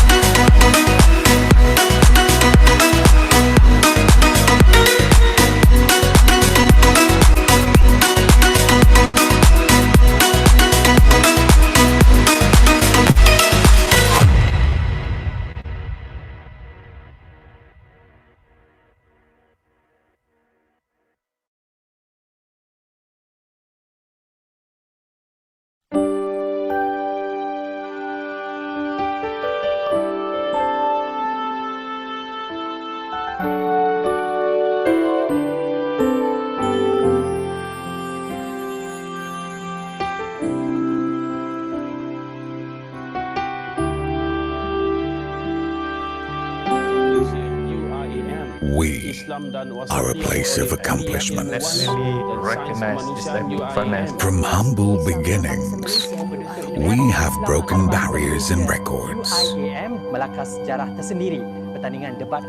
From the rawness of basic knowledge, we have instilled values. Values that inculcate the blossoming of minds and the bestowing of virtue. Our accomplishments have touched the lives of so many. For indeed, our infusing of virtue with knowledge has been the key to our success. Why are we always striving? Why do we keep pushing the boundaries? Why do we constantly try to bring out the best in each of us? Because here, no matter where you're from, you are accorded the same right to succeed.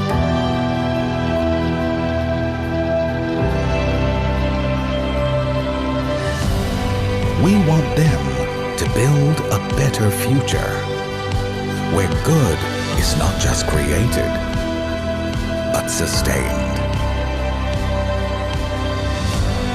We stand for excellence in our students, shaping their values and developing the world. We strive for inspiration in our graduates, inspiring their dreams into reality. We want to go beyond the imaginable and bring out virtue beyond any barriers. To improve the quality of life everywhere, physically and spiritually.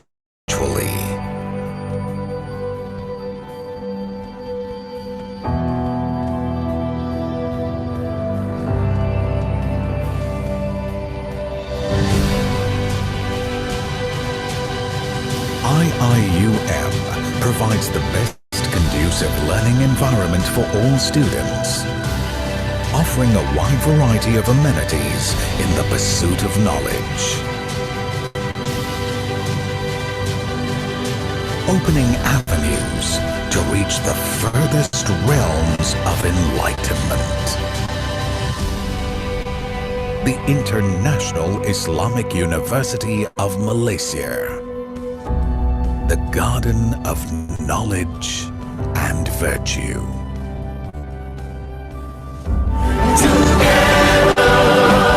We make the world a better place forever.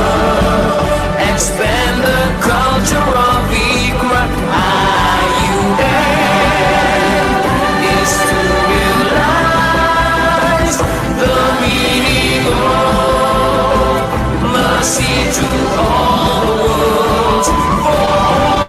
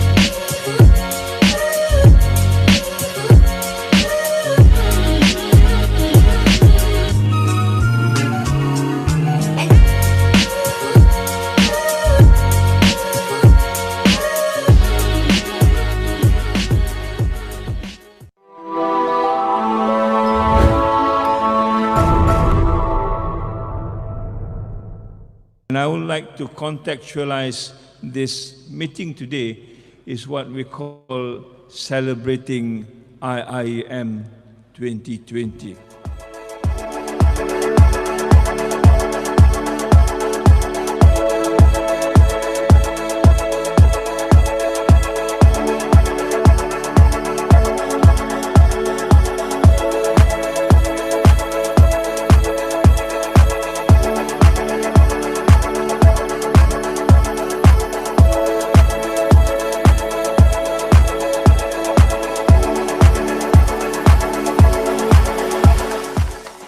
hari ini, Perintah Kawalan Pergerakan dilaksana di seluruh negara bagi mengekang penularan COVID-19.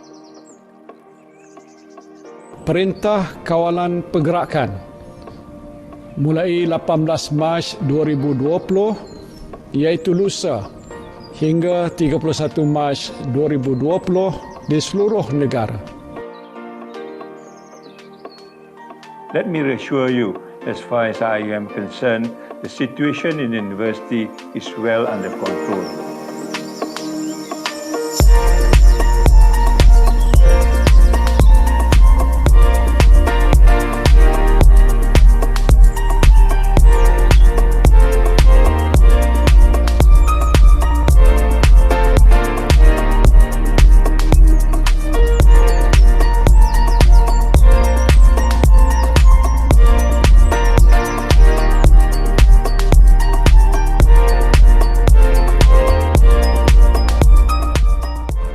Universiti Islam Antarabangsa Malaysia (Iium) menghasilkan prototipe robot yang boleh membantu doktor berdepan dengan pesakit dengan membuat saringan dari jarak jauh.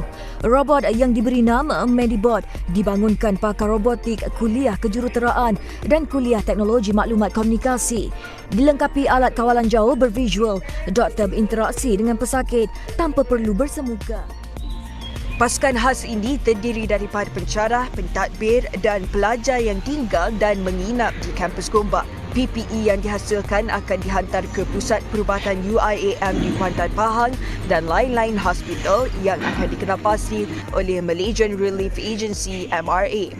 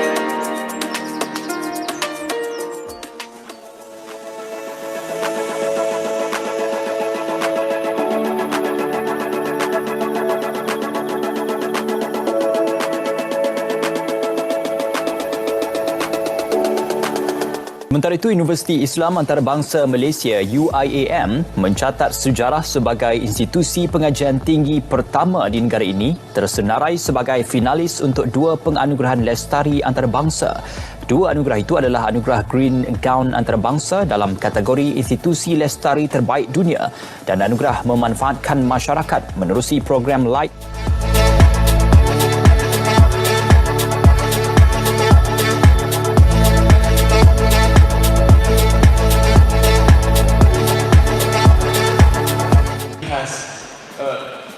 Change the stereotype image of Islam and Muslims in the world. Anugerah ini merupakan pengiktirafan bagi universiti untuk membuat satu perubahan atas kepakaran yang telah diiktiraf oleh bangsa-bangsa bersatu dalam hal ini.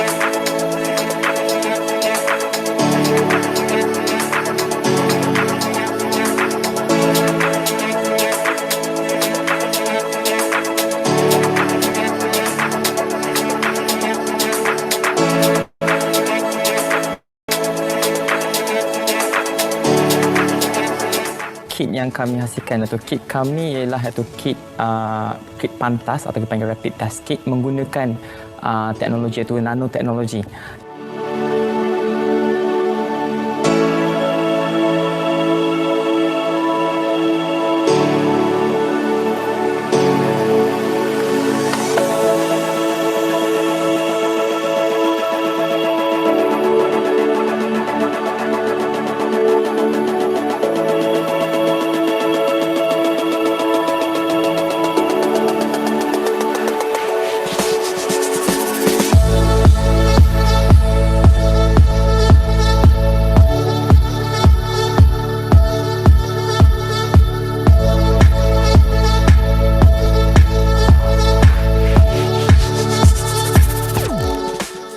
Thank you once again, and I look forward to working with you closely for the year 21, 22 and beyond, and I hope we can come together in a more cohesive way after this when we start looking at the roadmap 2021 to 2022 and also taking other initiatives like the Sejahtera Academic Framework and other things that will come by as we move forward in trying to understand what the future will be like.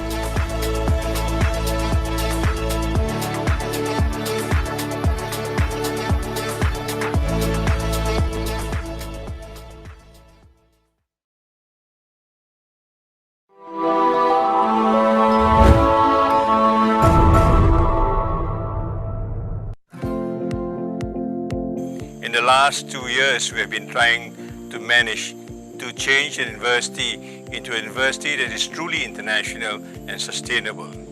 In this way, we are able to move as much as possible nature of education for the future by changing not only the structure of the university, but also the knowledge base as far as the university is concerned.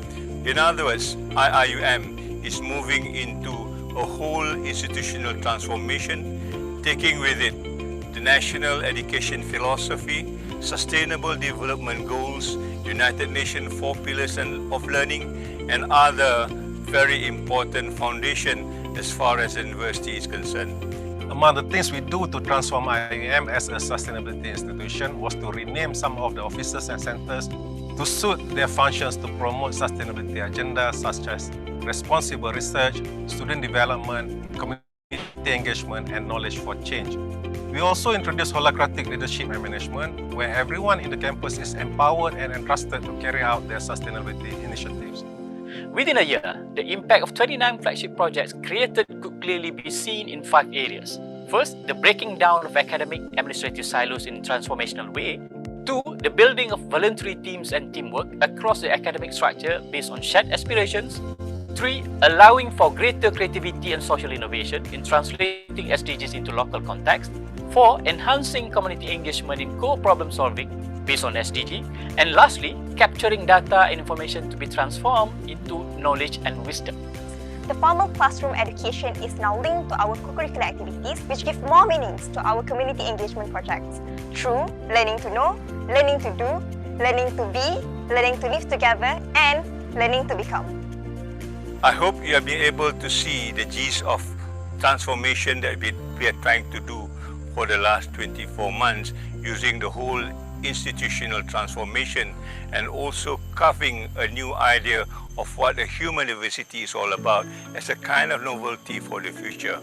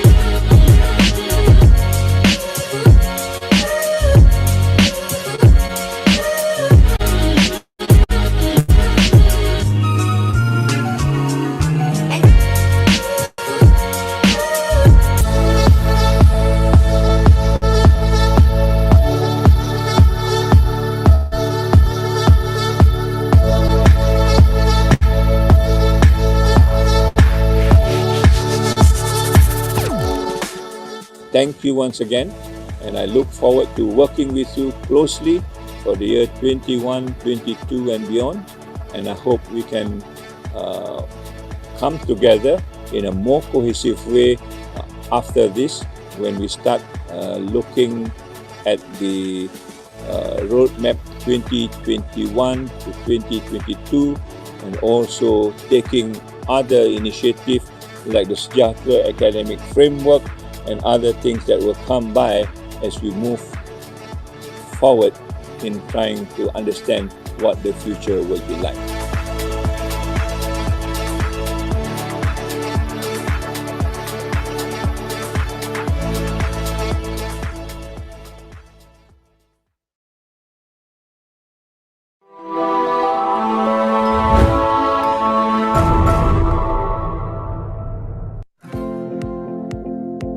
In the last 2 years, we have been trying to manage to change the university into a university that is truly international and sustainable.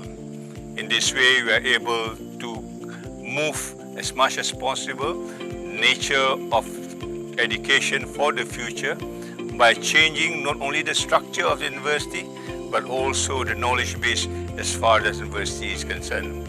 In other words, IIUM is moving into a whole institutional transformation, taking with it the national education philosophy, sustainable development goals, United Nations 4 pillars of learning, and other very important foundation as far as the university is concerned. Among the things we do to transform IUM as a sustainability institution was to rename some of the offices and centers to suit their functions to promote sustainability agendas such as responsible research, student development, community engagement, and knowledge for change. We also introduced holacratic leadership and management, where everyone in the campus is empowered and entrusted to carry out their sustainability initiatives. Within a year, the impact of 29 flagship projects created could clearly be seen in 5 areas. First, the breaking down of academic administrative silos in a transformational way. 2, the building of voluntary teams and teamwork across the academic structure based on shared aspirations. 3, allowing for greater creativity and social innovation in translating SDGs into local context. 4, enhancing community engagement in co-problem solving based on SDG. And lastly, capturing data and information to be transformed into knowledge and wisdom. The formal classroom education is now linked to our co-curricular activities, which give more meanings to our community engagement projects. Through learning to know, learning to do, learning to be, learning to live together, and learning to become. I hope you have been able to see the gist of transformation that we are trying to do for the last 24 months using the whole institutional transformation and also carving a new idea of what a human university is all about as a kind of novelty for the future.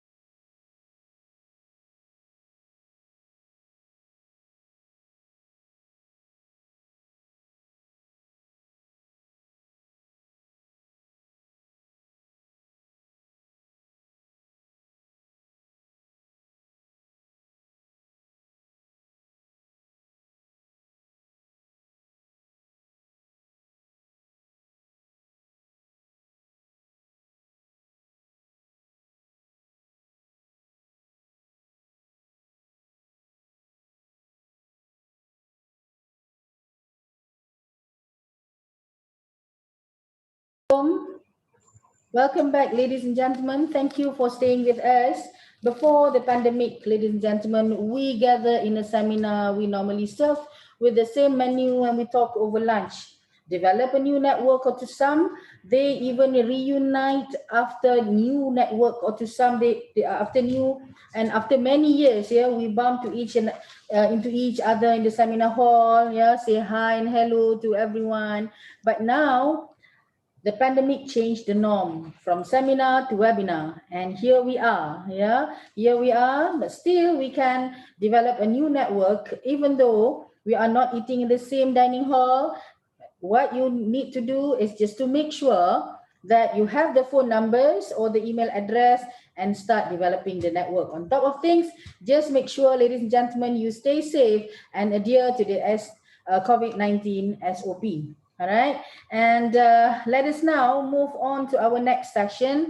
And I am Shahrizat binti Saidul Haj, the Deputy Director of the Kuliah of Engineering, Iium, will be moderating the session for this afternoon, the forum session for this afternoon, where we have with us the heroes of the public higher learning institution, sitting on one platform from different corners of the country. All right, so we are having here with us, ladies and gentlemen, Yang Berbahagia Profesor Datuk Taufik Yap Yun Hing, the Vice Chancellor of UMS. Datuk, can you just wave your hand so that people know who you are? Okay, where you are. There you go. Assalamualaikum, Datuk. How are you? Assalamualaikum warahmatullahi wabarakatuh. Okay.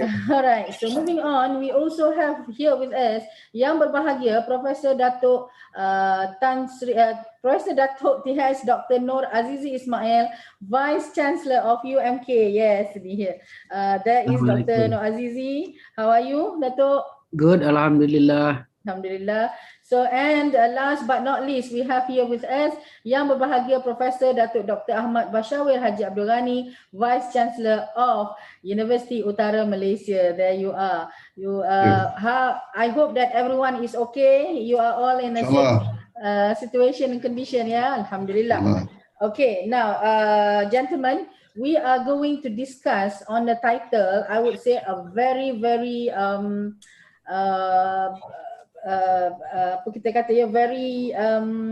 the title to me is very interesting. Yeah, so the title is Success to Significance. It's only a line of phrase, success to significance, but I believe that there's a lot to elaborate, there's a lot to discuss, and inshallah, as usual, since this is a forum, this is a platform for you not to argue between each other. You just everyone no argue, please.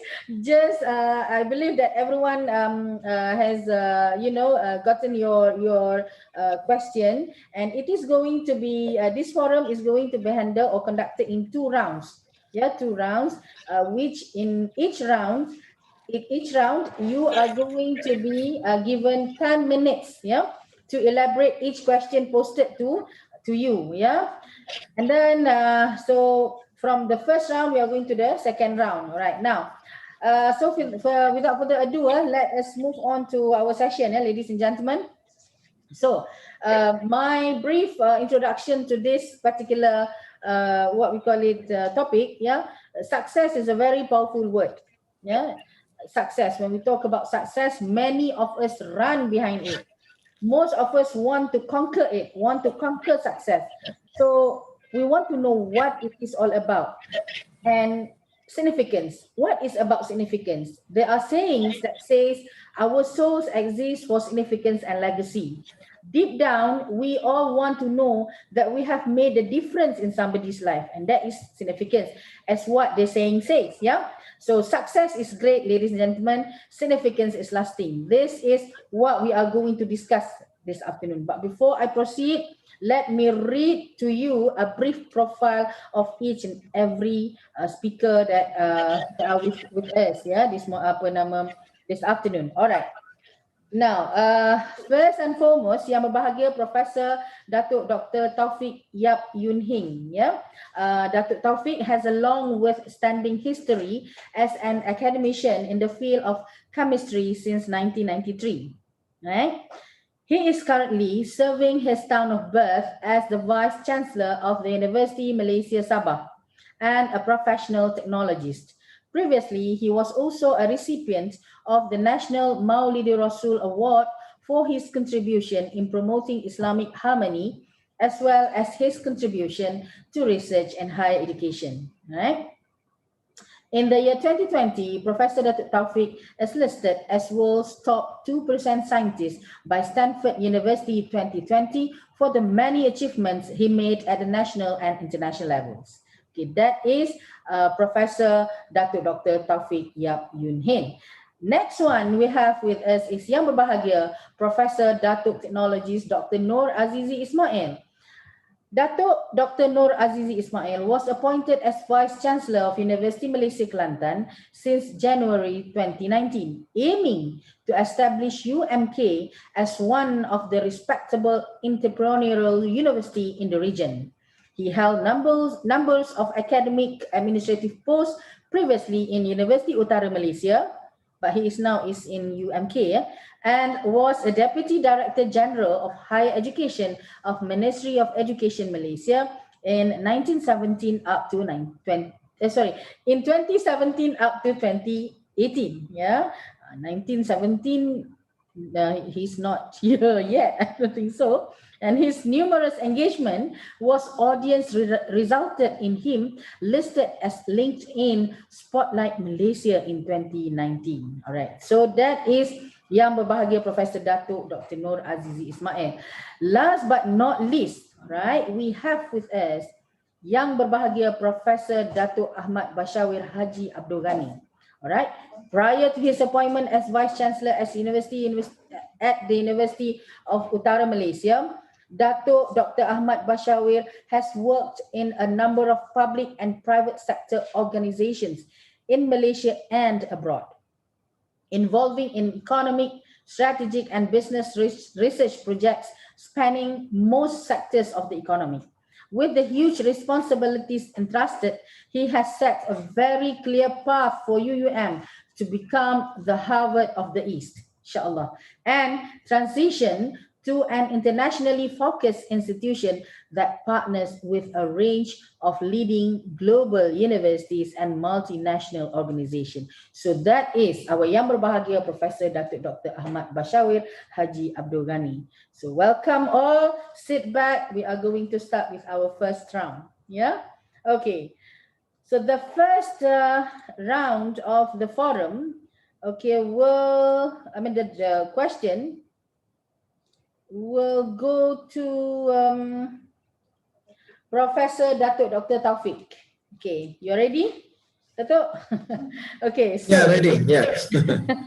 So I just wanted to test the sound. But by the way, it's just when Dr. Taufik is speaking, then all of us are going to mute ourselves. Yeah. All right. So now this is the platform for Dr. Taufik. So, Prof. The question is, many leadership readings of late talks about moving from success to significance. Yeah, there were sayings that say success is great, as I mentioned just now. Significance is lasting. So how do you define success and significance in the context of leaders in the higher learning institution? So you are given 10 minutes from now, Datuk. Over to you. Thank you very much, Madam Sharizat, as the moderator today, and so my colleague, panelists, Professor Datuk Dr. Nur Azizi, as well as Professor Datuk Dr. Ahmad Bashawir from UUM. Well, ladies and gentlemen, Assalamualaikum warahmatullahi wabarakatuh and salam sejahtera. In my view, in the context of leaders in the higher learning institutions, success is where the leaders were able to steer and also bring everyone in the institution as a team to accomplish a certain aim or purpose of the institutions. And this includes the accomplishment of either the short, medium, or long-term objective of this institution. Perhaps the biggest success of an organization is when it's fully realized its vision and also missions that represent the long-term ultimate target of the institution. The success is a measure by certain indicator, such as amount of the research grant or the award received, or the level of the ranking is achieved by each of these institutions. Hence, to be successful higher learning institution, the leader may strategize or focus on obtaining the highest ranking or accumulate the most award through academic research as well as the publication. Unfortunately, while the academic staff and the university may benefited, the overemphasis on such success, however, may not benefit the other stakeholders of the university significantly.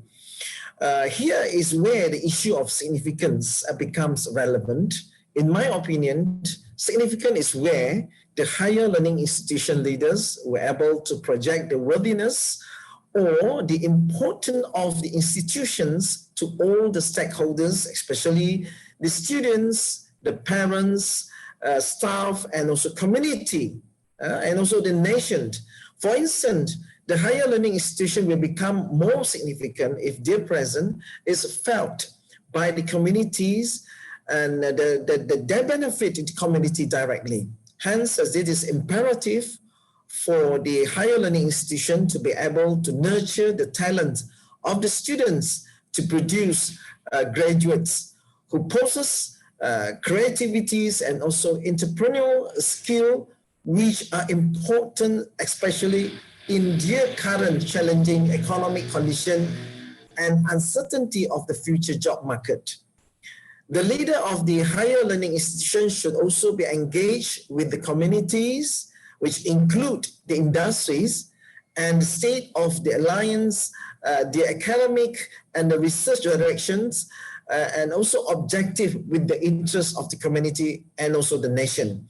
This will allow the higher learning institutions to directly involve and contribute to the empowerment of the community, society, and also help the nation to achieve a more comprehensive and also sustainable social economics development and also progress.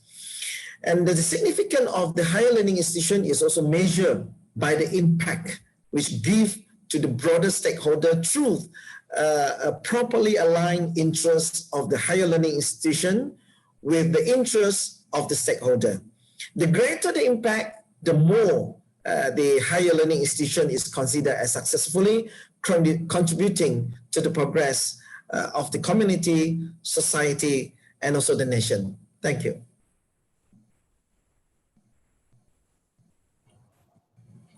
Okay, so that is from Dr.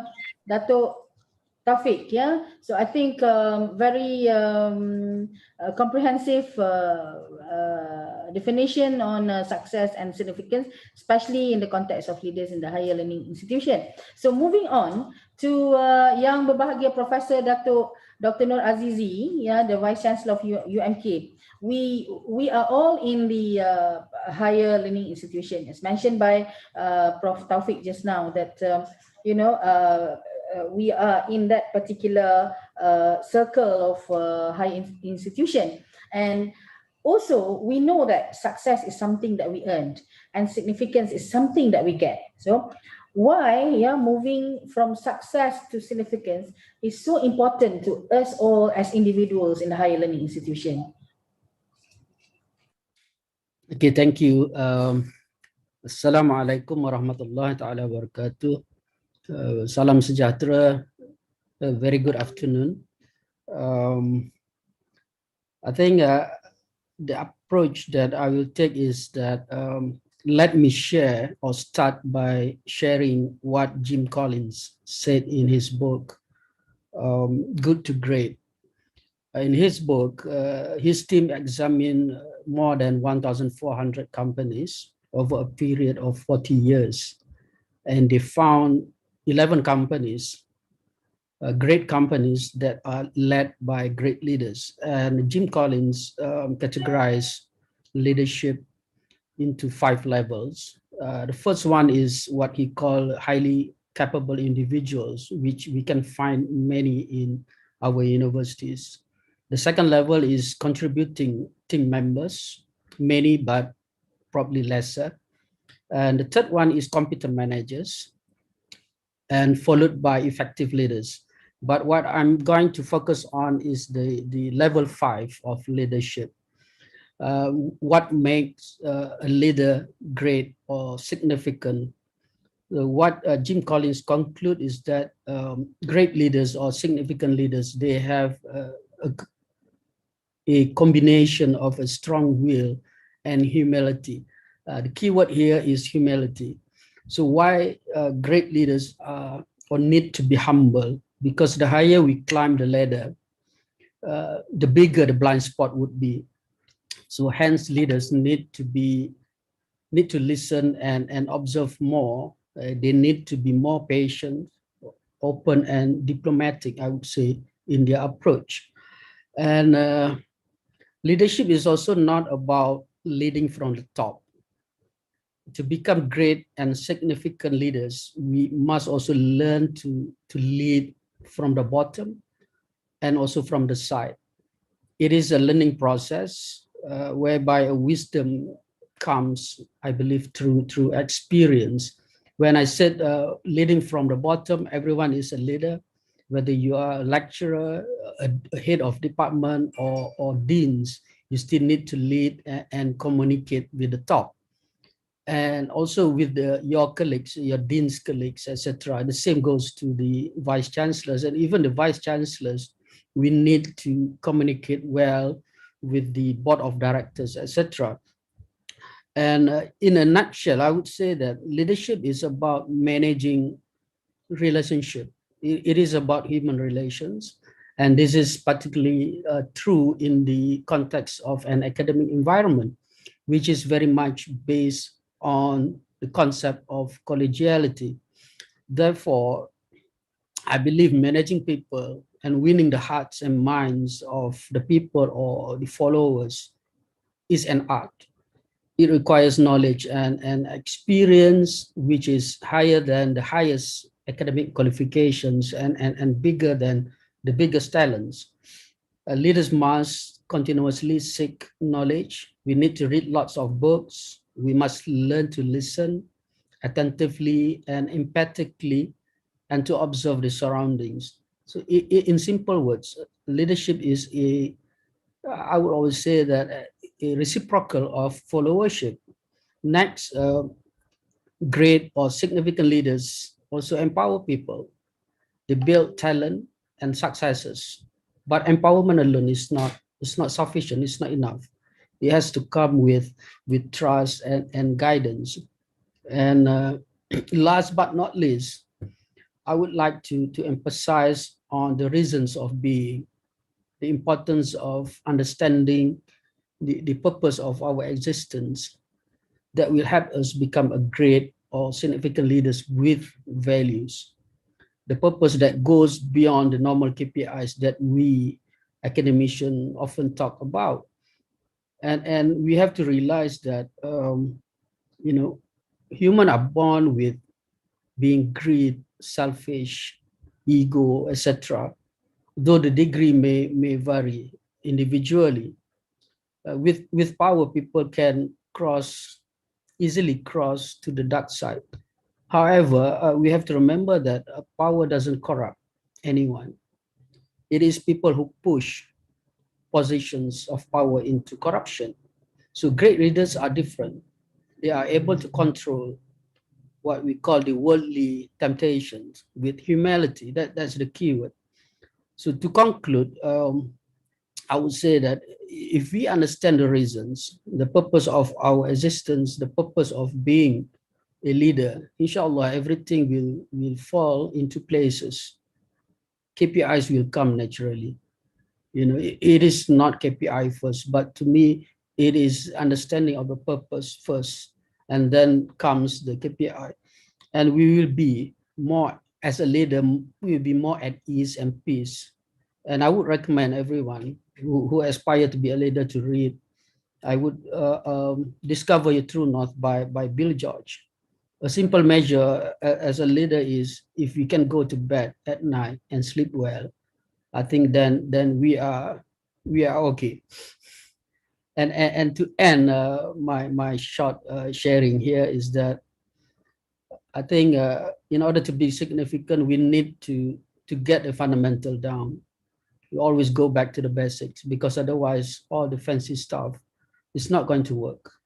You know, because as a university, what we want, in particular at Iium-Akept, we want all the lecturers to understand the responsibility that we have, that we shoulder. You know, it's not about chasing all the KPIs. It is beyond that. You know, we need to bring values to our students, to the community, to the industry, and to the nation. Once we understand that, I think naturally we can, inshallah, be significant. Thank you very much. Prof, if I may, before I pass the next question to Prof. Datuk Bashawe, could you please explain a little bit more on the attributes of a leader, especially in higher learning education, because you mentioned about being a great leader. A leader should be able to communicate, you know, having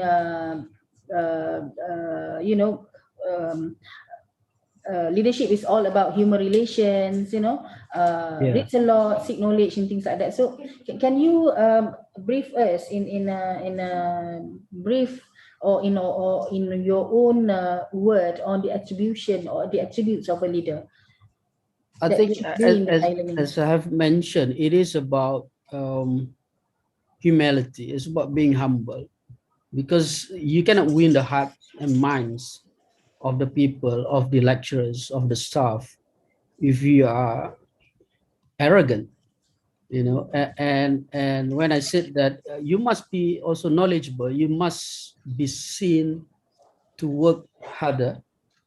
You must be seen to be more knowledgeable, because and you need to get while success always take time, but we also need to have several quick wins to gain the trust and the confidence of the people.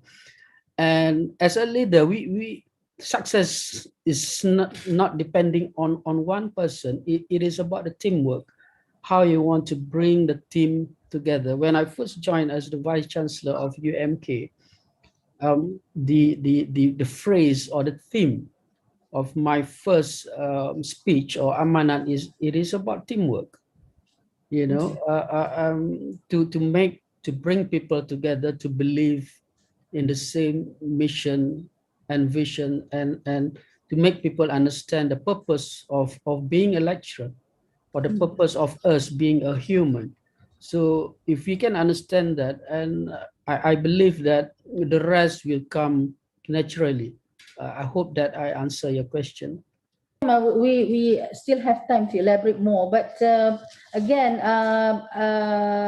I would like to seek permission from the panel, especially Dr. Ahmad Bashawe, for me to go back to Prof. Taufik. Prof. Taufik, okay. Just now in your when you address us on what is success and what is significance just now, can we just like you to elaborate more here on the, you mentioned about measures by impact to the community, to the nation and the stakeholders being significant. Yeah. So would you please elaborate more on that one, on how a higher learning institution can be seen as significant, you know, especially in the community, around us. What do you say about that? Yeah, thank you very much, Madam. Okay, so most of us maybe looking at the universities as something which cannot be achieved by the society, basically. So that's why in our work, then we have to focus also to our stakeholder, as I mentioned just now, which is also the people around us. So the people in the state, for example, in Sabah. So UMS have to be shown as something beneficial to the people in Sabah, at least. because this is the only full-fledged university in Sabah. So what we are doing now is actually we have some project, we have certain things that can contribute and also benefit to the people of the state, especially in the rural area, and also for example, we are working towards working closely with the KKM. So we are helping the state to do this COVID testing, and now we are chosen as one of the PPV of the state to help to enhance, to increase the percentage of the vaccination in the state actually, which is I think this is the one that we have to look into, whereby the people, the society, and the community around us, they know that we are giving the significant, we are giving the service to the people and to the state as well. And in fact, the state also looking towards to get what you call it, the advice from our expertise in the campus as well. For example, the request for the advice on the economics of the state, how to enhance the industrial, how to help the peoples for certain problem that they are facing actually. So this is what I mean, that we have to work out how we have most of this expertise in the campus, and how we can help the people outside there.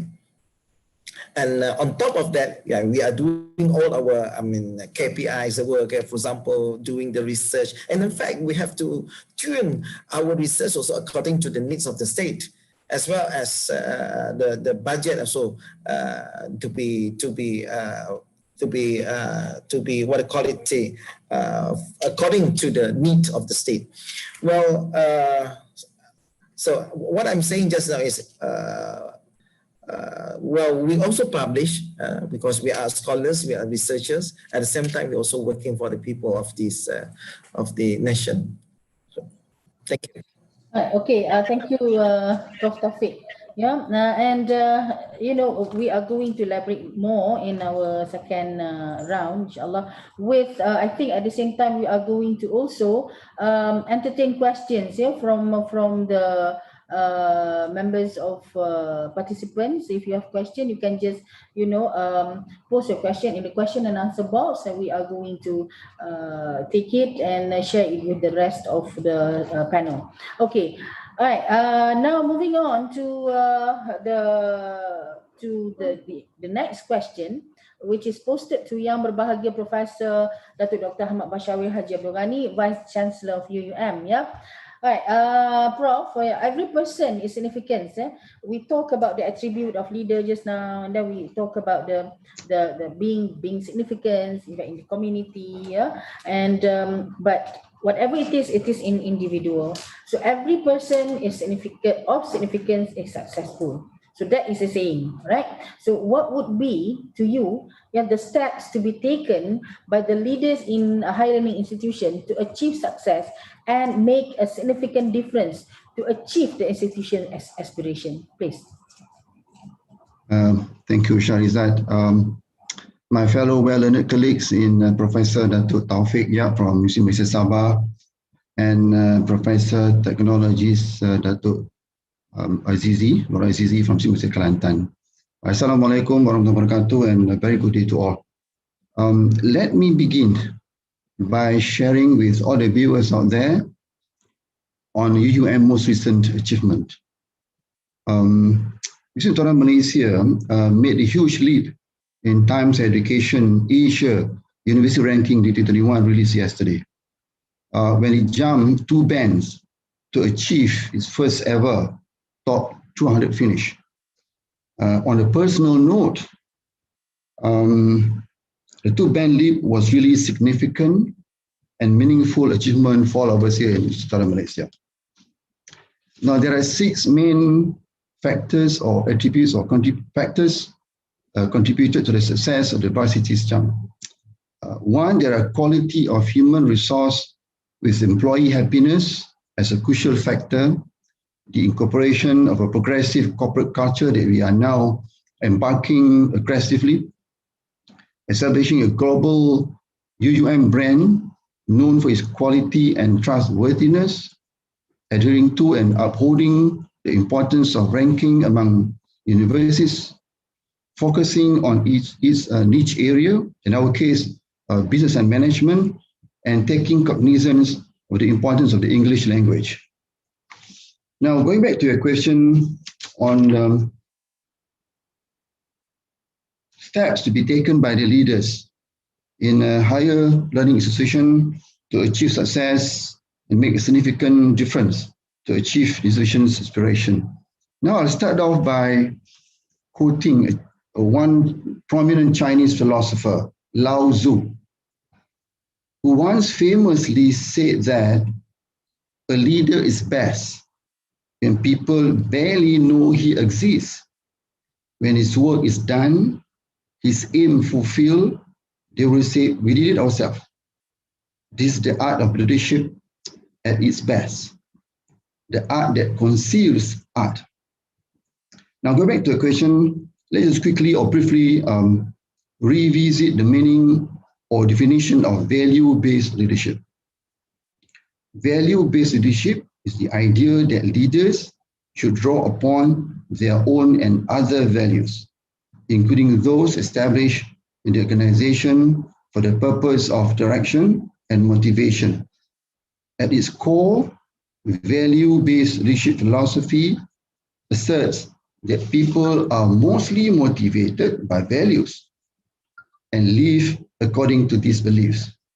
There are many principles out there to guide us, but to name a few, there are self-reflection, balance, true self-confidence, genuine humility, and empathy.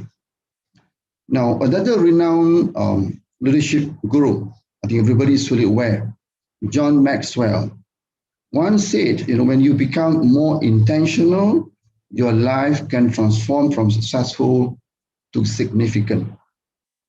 He went on to propagate that in transformational leadership, transformation breathes with urgency. If not now, when? If not me, then who? Now, this statement by John Maxwell highlighted about transforming our path to a life of significance and learning how to take every obstacle and turn it into an opportunity to grow. Now, great leaders and entrepreneurs go further. They have attained significant, the level beyond success. Those who have achieved it, such as Jeff Bezos, Elon Musk, Warren Buffett, have done so not by following the traditional playbooks, but by adhering to a surprising set of rules. Dan Clark, author of The Art of Significance, Achieving the Level Beyond Success, has listed or outlined 12 rules, and I would like to share a few of them that I find most interesting. Number one, practice perseverance instead of patience. Now, those who are patient and willing to wait for the time that good things will come are left in the dust by those who are persistently discontented in their efforts to perpetually go higher and achieve more. Number two, proactively stretch instead of change.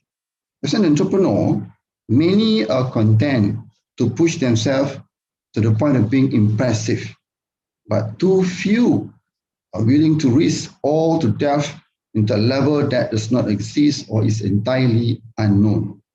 Consider Grab, for example, or Uber, for that matter, or the SpaceX program being developed by Elon Musk. Now, this trait is consistent among those who rise above success to significance. Third, experience harmony instead of forcing balance. According to Clark, as we attempt a work-life balance, we juggle the balls of self, family, job, and belief.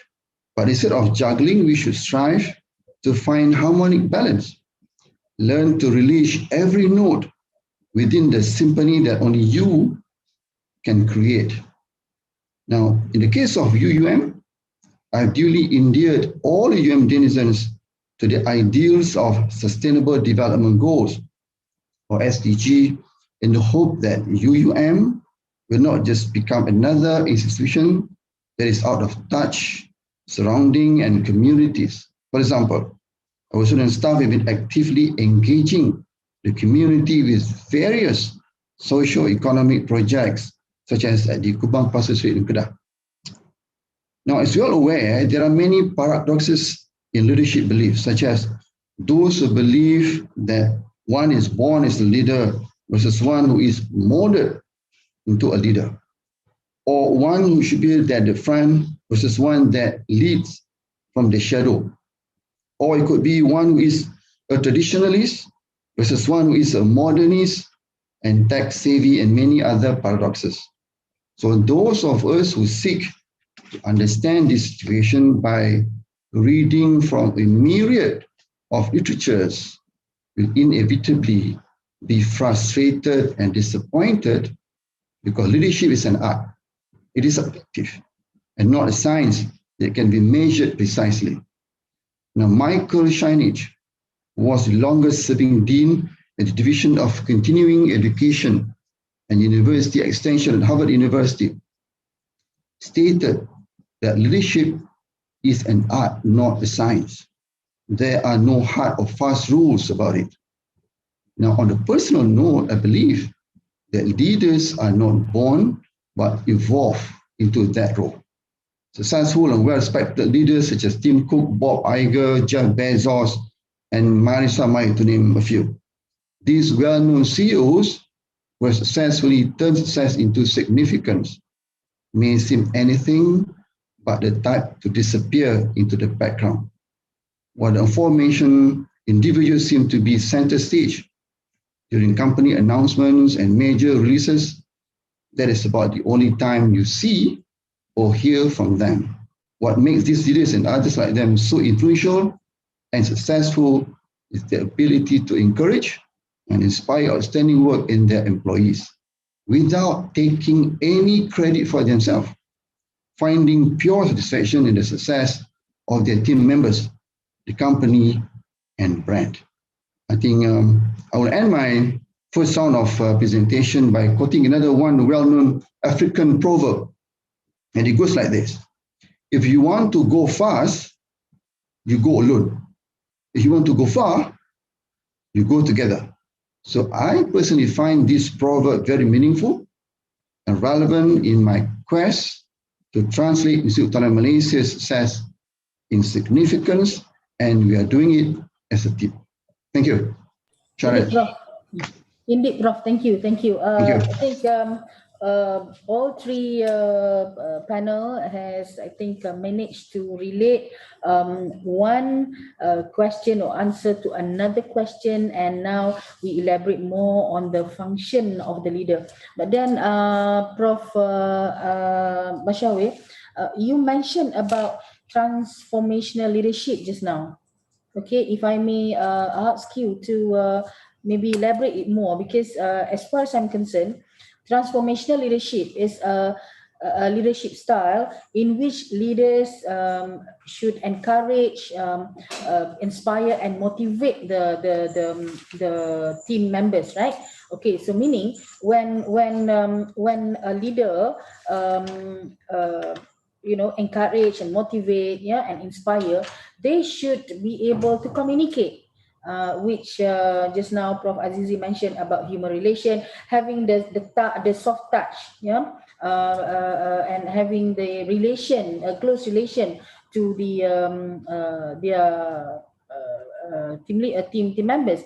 But at the same time, I also went through the example of transformation leadership, which says that transformational leaders are sometimes called quiet leaders. Kan? So they are the ones who led by example. Yeah, of course. So meaning, being the follower, we can, just by seeing them, then we are just motivated and inspired just by seeing them, because they are somehow quiet leaders. So what do you have to say on that one, please, Prof? I think it's spot on. I think I've already explained in detail what I mean by transformational leadership earlier on. Yeah, you're quite right in saying that.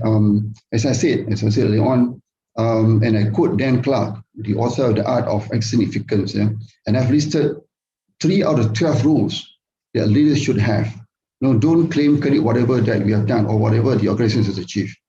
It's all about teamwork, and I think you got to practice perseverance, instead of patience. You got to be proactively stretch, instead of change, and then experience and practice harmony instead of forcing balance. So these are the 3, that I would find most interesting as far as the transformational leadership are concerned, Shariza. Okay, thank you, Prof. Right, so seems that all of you has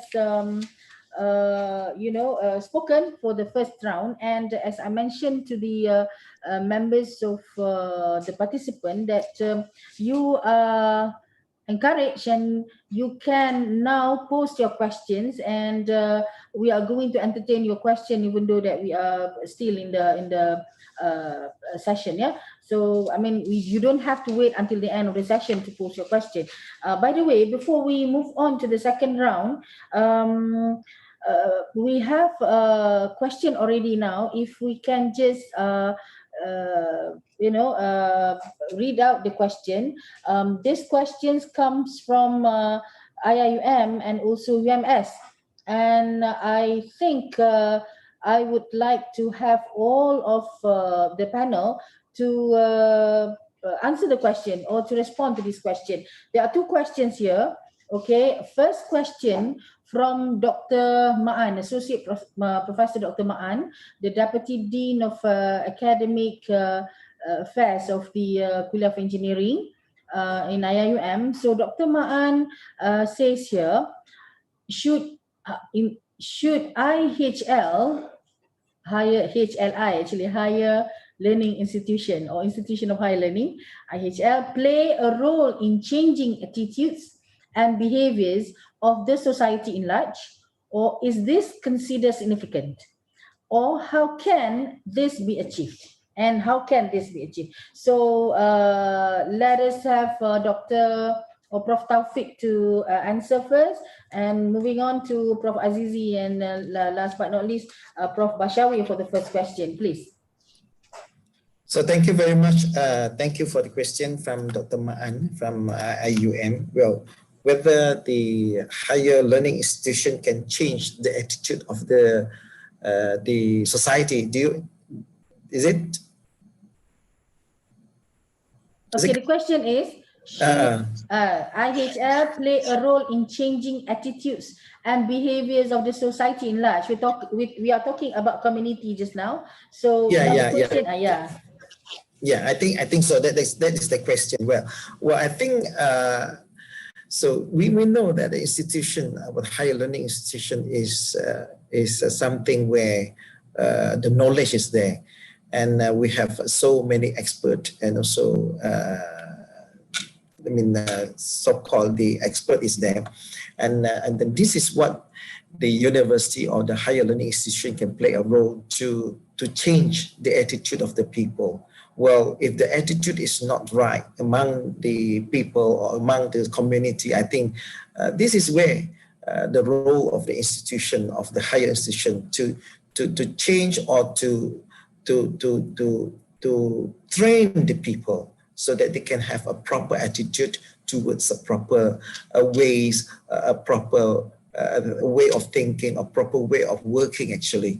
So I think this has been done before actually, and they should be continued for the future. Thank you. But maybe I can say that it's not an easy task actually. Yeah. This is not an easy task because you cannot change everyone at 1 second actually. It's going to take some time. Exactly. Okay, so what say you, Prof. Azizi? I would say yes, definitely. That is part of the role of university to change the people mindsets based on the scientific research and approaches. like in UMK, I can share with you that we have a significant COE or Center of Excellence that in charge of trying to alleviate the poverty issues in Kelantan, and not only in Kelantan but throughout Malaysia, basically. And part of the main agenda is that to change the mindset, because when we are talking about poverty, it is not about you are lacking in terms of the financial. It is also about the lack of the social and other dimensions. So it is very, very important. And the same goes to, if you look at from the economic perspective, Malaysia is still trapped in the middle income. We have yet to move from the high middle income to the developed nation, and part of it is the decline in the productivity, which very much relate to the innovation aspect. And innovation is also relate back, we can relate back to the attitude and the behavior of the people, of the workers. So I believe that that is very, very important, and we are trying to do that at UMK, which we will soon launch what we call the Ignite Innovation Lab at UMK. You know, not only to make our students more innovative, but we will extend that out to the community as well. So I think it is, yes, my answer, it is very significant. It is part of our role of the university. Thank you. But Prof. Azizi, just now Prof. Taufik mentioned about, you know, changing attitudes, especially changing the attitudes and the behaviors of the society at large. It's not an easy task. So how do you explain that? Of course, it is not easy, but it is not impossible as well. It is possible. We just need to be patient, because change can happen when the right things, I would say in a quote and unquote, the right things become a norm. And to become a norm, you need to go through a process. One is become a norm, then it becomes a culture. So that is a process. It is not easy, but it is possible as well. Yeah. Right. Okay, thank you, Prof. Moving on to Prof. Bashawir, but before that, congratulations, UUM, on the recent achievement you mentioned just now. So what say you on the question again, on the role of changing attitudes and behaviors of the society in large? Yes, as a matter of fact, universities have been playing this role for ages. If you look at Harvard University, Cambridge, or even in the context of Malaysia, you see Malaya, UMK, UKM and whatnot, you see the economic development of the respective districts where they are located are significantly contributed by the establishment of the university itself. Now, one classic example in this particular case is Utara Malaysia, which is located in the far north, in a small town called Sinto. I'm not sure whether everybody have been there.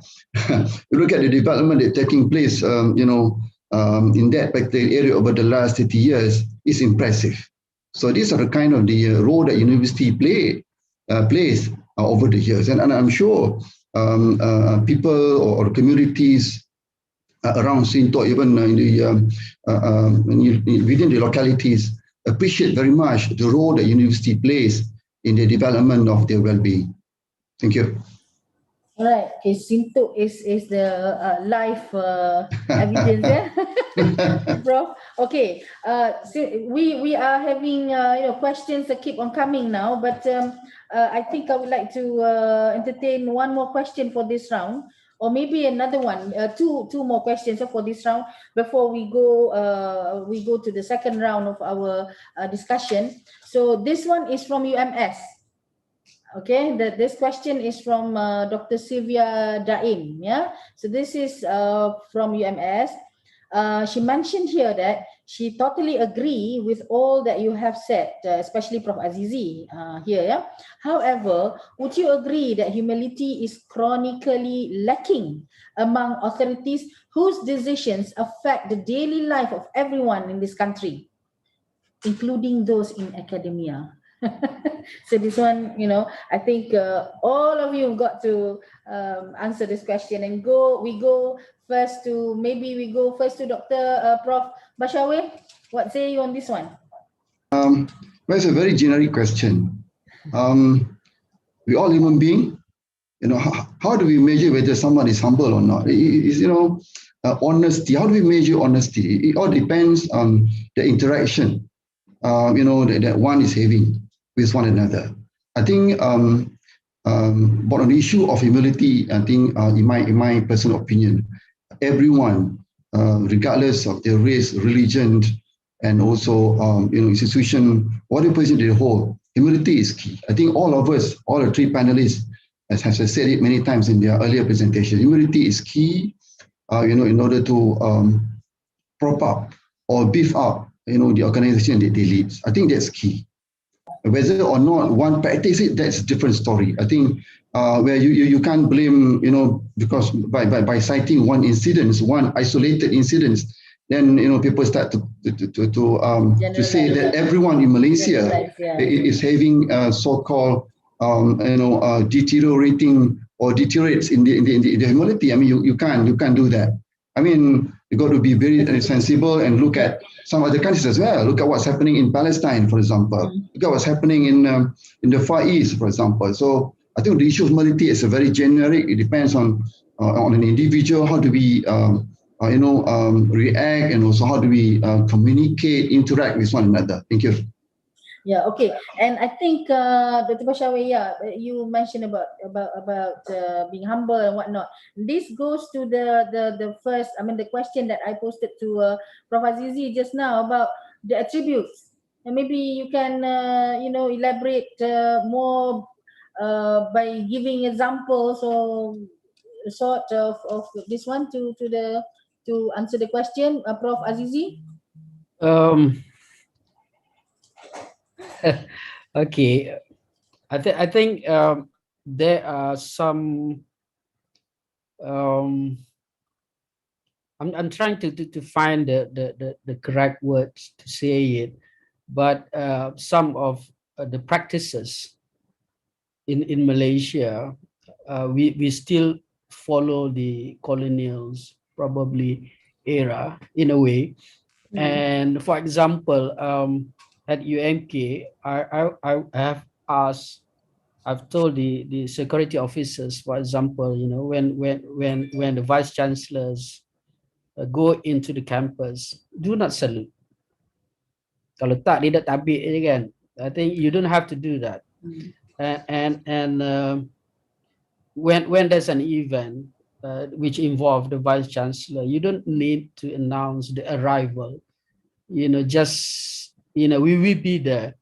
I think that is the simple act that we can try to implement, and it has been implemented in many other universities. You don't have to go far. You just go to National University of Singapore. Even the president will arrive earlier than the participants. So that is the kind of small acts that we can try to practice. And whenever you go through the gate, give a few drinks, nasi bungkus ke apa ke. I think that those simple acts, people will respect you more by doing that. And another act of humility is that we need to listen more, to accept criticism. It's not easy, to be honest, when people criticize you, but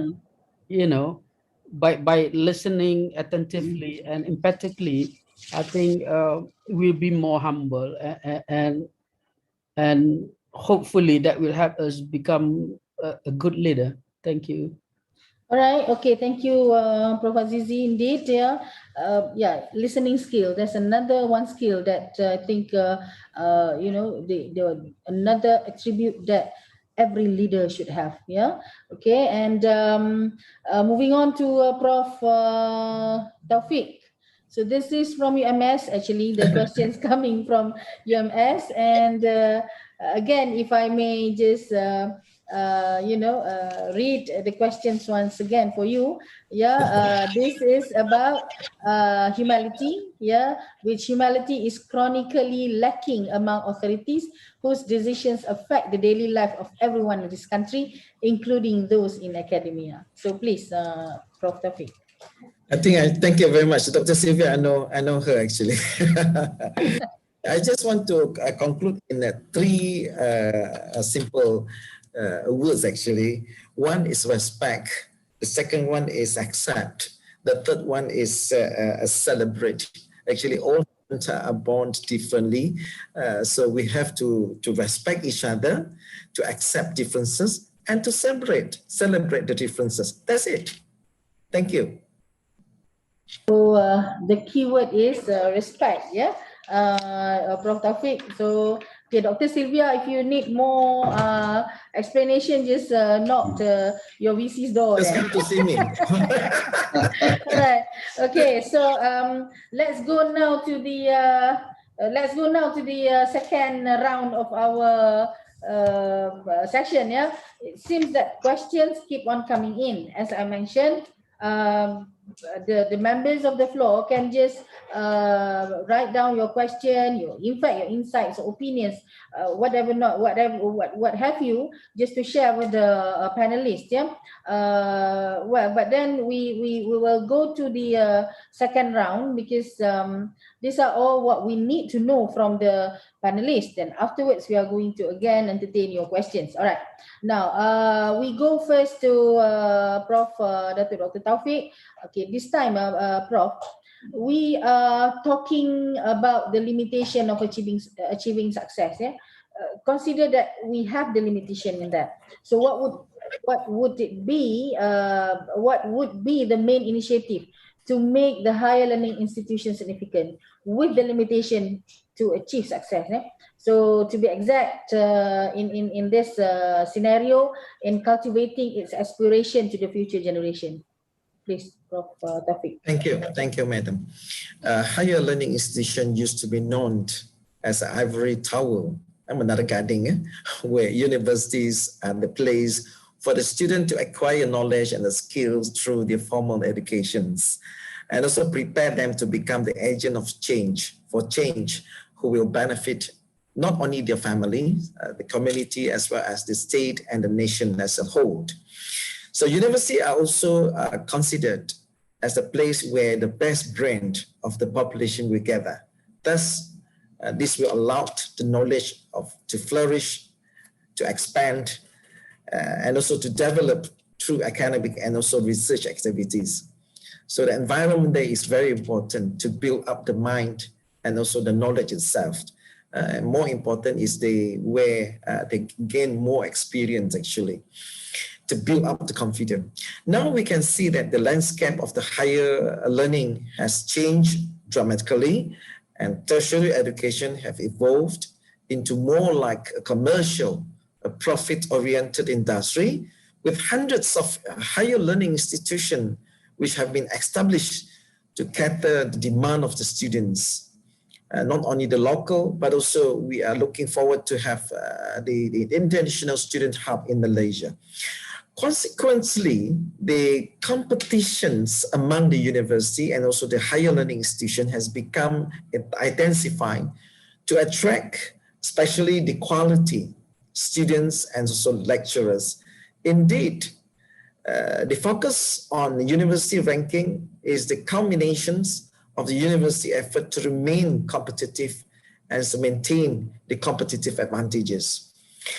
Higher learning institutions are facing financial challenges and also sustainability in the form of rising operational costs, lower revenues, and reduced funding, as what we can see for the past few years.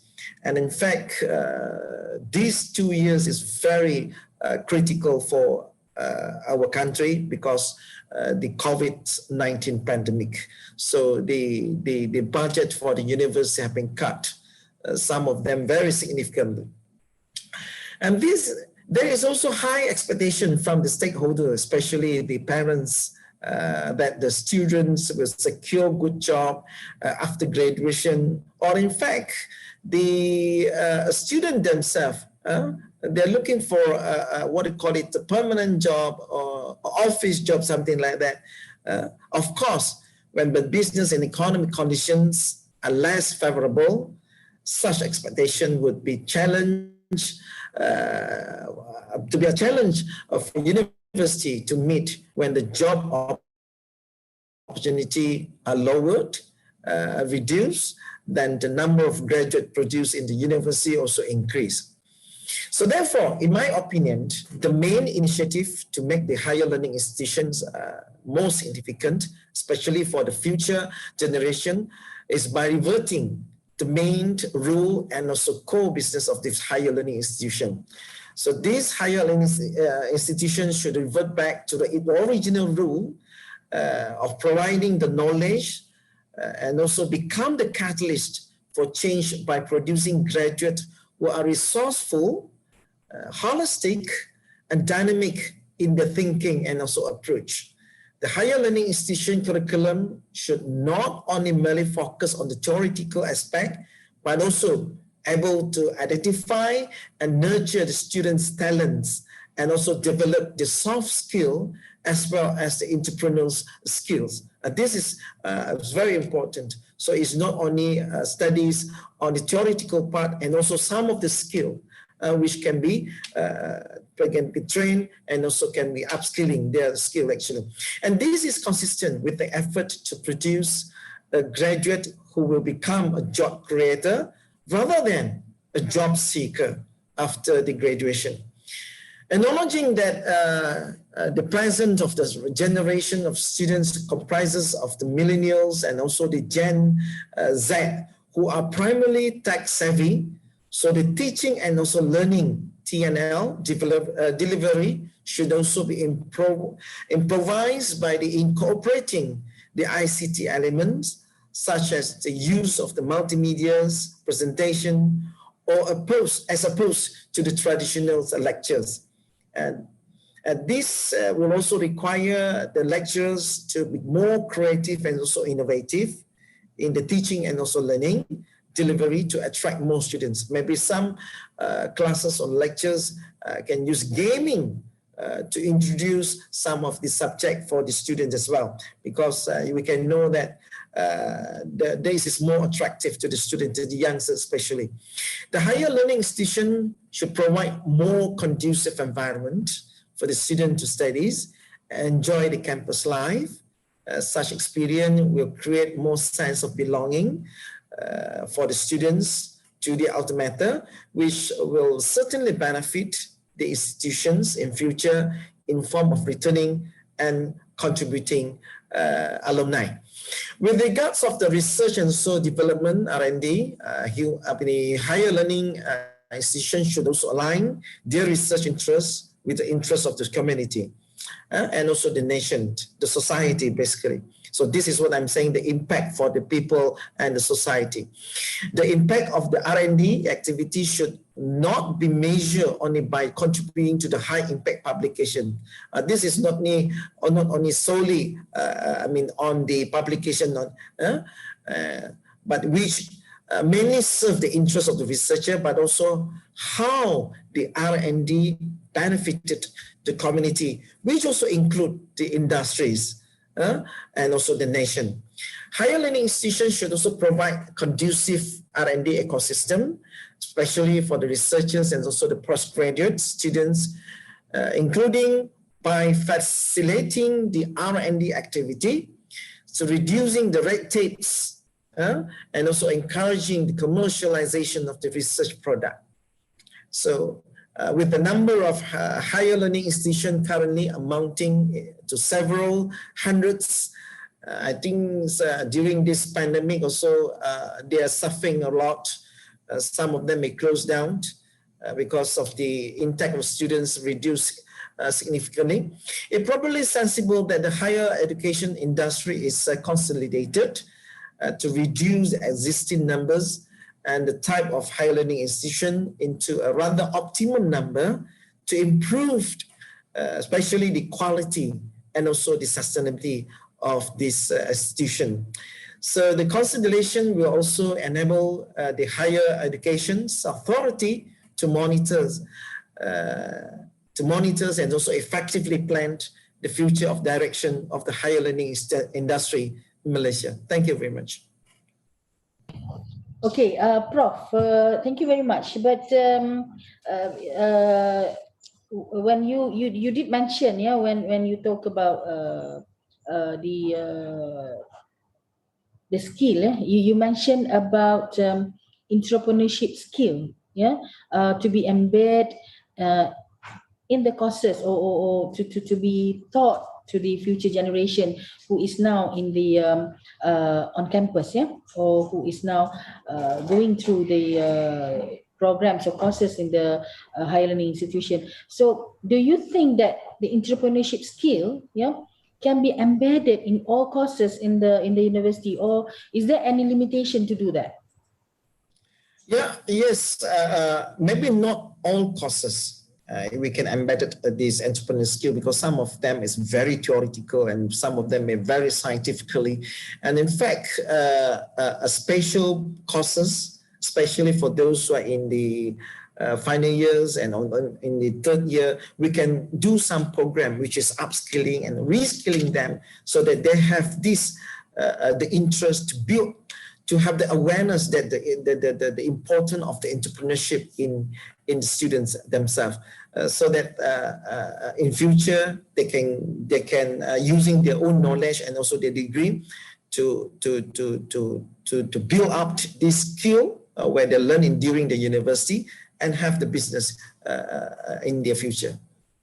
And Prof, one more. You did mention about also the sense of belongings to the institution. So how do you think we can develop the sense of belonging to the institution in this era of pandemic, when the students are not even on campus, they are all at home? This is the problem. It's our first time that the student, in fact, most of the first year students, they haven't gone to, go to the university, in fact. So this is challenging actually. They don't feel that the university, they don't feel that because they've never been to the university. In fact, even though the classes carry on online, well, we do hope that one day when the pandemic is gone, then the students can come to the university, can they feel that they feel that the belonging of this university to themselves, and they can help the university in future when they become a rich person or whatever, they can contribute back to the society basically. Inshallah. All right. Yeah, thank you, Prof. Taufik. Okay, now moving on to Prof. Dr. Noor Azizi. Okay, the question to you now is, the key to success is to say yes to the significant things in your life. Okay, based on your experience being in a notable public universities in Malaysia as a student back then in early 1990s, kan? And now you are a leader in a university, also public university. So how do you choose the significant elements, especially in the challenging situation in the organization? Okay, thank you. First, we need to understand that success takes time and whatnot with limited resources that we are facing now financially, yes. And it is about putting the right priority at the right time. But we are also pressured to produce several quick wins to gain the trust and confidence of the people. Not only the people, but those bureaucrats at the MOHI, your board of directors as well. And another challenge is how to sustain once we have achieved the success. So leadership it is a journey, and along the journey we will face a lot of challenges, hundreds of questions to answer, hundreds of tough decisions to make, and a lot of options to consider. So how do we prioritize when we are drowned with loads of information, the facts, figures, strategies, etc.? I would say, based on my experience, that intuition or the common sense helps in most cases. It may sound easy, but it is not. You know, while common sense comes from the heart, but in order for the common sense to make sense or to make any sense, leaders must have knowledge and experience and purpose. And importantly, I believe that significant leaders they have a pure heart and soul. And as Gandhi said, great leaders, you know, the mind, the heart, and the soul of the great leaders are in harmony, then it will work. So, so having said that, I believe that great and significant leaders must have sound knowledge in almost everything. You must learn about the management, the HR, information technology, marketing, finance, etc. I would say good enough to ask the right questions at the right time and at the right place. So you must well versed in many things, and it is not easy. You must lead by example. I have said that you must read more and work harder than your followers. And you must learn, ready to learn, to unlearn, and relearn fast. As Jim Collins said, great leaders are also paradox. They also dare to be different, to come up with crazy ideas, to be significant. And actually, I learned a lot from the former Minister of Higher Education, Datuk Sri Idris Jusu, when I was at the MOHI as a Deputy DG. Datuk Sri Idris is a very hardworking person, an avid reader, a fast learner, I would say, and someone who is always hunger for knowledge. And a few great leaders that I know also, they are easily forgive, forget, and move on. They have big hearts and always look for values, the bigger agenda. I would like to give one example of Datuk Sri Idris. In one trip to Istanbul, Turkey, we had a chance to have a lunch discussion for 2 hours from one expert in Wakaf, who happened to be my good friend. And at night, he asked me to call that professor again. And we had another discussion, 4 hours long discussion until 12 o'clock in the morning. And I can see that he listened very attentively, taking notes, asking questions, etc. And that is just one example. There are many other examples when he asked me to call someone who are expert in certain areas. So the willingness to learn is there. And last but not least, I would also say that leadership is also about the management of compromise. Leaders we often face a dilemma between making the best versus the right decision, which always depend on the context and scenario. It is not as simple as choosing between black or white. It goes back to the purpose or the reasons of being I have mentioned in the first round. And to end this, I would like to share a quote from John Maxwell. And he said, a great or significant leader is the one who knows the way, goes all the way, and shows the way. So thank you. Allahu Alam. Right. Okay. Thank you, Dr. Azizi. Actually, I have a question to ask you, but since time is running out quite fast now, so we go to Dr. Ahmad Bashar, Prof.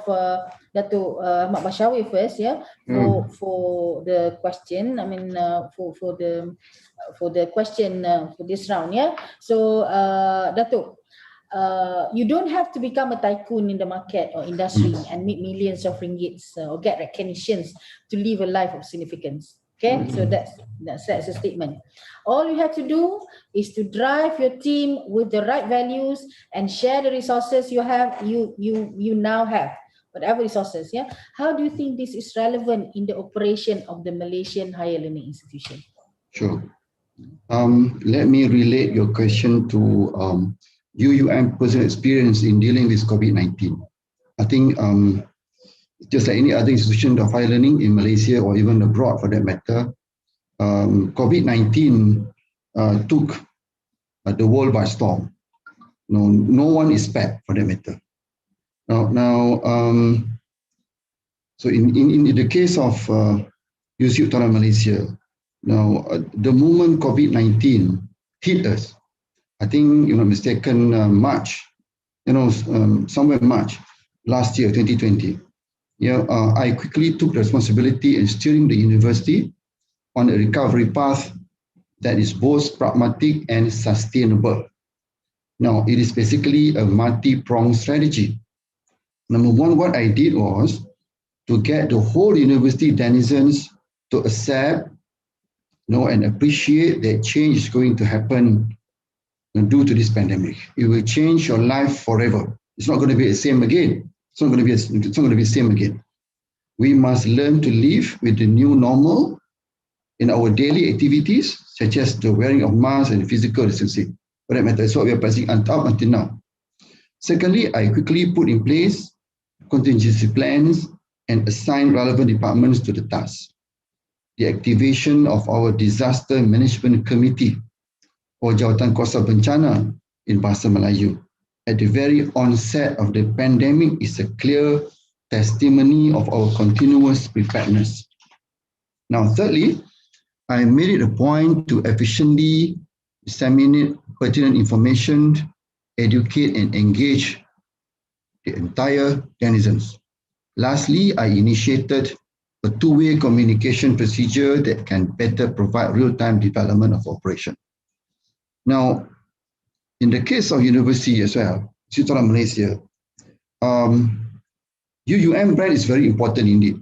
This is another issue apart from COVID-19. UUM brand is very important indeed. Now, we wish to establish a global brand that is well known for its quality and trustworthiness. This is our long-term objective. Although there are doubts and questions raised about the issue of university rankings, but I believe that there are benefits to begin from it. Now, if you remember in 2019, the Malaysian Public University Vice Chancellors and Rectors Committee published a joint statement that university ranking is not just a number, but also a responsibility to all. Now, this statement goes to show that in creating a value product with a global brand image, in the case of UM, one must be acknowledged to possess the quality and trustworthiness by peers and industry alike. Michael Porter, the great management guru of all time, in his book, Competitive Advantage, published in 1985, almost 2 decades or maybe 3 decades ago, I explained that a value chain is a collection of activities that are performed by a company to create value for its customers. He asked the question, how does your organization create value? Now, the focus is to change business inputs into business outputs in such a way that they have a greater value than the original cost of creating those outputs. The more value an organization creates, the more profitable it is likely to be. When you provide more value to your customers, you build competitive advantage. Now, the way in which value chain activities are performed determines cost and affects profit So at UUM, I strive to put into effect the model and associated activities. It is still too early because we're still young. We are barely 35 years old university. To see the results. But the signs are very encouraging indeed. We have made significant movements in our fiscal budget. Progressive promotion and reward systems were introduced, and since then, morale of the staff have improved and positively affecting the efficiency of the teaching and learning program. Now, make no mistake about it, the future for higher education is also going to be even more dynamic and fluid.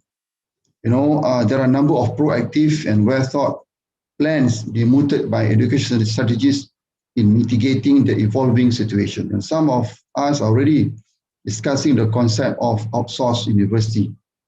This public-private partnership benefits the campus community.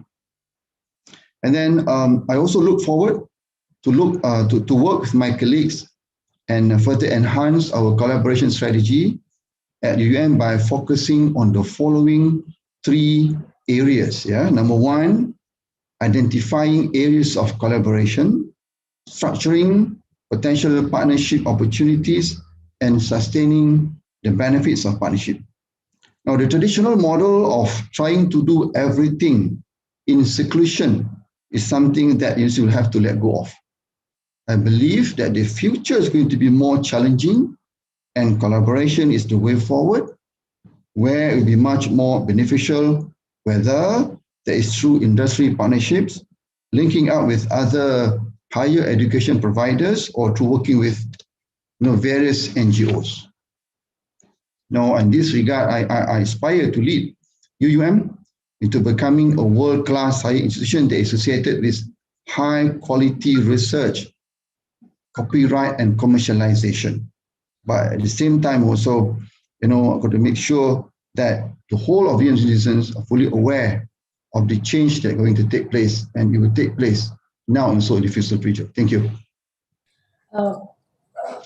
Prof, you are talking about all these what we call it methods or steps taken by UM in the context of pandemic right now, are you? Yes, precisely. Okay. When talking about the you talk about the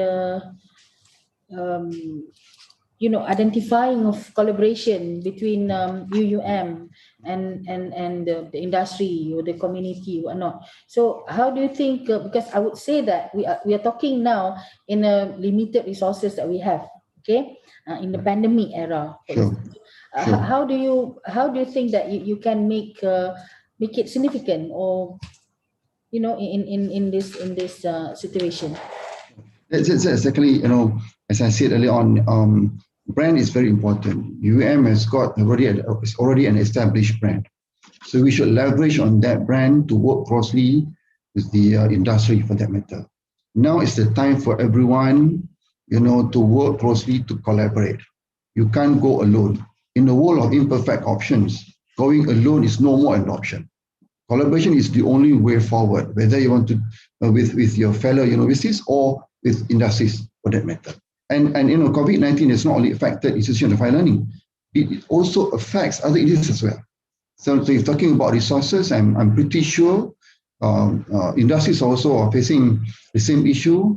Layoff is taking place everywhere now in the world. Airline industry, tourism industry, hotel industry, for that, even the banking industry for that matter. They are laying off in thousands, not a small number. So this is the time where we've got to reset, and work closely with each other. Right. Thanks. Okay, so meaning to say that we have to work hand in hand nowadays. Yes. We have to collaborate. All right, now. And we'll definitely add value to it. It will definitely add value to it, yes. Yeah, we are talking about, again, ladies and gentlemen, we are talking about value-based leaderships and value-based performance. And thank you for reminding us on that, Prof. Yeah.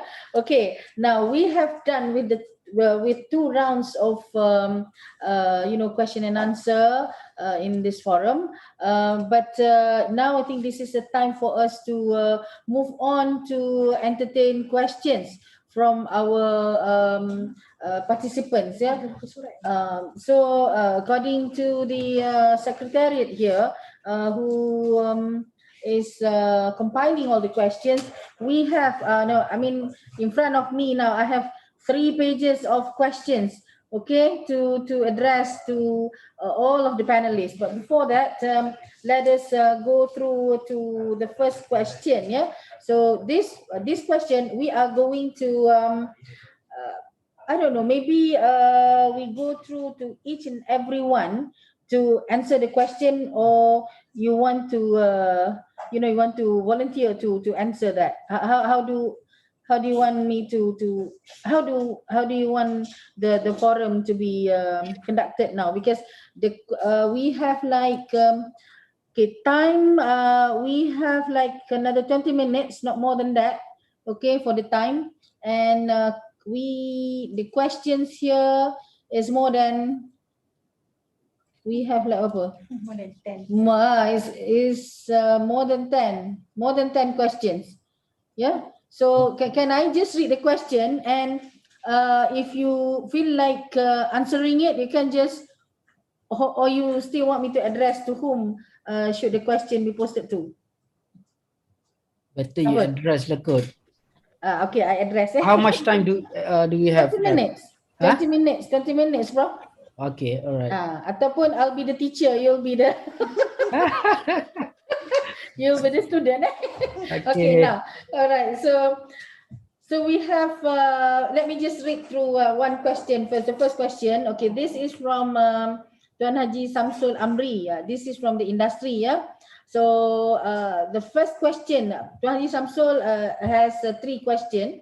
Okay, the first one is, kindly elaborate a bit more on inclusive leadership in the context of our local scenario. So this one, I think, would like to have Prof. Taufik to answer that. Okay, and the second question is, comments on leading during digital era. Okay, Cik Samsul, Tuan Haji Samsul asks the panelists to comment on leading, right? Is it leading or reading? Leading, yeah. Okay, comments on leading. I think this is comments on leadership. How are we going to conduct our organization or lead our organization during digital era? Maybe Prof. Azizi could answer this. And last but not least is comments on leading during crisis and trying times. This one I would prefer Prof. Bashawi to answer. And in fact, I think some of the some of the notes has been delivered by Prof. Bashawi just now, but why not? Yeah. So we have like 3 questions. Okay, we go to Prof. Taufik first for the inclusive leadership in the context of a local scenario, please, Prof. Thank you very much. Well, I would say actually university actually is for everybody. So, well, if Asia have everyone can fly, I can say that university is everyone can study in the university now. Why? You know why? Because so we want to have more students from a different background and also different achievement whereby which included these adult working students to be join the university to gain more knowledge, to get this certificate, to get the degree, so that we can have more opportunity, open more opportunity for all the students. Well, this is the first one. The second one is we also encourage this inclusiveness of the OKU, which is the disabled students, so that they are capable. They can study in the university as well.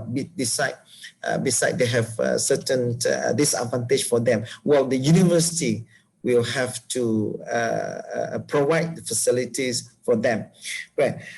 On the what do you call it, the inclusiveness for more students to study in the university. Well, we are opening the university for all type of students, not only for the exam level, SPM or STPM, whatever, but also for those who are not capable, who are not having the opportunity to enter university in the first place.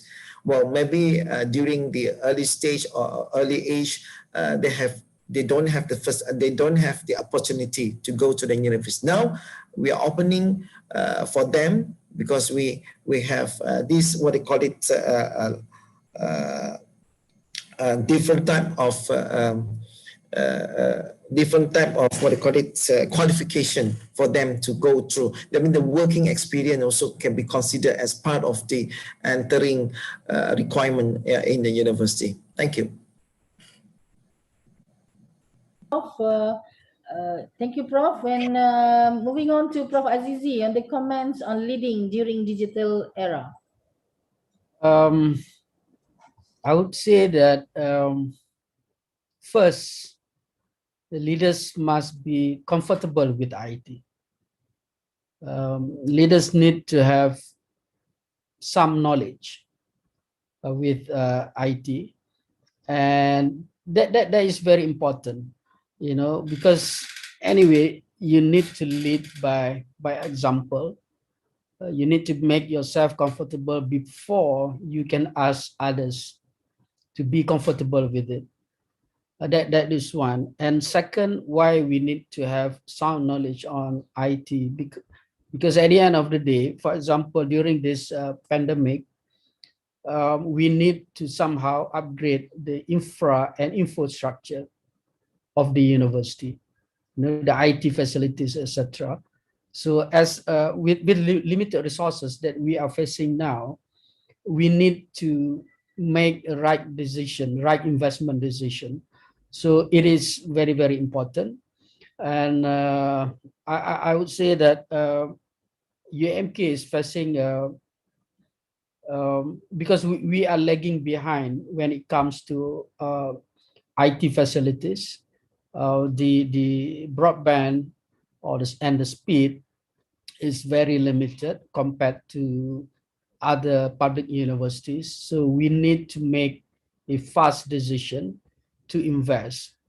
And then we need to cut down the budget for other things. So it comes back to which priority that we need to make. But Alhamdulillah, with proper teamwork, led by this director of ICT or CCI, we call it in UMK, we managed to invest on the right facilities at the minimum amount of investment, and that is good.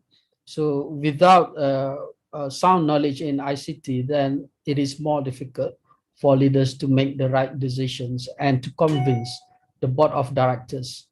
You know, then I would say that IT is the future. It's not the future. It is been the key elements of any organization for the past 10 or 15 years.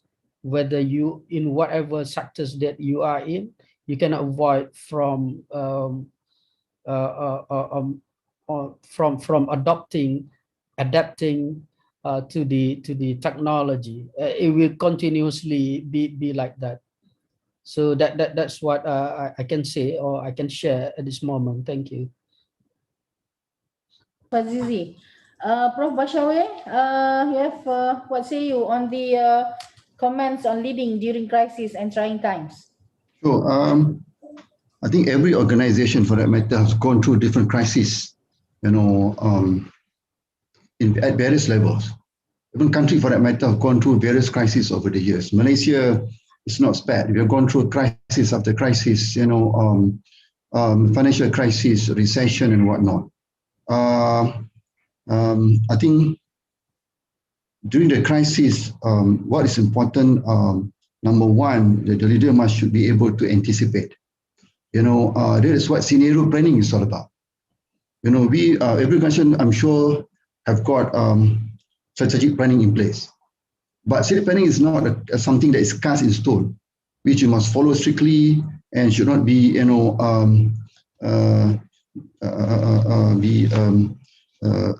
improvised or for that matter. So scenario planning is key in every strategic management models for every organization. So we should be able to anticipate, or predicting what lies ahead. That's number one. Number two, a leader should be able to navigate well with calm and humility. Number three, communicate well. This is also another important aspect of a good leader in managing crisis. Communicate well and communicate often. Listen, buy in the comments and criticisms, and also even constructive ideas from your colleagues and even your subordinates. Learn. Everyone is learning. Learning is about it's a learning experience for everyone. So leaders should also learn. They should not make ourselves, although we are being a leader, we feel that being boss is not about being bossy. It's about adding value. And also must lead, improve yourself to elevate others. So these are the things that I feel that during crisis, there are some leadership skills that one must have, throughout, whenever he or she manage an organization. Thanks, Sharizat. Okay, all right. Thank you, Prof. Bashawi, for the answer. Now we go through the questions that we tapped from the YouTube. Yeah, all questions. If I am given the opportunity, or I'm given the option, I would like to address all the questions, because all are significant. All right, so the first one, we go one by one. So the first one here is from Professor Technologist Dr. Salmiah Kasolang from UiTM. It seems that she wants all the speakers to address this. Dear honorable speakers, based on your long year of services, which are the important 3 characteristics in leaders in leading a successful IHL? Your own experience, please. Thank you. So we go to Dr. Taufik, then followed by Dr. Azizi, then Dr. Bashawi. Can we do that? Sure. And each one are given 2 minutes each. Thank you very much. Thank you very much. I think I can only give you 2 is enough already. One is to listen, a good listener actually, because you're working with a different level of what they call it, staff, from the lecturer, from the professor, as well as from the general staff. In fact, they may look at the university leadership as a different level. So I think the best is we have to listen to all levels. The second one is wisdom, hikmah. So you have to have certain wisdom in order to make a good decision. Well, the good decision is not only for us, not only for the certain level of staff, but also for the whole, for the whole general university level, actually. Thank you. Prof. Azizi? Okay, thank you. I give a very short answer. Okay, because I'm not sure of the right ingredients, because everything is always depends on things. But to me, just be yourself. You need to be positive all the time. Of course, there are downtime, but you need to, get back and move on. And importantly, you must keep on working, keep on believing, because at the end of the day, as a human or the servant of God, our role is to give our best within our capacity and capability, and leave the rest to God. And I think that's the probably the formula that I have been using all this while. Thank you. All right. Okay. Thank you, Prof. Azizi. Next, Prof. Bashawi. Thank you. I think literature on attributes of a good leadership is abound. There's a myriad of definition around, isn't it? Different people view it from different perspective. Now, in my personal opinion, there are two key elements of a good leader. Number one is added value. You know, being a boss is not about being bossy. It's about adding value. If you can't add value, better remove yourself. As simple as that. Number two, inclusivity. Right? The leaders who are aware of their own biases and preferences actively seek out and consider different views and perspectives to inform better decision making. So this is my quick response to your question. All right. Okay. Thank Thank you, Prof. Bashawe. So all three is given their opinion, and all are different actually. So back again, everything must be seen in a different angle. All right. Okay. Now, moving on to another question. Yeah, this is from UMK. But UMK, I think you can just knock the door of your VC. Yeah. So this one Saya tak payah jawab lah. I don't have to answer. Tak payah. Tapi tak apa. We give the priority to both Prof. Bashawe and also Prof. Taufik. Okay, the question is, value-based leadership is something that is good to talk about, but very difficult to be implemented effectively, since human beings come from various backgrounds and ambitions. We talked about it earlier, right? About the different perspective and whatnot. What are the best principles and steps to be followed? I mean, based on your experience, Prof. Taufik and Prof. Bashawe. Maybe I will let Prof. Taufik. Okay, I'll let Prof. Taufik go first. I will give you first. Dr. Bashawe, you first. I think it relates to my earlier presentation, I guess. Yeah. Leadership is something that is doable. I think to me the keyword is doable. You know, everyone some of them are born to be a leader. Some of them can be molded to become a leader. It's not going to be easy. It's going to be quick. But I guess, as I said, you know, if you have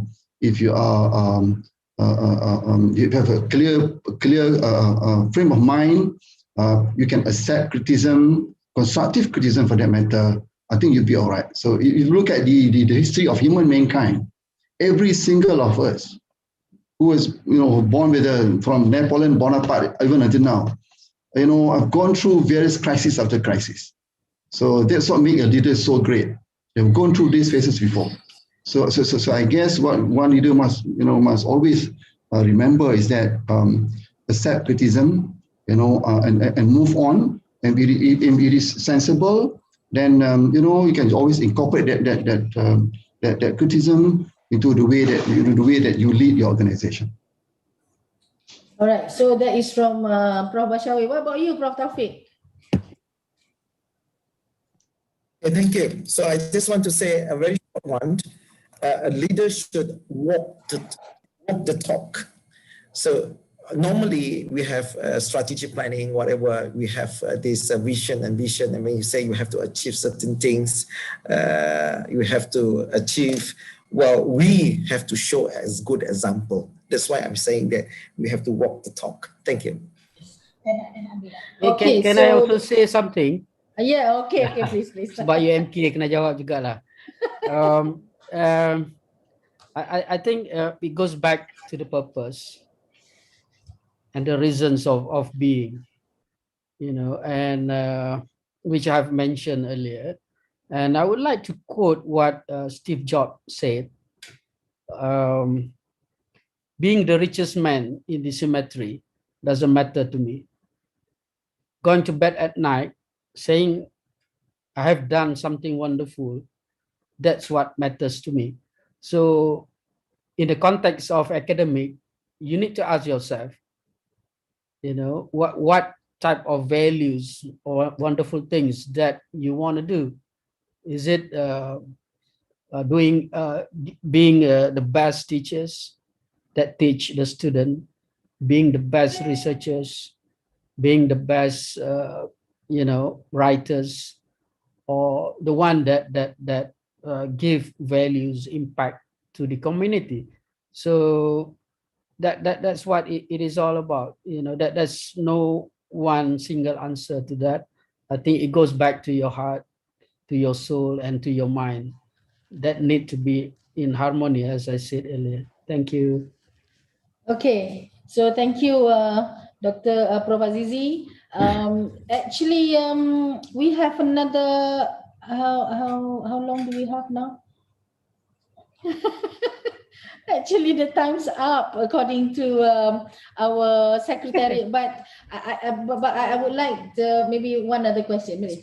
Okay, another 10 minutes. We can extend our time to another 10 minutes. Okay, now this is a question which I think quite interesting. Yeah, from Dr. Woon Chin Yong from Nottingham University, Malaysia. Yeah.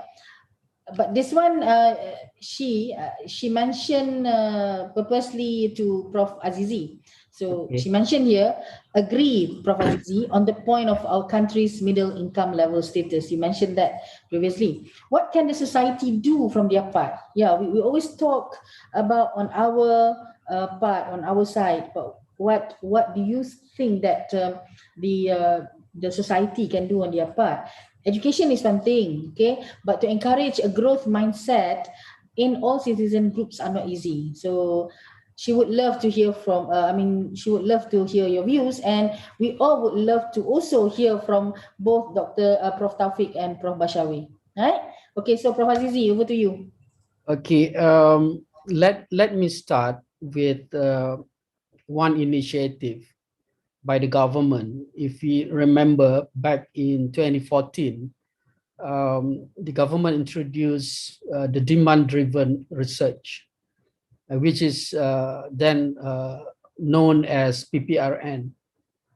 That is one of the initiatives introduced to increase the innovation and hopefully also increase the productivity of Malaysia. But that is just one small initiative involving the public universities. But to overcome or to address the issues, I think it needs a bigger agenda at the national level. I have been reading lots of books about innovation, in particular about Israel. I have read, I think, 3-4 books, and because Israel is one of the most innovative nations in the world, we forget about the conflict with the Palestine, but there are things that we can learn from that the Jewish people, I would say, it started from kindergarten. And then goes to the primary school, secondary, then universities. So we need to address that. The curriculum at the school levels need to address that. We need to encourage people to be more proactive, to question things. I think that is the key to being innovative. You need to keep on questioning things, to question the status quo, to think differently, to have the courage to go against the norm, and also, having said that, I think the society need to be more open. The teachers need to listen more to the students. Lecturers need to listen more to the students as well, and it has to become a culture. But before it becomes a culture, we need to create that as a norm. I think we still have a long way to go, but that is why we are starting at Iium-Akept. Because I always believe that innovation is the key forward. And we need to change the way we learn, the way we teach, etc. It may take time, but we have to start somewhere.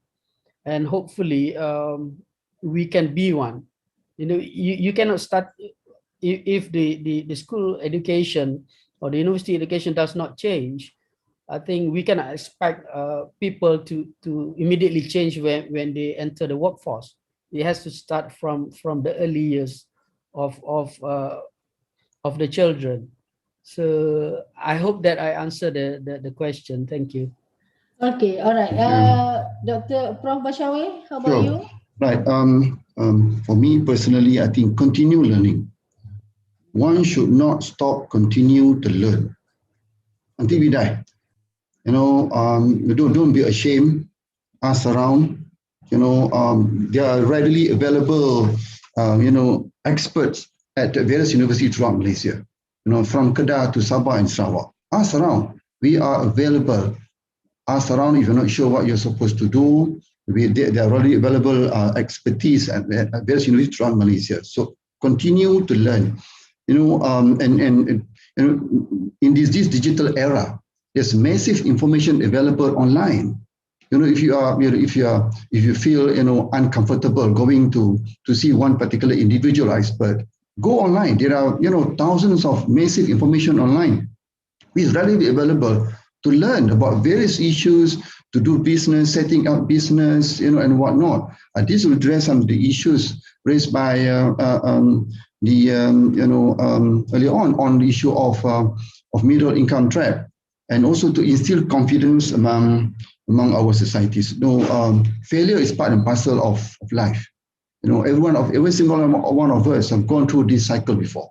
We start off by failing first before we start to to enjoy success later on. Thanks. All right, thank you, Prof. Taufik. What do you have in mind? Yeah, thank you very much. I think I agree with what Prof. Javed mentioned. That life is a cycle.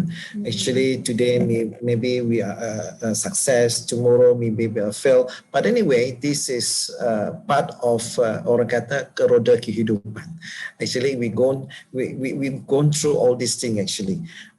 So what we need is we have to be patient. We have to be patient. We have to work hard, and don't forget to pray for the success for us and also for all of us. Actually, thank you. Inshallah. Okay, one last question. Okay, this is again from UMK. Okay, Dr. Siu Fon Eng. Okay, this is to all speakers, yeah. And I would say this is a conclusion, yeah, for our forum this afternoon. So from Dr. Siu, to all the speakers, leaders walk beside people. Give one experience. How do you do it during pandemic? So all three of you, maybe Prof. Ashawi first. Whether you do it physically or online, these are the two things that I think every single day should constantly or adopt nowadays. Whether you should do it physically now, you can't do it because of the MCO imposed. You can't move easily as much as often as before. What you can do now, there is this device called handphone. So use it wisely. The social media, you can continue to engage them, constantly day and night. I think it'll be all right, inshallah. Make it your best friend, eh? Correct, yes. Thank you. Okay, all right. Prof. Taufik, maybe? Yeah, during this pandemic, a human is a social means things where we cannot run away from everybody. So even though during this pandemic, we are only physically distancing, we are not social distancing actually. We still can engage and we can keep in touch with different way. Okay, thank you. All right, last but not least, Prof. Zizi. Okay, I probably I can share something.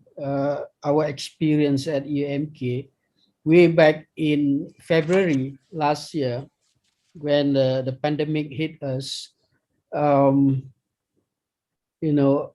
I asked a simple questions to my colleagues.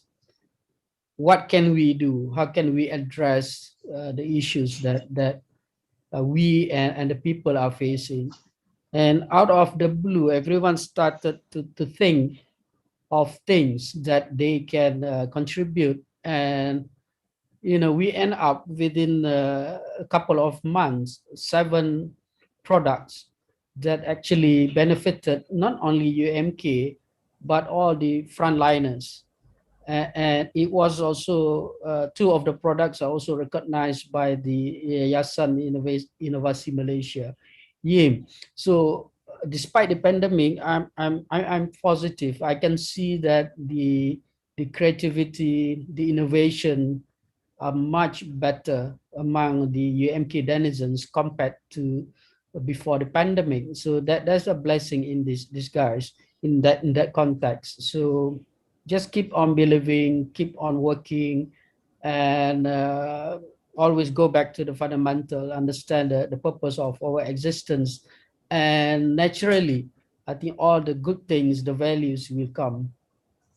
Thank you. Inshallah, inshallah. So I think we have done that. Conclude the discussion today, and we have done with all the questions, the insights from all the panelists, and I would also like to thank those who posted questions, but we have not have enough time to address them right away. But inshallah, the secretariat will email to all the panelists the questions, and there you might answer them. So we let us all thank Dr. Farzah Sulaiman from USM, Associate Professor Dr. Yasir Muhammad Mustafa from IIUM, Dr. Suhaimi Mat Sharif from IIUM, Dr. Muhammad Anwar from IIUM Kuantan Campus, Brother Ruslan Zainul from IIUM, and Prof. Eri Adesta from IIUM. So thank you very much for your questions. Inshallah, we'll get back to you soon from the Secretariat. So ladies and gentlemen, so this is the end of the day one of the seminar on value-based leadership and value-based performance series 2 2021. Alhamdulillah for the lively discussion. I will conclude that I will conclude to say that don't worry about being successful, but work toward being significant, and the success will naturally follow. Yeah. On behalf of the organizing committee, I wish to thank all the panelists, the heroes of the public higher institution, learning institution, Prof. Taufik, Prof. Azizi, and Prof. Bashawir, for your willingness to share with all of us your knowledge and wisdom, despite your busy schedule. And we got to know that Prof. Bashawir is now at home due to the PKPD.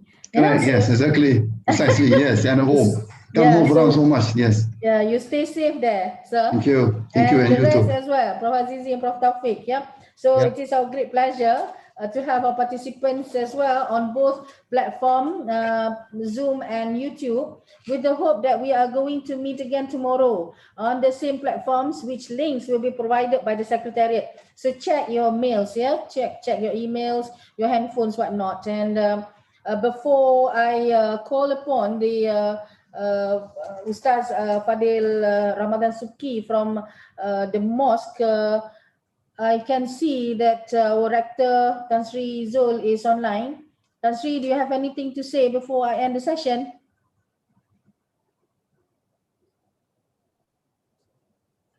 Tan Sri? Okay, maybe we just meet him. Not really. Thank you very much. All right. All of them. Okay. I've been listening very quietly. The quiet leader. Okay, thank you, Tansi. Thank you for being with us the whole day. All right. So again, stay safe, everyone. Have a good rest. See you again tomorrow. My apology for all shortcomings, and hoping to improve tomorrow, inshallah. May Allah ease. Before we go offline, let us invite Afadil Ustaz Ramadan Subki from Sultan Haji Ahmad Shah Mosque IIUM to recite the dua. Assalamualaikum warahmatullahi taala wabarakatuh. Waalaikumsalam warahmatullahi wabarakatuh. Bismillahirrahmanirrahim. Alhamdulillahi Rabbil Alamin. Wassalatu wassalamu ala ashrafil anbiya'i wal mursalin wa ala alihi wa sahbihi wa man tabi'ahum bi ihsanin ila yaumiddin. Allahumma inna nas'aluka al-afiyata min kulli baliyah wa nas'aluka tamama al-ghina 'anil nas.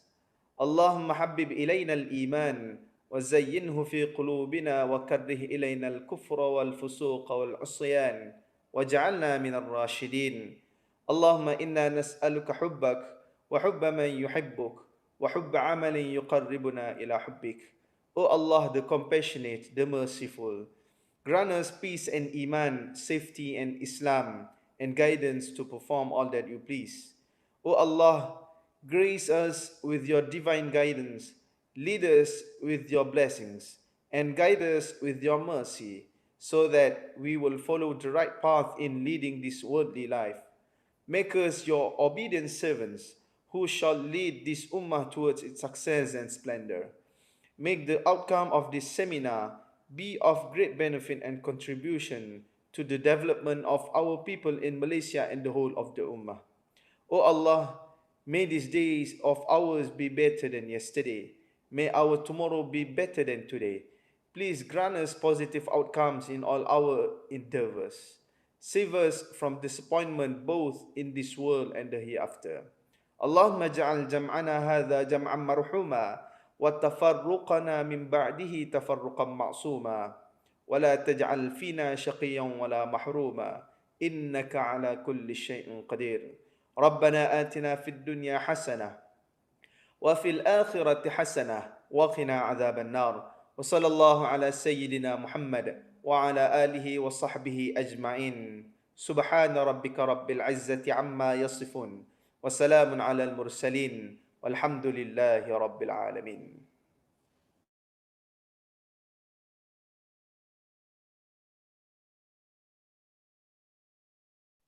Okay, boleh keluar kan? Boleh Prof, boleh, tak ada masalah. Okey, terima kasih. Sama Terima kasih. Terima kasih Prof. Azizi. Terima kasih Datuk Taufik. Terima kasih. Assalamualaikum. Moderator dengan salam Kak Arfan. Dia, apa dia Prof? Boleh. Dia kisah salam juga kat Prof. Okay, lama tak jumpa dia kata. Okay, insyaAllah. Assalamualaikum. Salam.